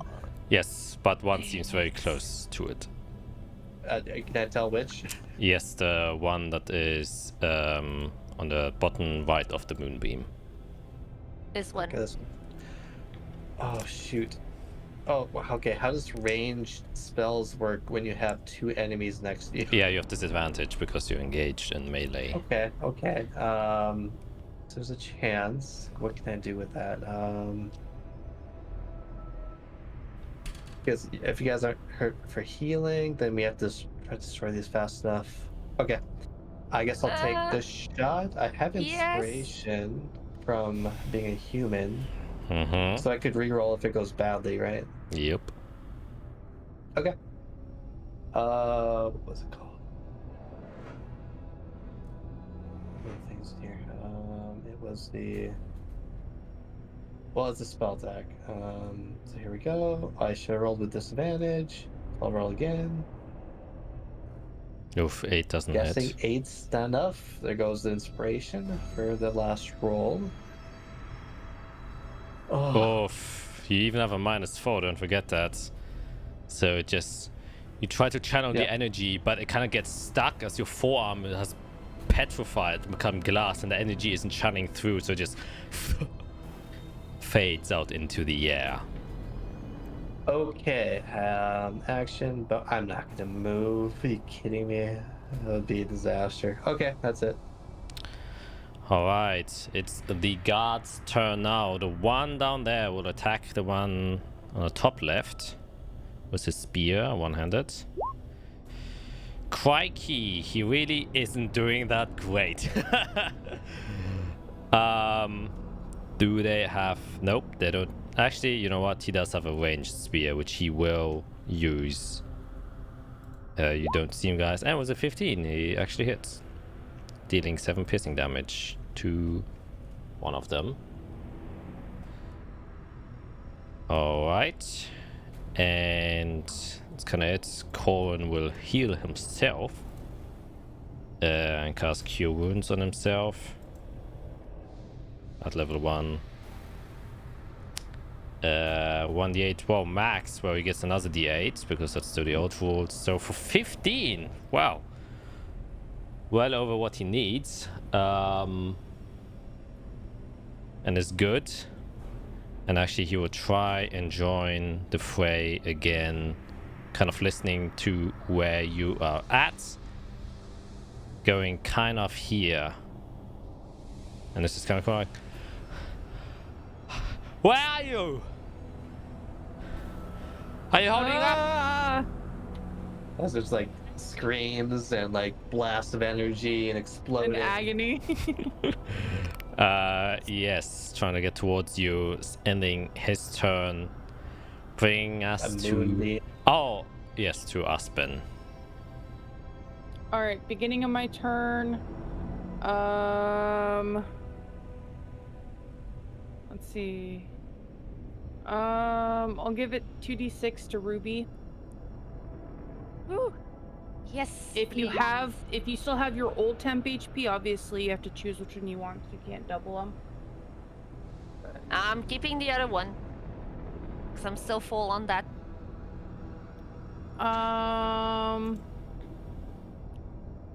Alright, well I guess I'm gonna try to hit this. Which one? The one left? Probably. It is the one. This one. Yes, it is the most damaged one.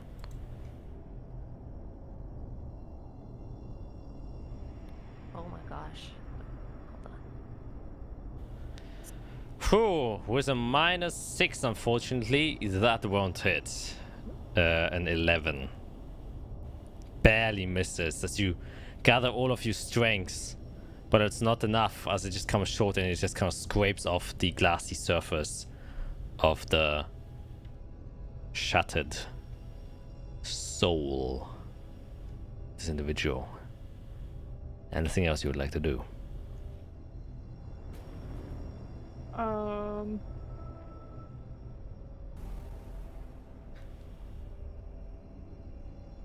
don't think I can do anything else. So no, I don't want to move.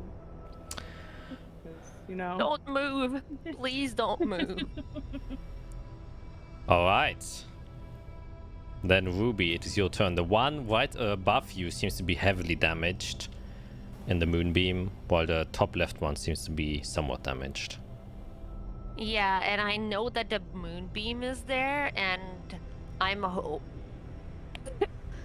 they're going to start their turn in the moonbeam, so they're going to be taking more damage, so I'm hoping on that. So I'm going to attack the one right here. Okay.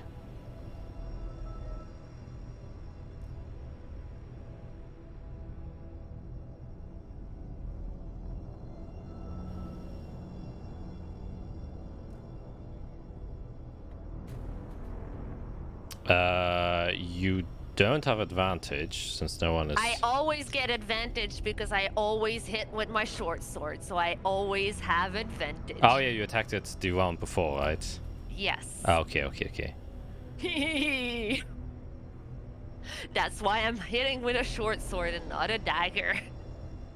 All right, 14 definitely hits. Because I want my freaking sneak attack. With 14 Plus damage, more than enough. It shatters, so everyone around there has to make a dexterity saving throw. Aspen, you don't have to. You're out of that. Oh no. Oh no. I have -4 to this. The guard. The 3 fails. Yeah. I got 5. That is a failure. So for those that succeeded, only half. For the rest, that's 10. Oh my god. Oof. Okay. Um, Okay, that hurt. Oh wait, did I have to do that save? No, you don't have to. Oh, You're good. You're good. As it Yeah, breaks. Moonbeam's gone. Oof. It's gone. The moonbeam disappears. I can cast again. Moonbeam is gone? I'd lost concentration. How? He got hit, The thing exploded. Yeah? and he had rolled to save Constitution. Yeah? Oh, you And still rolled a get... Oh, you got 12 you get minus the- -4. Oh, yeah. shoot. So I got Okay. 8. Okay. Okay. It's okay. We'll be fine. It's fine. It's okay. Anything else you would like to do on your turn, Ruby? Well, now that this one is dead, I'm...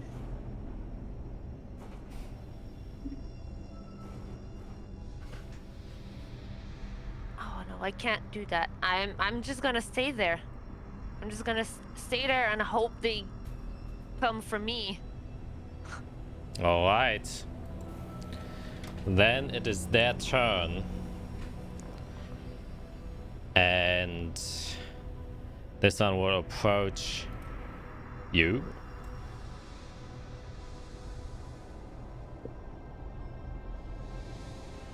And that is all the ones in your surrounding area. So, 2 hits still on Aspen. It's the first one. A 13. That misses. The second my hit. God. It's 11. It misses.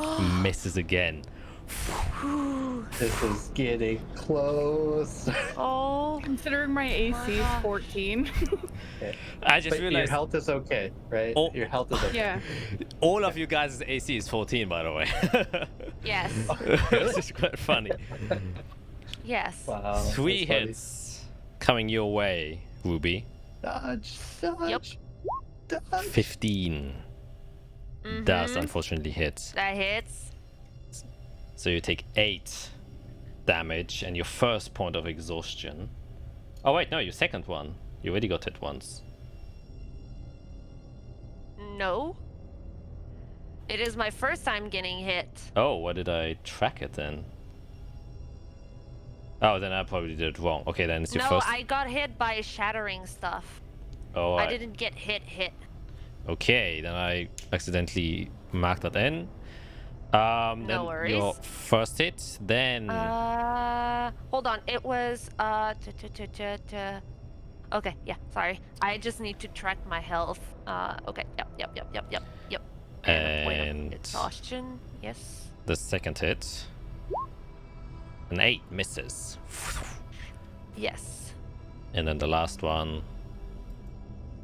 A 20 hits. And you take 9 damage. I'm down. You're down? I'm down. Oh no. As she falls to the floor, her abdomen petrifies. Oh, I didn't know you were that low. I only have 18 HP, by the way. Like, total. And the guard will get attacked. I was a 6, misses, and he manages to block with a shield, taking us to Ati.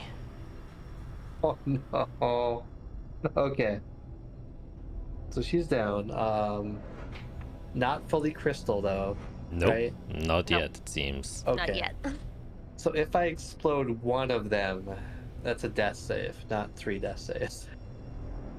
It's an automatic fail, yes. Yeah. I feel like I have to kill them or we all die because there are 6 I'm counting here. Don't worry about me. I could heal you and damage 1, maybe. Kill them all. I don't think I can kill them all. Okay, order of operations, it's the guard next, and then we all... Okay, I'll do what he would do. See, I could... Oh boy, how does this work? So if I drop that, use that, heal you, then I can attack. A lot of options here. I think the one that makes sense is the the archer disappears. I can drop that without using an action. Okay. And then I'll use my second wild shape as a bonus action, and this time a chalice appears.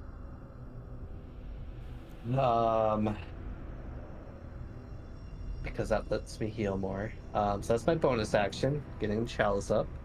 Constellation. As an action, I'm going to use a first level Cure Wounds on my farmer buddy. Ruby, I got to get her up. Alright. So it's going to be an extra, I think it's a D8 on top of this, so you're going to be healed a lot. Where's the chalice? Jesus, there's so much stuff in here. An extra D8 plus 3, so this will probably heal you to full. So here's 2d8 plus 3 for the Cure Wounds. So that's 15, and then it should be automatic. Okay, you get healed I for am full. 24. I am at full health. Okay, so that's my bonus action, that's my action, and I'm gonna move actually for once. There we go, I'll move there. Alright. There we go. Nice. Don't go down again, please. Then it's the guard's turn. Corn will come here. See Ruby in a very precarious spot. And here has a decision to make. Oof. You kind of shout out. Are we not retreating?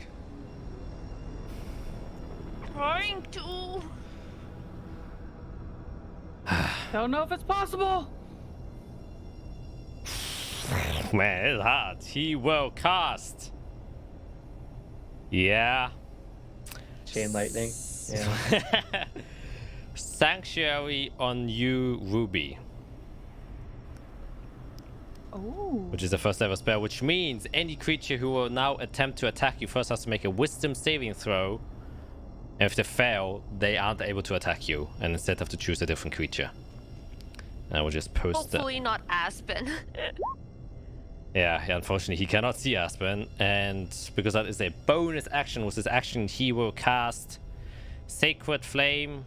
Yes, he can't see this one, it's the most damage. Attempt to do that. 4 damage, but you know, we'll never know. Dexterity saving throw coming from the 1. With a natural 20.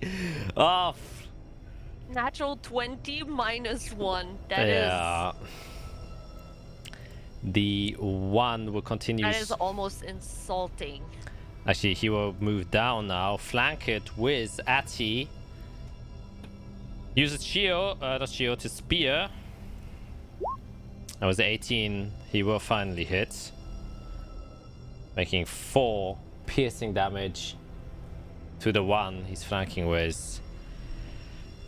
Ending his turn, taking us now to Aspen.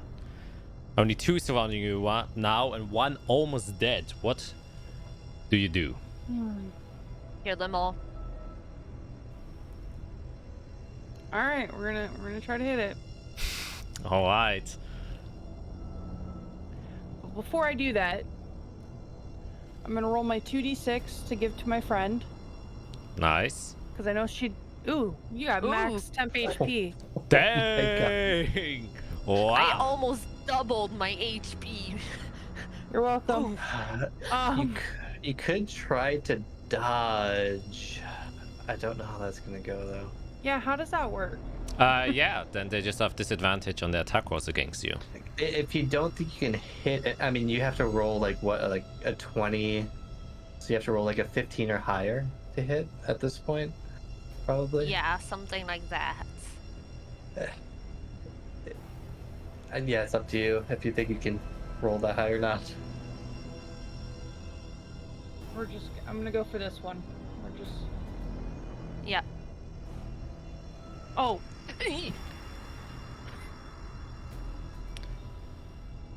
Completely misses. Your body is at the edge and you can feel the shards of glass becoming one with your body. What is my speed now? So I moved 5 already. So my Don't take speed... attacks of opportunity, please. It's happening. You're risking 2 attack of opportunities.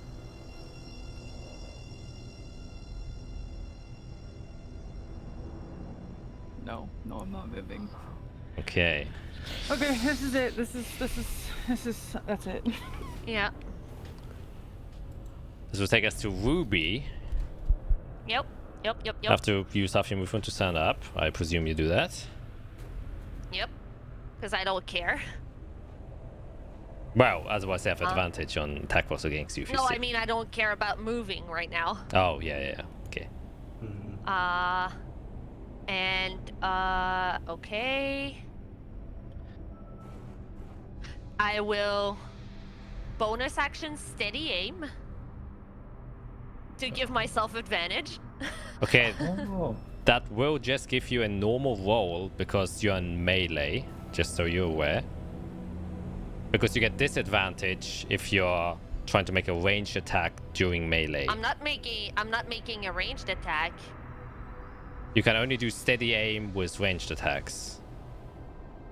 That's why it's called steady aim, because you're aiming. You give yourself advantage on your next attack roll. Really? Yep. Am I crazy? Attack roll. Well, this is the new rogue, so maybe they changed it. Yeah. Okay, however, there's one risk you do have to take, and that's the caveat, is you used half your movement, so you will stay prone, basically. No. I use half of my movement to get up, and then I steady aim, which reduces my speed to 0. I cannot move. I cannot get off. No. You can use this feature only if you haven't moved during this turn. And after you use it, your speed is 0. Shoot. So you have to stay prone to use it. Right. Okay. Crazy. What do I do? Which one are you gonna attack? Because the one above you might not need sneak attack. Yeah, I'm gonna try to attack the one. I was trying not to attack close to Aspen, but yeah, I'm gonna do it. I can heal her if you Okay, get to that point. I'm gonna do it. I'm still raging, so... Yeah, I mean, it's exhaustion that'll get her. A 9. That's why I need advantage, because I'm rolling like shit. It's me. We're level We're 3. talking about me. The natural 20 is unfortunately not coming in now. Nope. Anything else you wish to do? I'm gonna bonus action dodge. Oh yeah, you can do that. Nice. Yeah, that's what I'm gonna do. All right. It will take us back to them. 2 attacks against Aspen. Here's the first one. A 21. It hits. You take 4 damage. 4? Yes. And are now literally on there, so you can see her entire body except for her head, has petrified into glass. Oh my god. Yeah, I have a negative 10 to D20 tests and negative 25 feet to speed. I can move 5 feet. One attack still coming your way. And that's a 19. Oh no, I die. It slams into you, and you can see the last thing is her entire body petrifies into glass as it falls down and shatters. That's right in front of your eyes. Aspen Rivers dies. Now, 3 attacks still aiming towards Ruby. However, each one of them must make a wisdom saving throw to even attack you. Oh. So we first do those. An 8 is a failure. A 12 makes it. It has disadvantage. And a 20 also makes it. So you get only 2 attacks. It has disadvantage as well. Yes. So that is a definite miss. And a 14, even with disadvantage, hits you.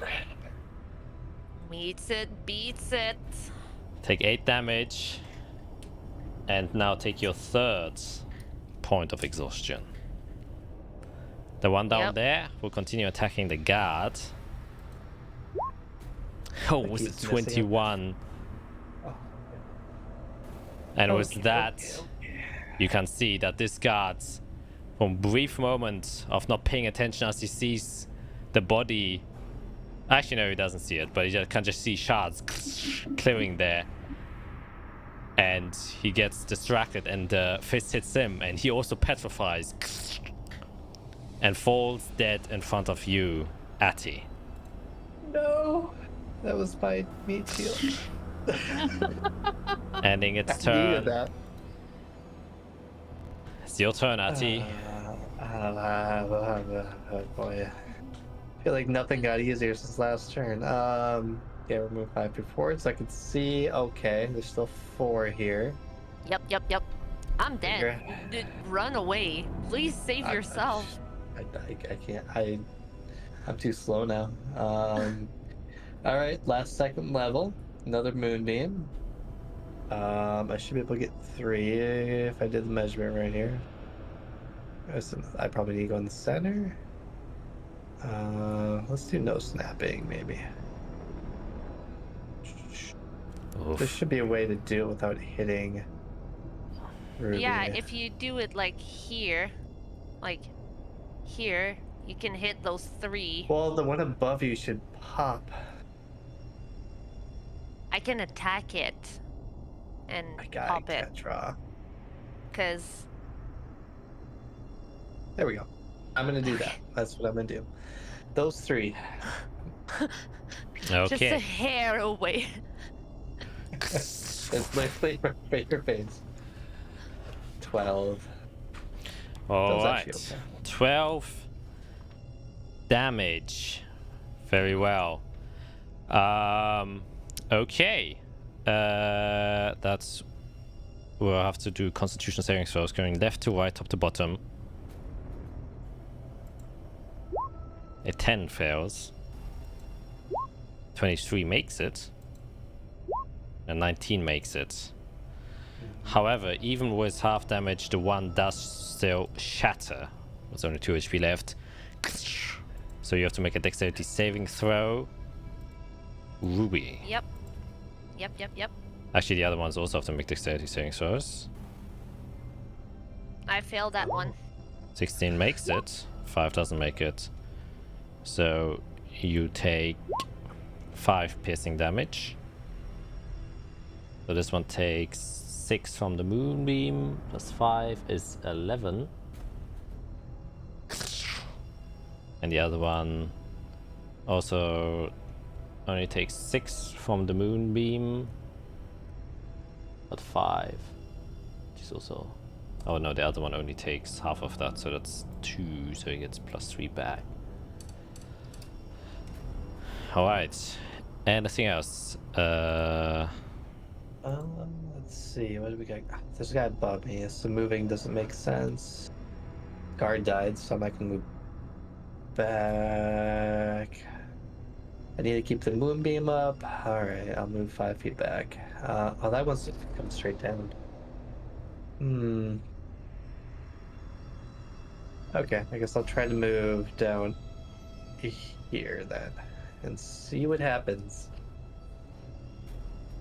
That's it. Okay. No bonus action. Very well.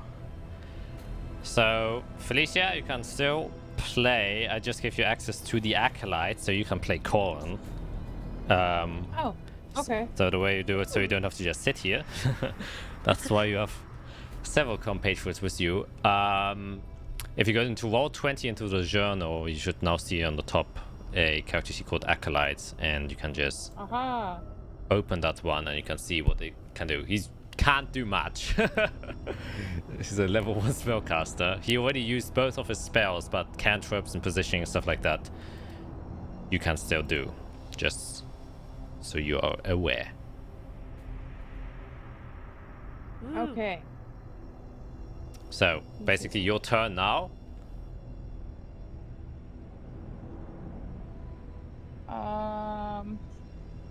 Where's he at? Oh wait, I have to give you vision for it. Oh, actually you should see him. Is it Corin Maddox? Yes, it is. Yeah, he's just in a black circle. Oh yeah, I forgot. Yeah, he doesn't have vision right now. I will do that real quick. Yes, now he should be able to see. Hey, I can see. Alright. So you're currently concentrating on Sanctuary. Keep that in mind. And yeah, basically do what you wish to do.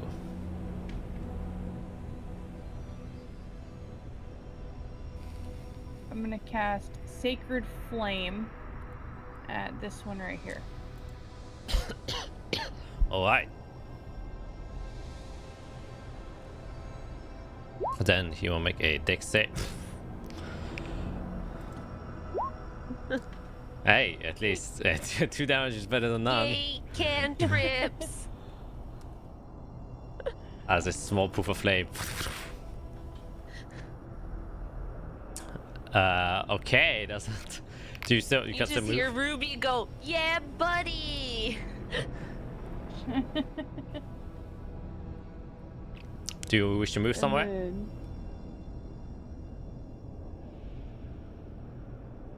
Yep, that's where I move. Okay. Then Ruby, what do you do? I'm going to bonus action steady aim. Yes.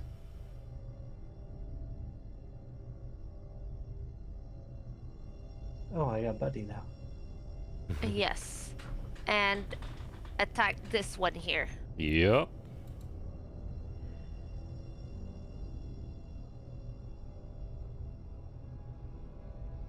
Oh, that definitely hits, even with the -6. Yes. Yes. +3. Yes, that kills it. It shatters again, so make a dexterity saving throw. 15 makes it, so you only take 2 piercing damage. As the shards shatter outwards. Ooh. Anything else? That will be it because I cannot move. I pushed my speed down to 0 Yep. to give myself advantage. Okay. The one will step onto the shattered corpse of Aspen, and walk towards you. So 3 attacks against you, Ruby, even if they can even make them. So wisdom save. We go Yes. top to bottom. Let's see if that manages. Natural 1 fails.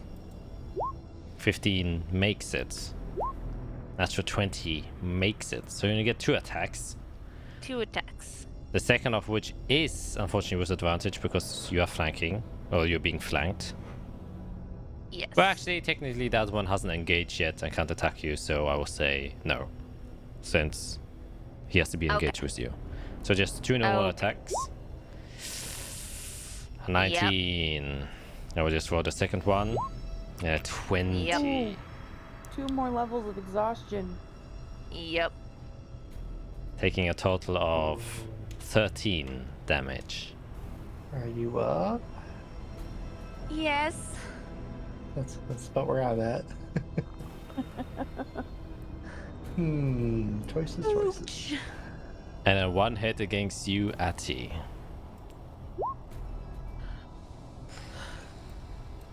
Yeah. Just don't go too high on this. I'll be fine. 6. Okay. Oh, but I have to. Oh no, Moonbeam's probably gonna be gone. Again. Sure, it's exhaustion first. I'm at 3, so that's -6. Yes. All right, this guy rolled really high. Really high. Get your Oh nat my 20. Dang. Nice. Concentrating. Still concentrating on that moonbeam. Good. That's the end of their turn, so... Oh. Yes? Wait.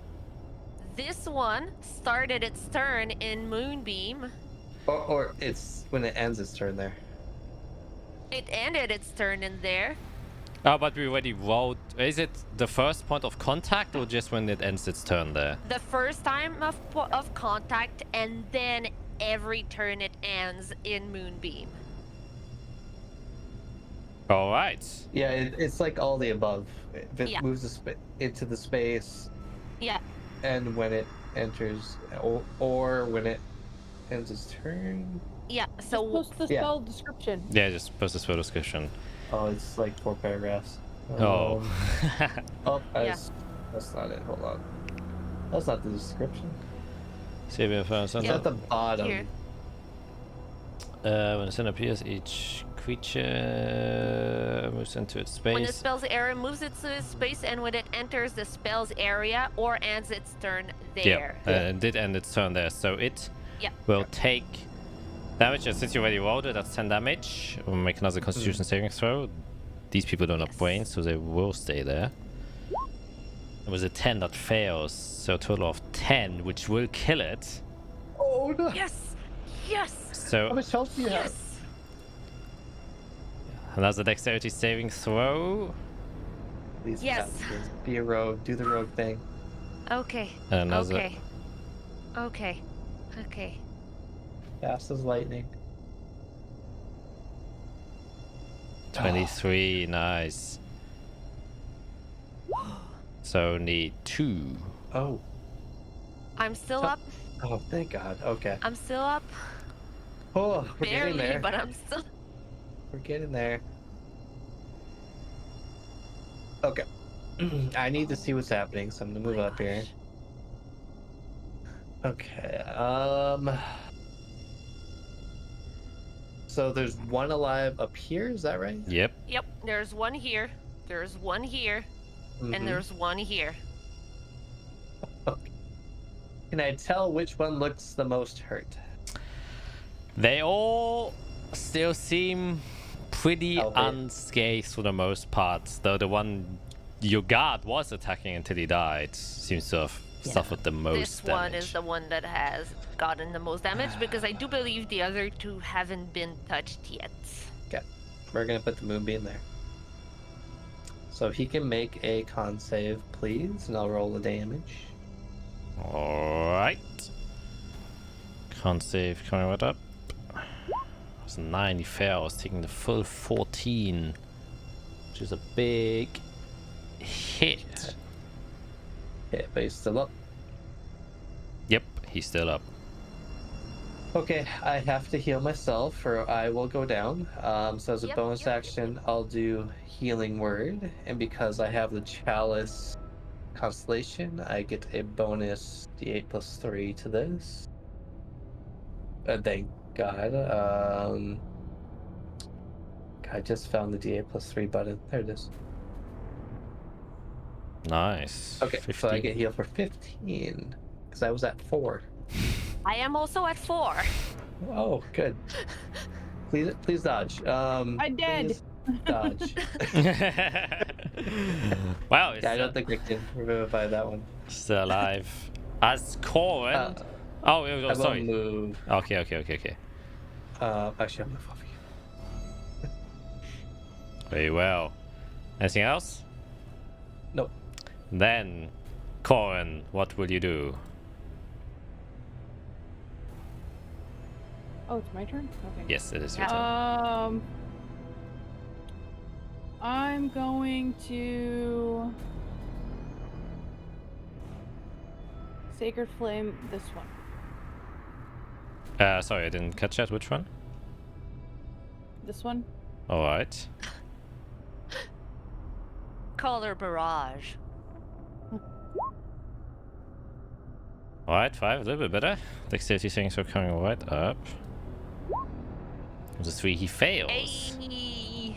Taking 5 damage there. Puzzle shoulder lights up in flame. Very nice. Anything else? Okay. Oh no, I don't want to move there. Oh, sorry. Nice. Oh man. Took me by surprise. There. I moved there. I'm trying to maintain concentration and not be super close. Alright. Okay. Take us to Ruby. Mm-hmm. You're being flanked by 2 of I them. see the one. Yeah, I see this one here. Being hit. So I'm going to. Oh, sorry, my eyes. Give me 1 sec. Oh, she's being attacked in real life. Dry eyes. That's what happens. Yeah, I'm going to attack this one that I have seen hit. And because I smashed the other one, I get advantage. Oh, isn't that only if you hit them that you get advantage? I did hit it. Holy shit, that's a natural 20. Yeah. You know what? I will just give it to you. You are in a desperate situation. Yep. I won't even argue that.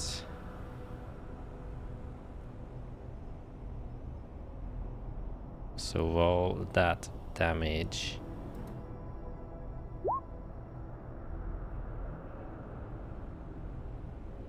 Nice. And then roll a Plus 3. yes, and then the natural 20 damage you can also add. Okay, disregard the... Hold on. It added the... Remove 3 from that. What? Hold on. What the heck? Hold on. Oh, it added... Yeah, it doubled my sneak attack as well. Yeah. You're supposed to use sneak attack as doubled as well. Yeah, so remove 3 from that. From that 15, so it's 12. Well, you get the +3 from your other thing anyway, so you can just leave it as it is, right? Oh, okay, yeah. Yeah, so it it's- would be a total of 26. That's 35 HP, so you just cleave through it. It explodes. Yep. So now make a dexterity saving throw.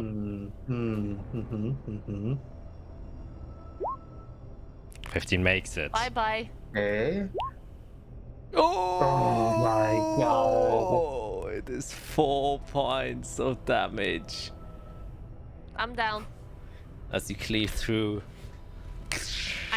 I smash it and as it explodes, I say, Addie, save yourself! And she collapses to the floor. Okay. So see how this goes. You're like watching your childhood friends drop one by one. I know. Yeah. That will take us to this one. And to your surprise, since she's already down, we'll ignore her and instead go to you, Atty. Yay. 2 on you, actually. Who's closer? Oh no, Corn is closer. Excuse me. Oh, that's fine. No. So 1 against you, Ati. So that was that. Okay. 8 misses. Oh, thank God. And then it takes a moonbeam.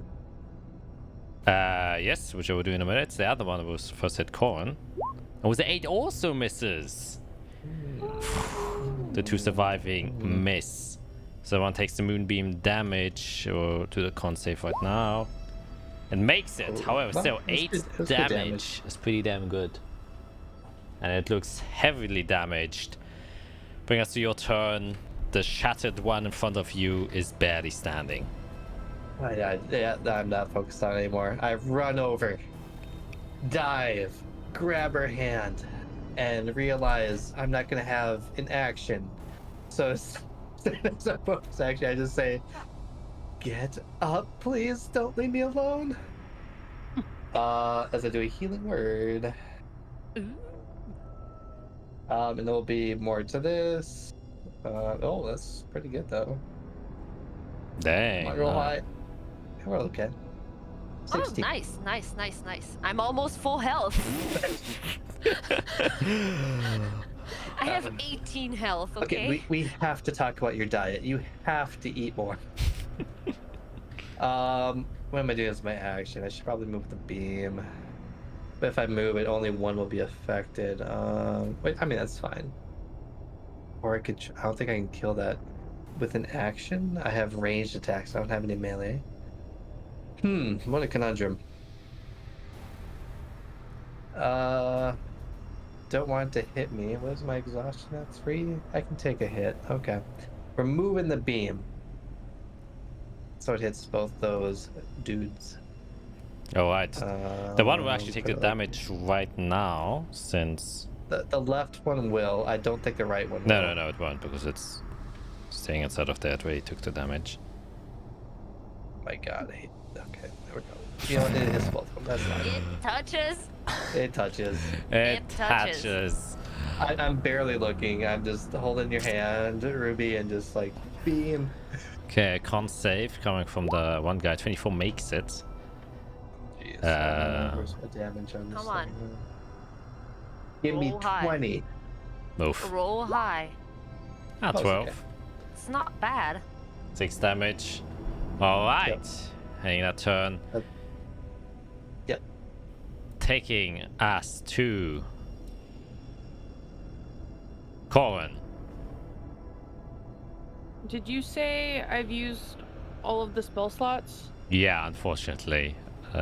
He healed himself once and is still concentrating on Sanctuary on Ruby. I thought it would have, when she dropped, I thought it would have ended. No. He can still concentrate on her because she's not dead. Oh, okay. Ah. Oh, okay. Because people can still Well, that's attack her good to know. when she's down. Oh crap, I've got one right here on top of me. Alright, we're gonna... Oh, you got a club. Let's go, 21. Point. Yeah, he does have his tools. Oh, I don't know why I hit it twice. 3.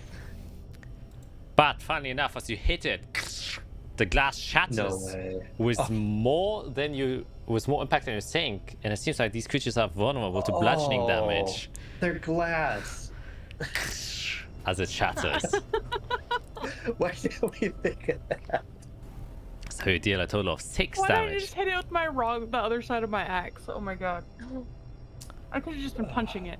Anything else you would like to do? So that one's still alive. Okay. I'll stay there. All right. Then Ruby, He'll yell out. Corin will yell out. Hit it with blunt objects. Nice. I have a staff. I have a hooded lantern. It's an improvised weapon. Yeah, it is an improvised weapon. It is. You can certainly Hit try. Pretty hard stuff.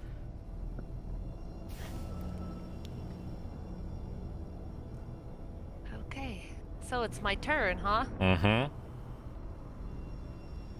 I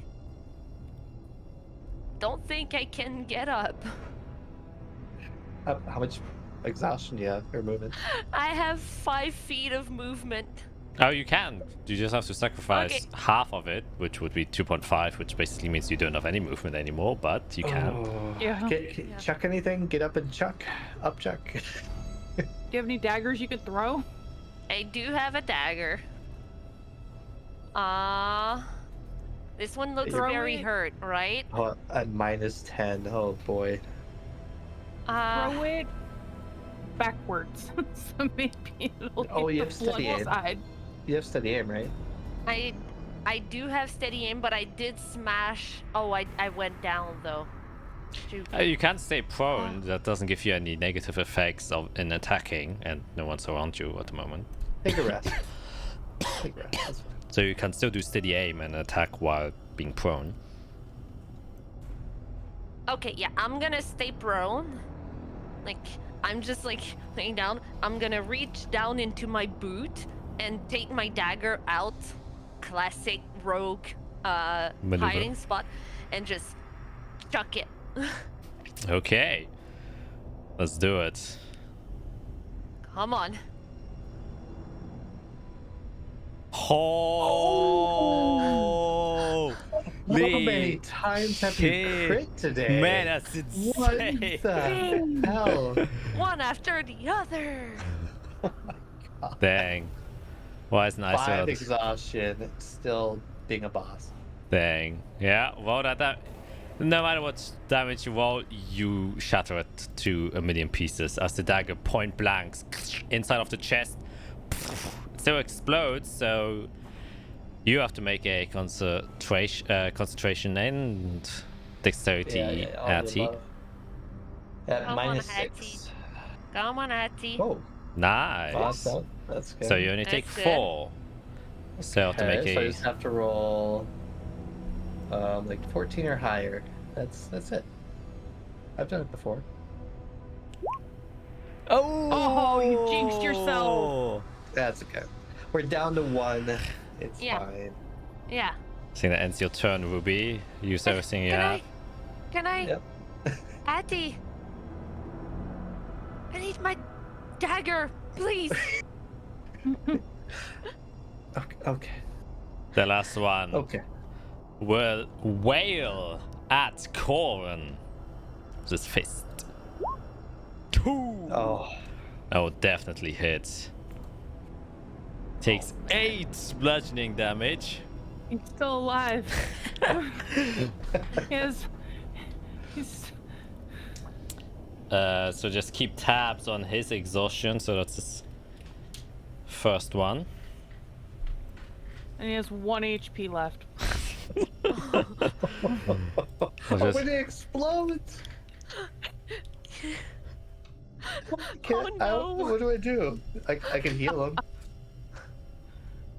He's been champ. He's been helping us out, right? I'm okay. I'm okay. Okay. What are my options to kill it here? All I have is ranged attacks, and I'm at -6. You have your staff. You can go bash it. But that's still minus. It's a -6. Oh, true. Can flank it, get advantage. Okay, now we're thinking. Yeah. Okay. Do I run it with the staff? Okay. Sure. Just do it. Just do Just it. go bonk on it. Sure. Okay. Well, first I'll healing word Gorin because I'd feel so bad if I killed him. So here you go. Well, I don't think I need to do the bonus, right? Your full health. Yeah. Okay. Okay, and then I go in, staff up, and whack. I'm gonna try to hit it where its head used to be. Okay. Let's see. I'm pretty strong. Dang! Oh, It hits! Boy. And this is 2. I've dropped my shield at this point because why not? Yeah, This is just full trying to end this force. thing. Smash. Amazing.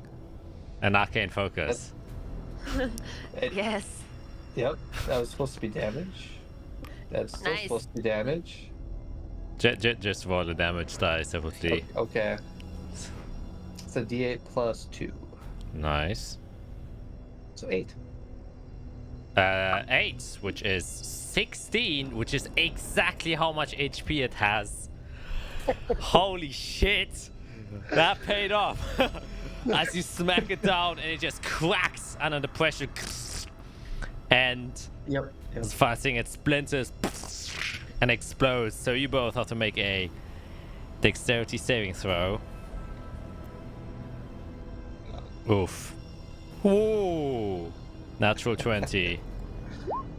For 11. 3 damage for you, Colin, but a total of 7 from you as you kill the last one of them. I love how I have a +0, but because of my, but I have 1 level of exhaustion, so it goes actually down. But whatever. Oh.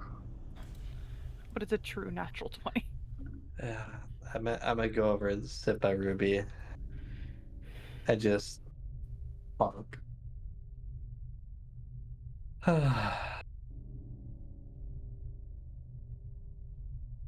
And I guess look over at the remains. You know, this is all too familiar. Not really sure how to take that death in. I just by the way, I just took a minute to count the amount of natural 20s I got tonight. I got 7. Dang, 7's a lot. That's a lot. And Yeah. actually, at this point, I will have to ask you: do you wish to continue, or we could stop it right there because we've been going for a long time? Because this still Oh boy. does go for a bit. Let's go for a bit. Getting late. Don't want to keep you guys. I'm up getting to- personally kind of tired just because I was driving all day. Yeah. And it's almost 2 a.m. for me. Yeah, maybe a to be continued. Yeah, I Yeah. think it's to be continued for sure. After I count all the bodies on the ground. Yeah. Maybe you'll many- find how another many were character there? of mine. 7, 8. Were there 10? Yeah, around about. Oh my god. Oh boy, can't believe we survived that. Correction. Well, You two Some of survived. us. oh, Okay, Some of us. I am cursed. Okay, I'm beginning to 2/3 of think. us survived that. I'm beginning to think I am truly cursed. Hey, this is the first one shot where you died. No, it's not. No, because we No? died. We went insane, and we were wandering in the frozen tundra. Oh, Yeah. Oh, that's I wasn't right. there. I don't know that one. I wasn't I there. think my character survived that one, Yeah. I was but he went Technically, insane you the and- rest of his life. Yeah, you and I both survived when we went insane. Yeah. Okay, maybe that's Traveling the frozen tundra, so we're it's not really like, life. Yeah, okay, that's fair. Yeah. And then And you then- survived as a bard yeah, Well, while we because- died. but I've had more characters die in Jack's games than you guys have. Oh, for sure. Oh Yeah. yeah. Yeah. I mean, yeah. Oh yeah. yeah. Yeah. Then we're gonna Um, close it here. It's a 2-part. It's a pretty long Oh. one shot. Like I said, depending on how things go, it can take longer or shorter. Yeah. Yeah, we should have run. Mm-hmm. I Yeah, tried. I mean, we were. I tried, but We didn't know. I have yeah. short legs. Yeah. Okay. Then we'll see the continuation of this next time. And until then, we'll see you guys. Bye.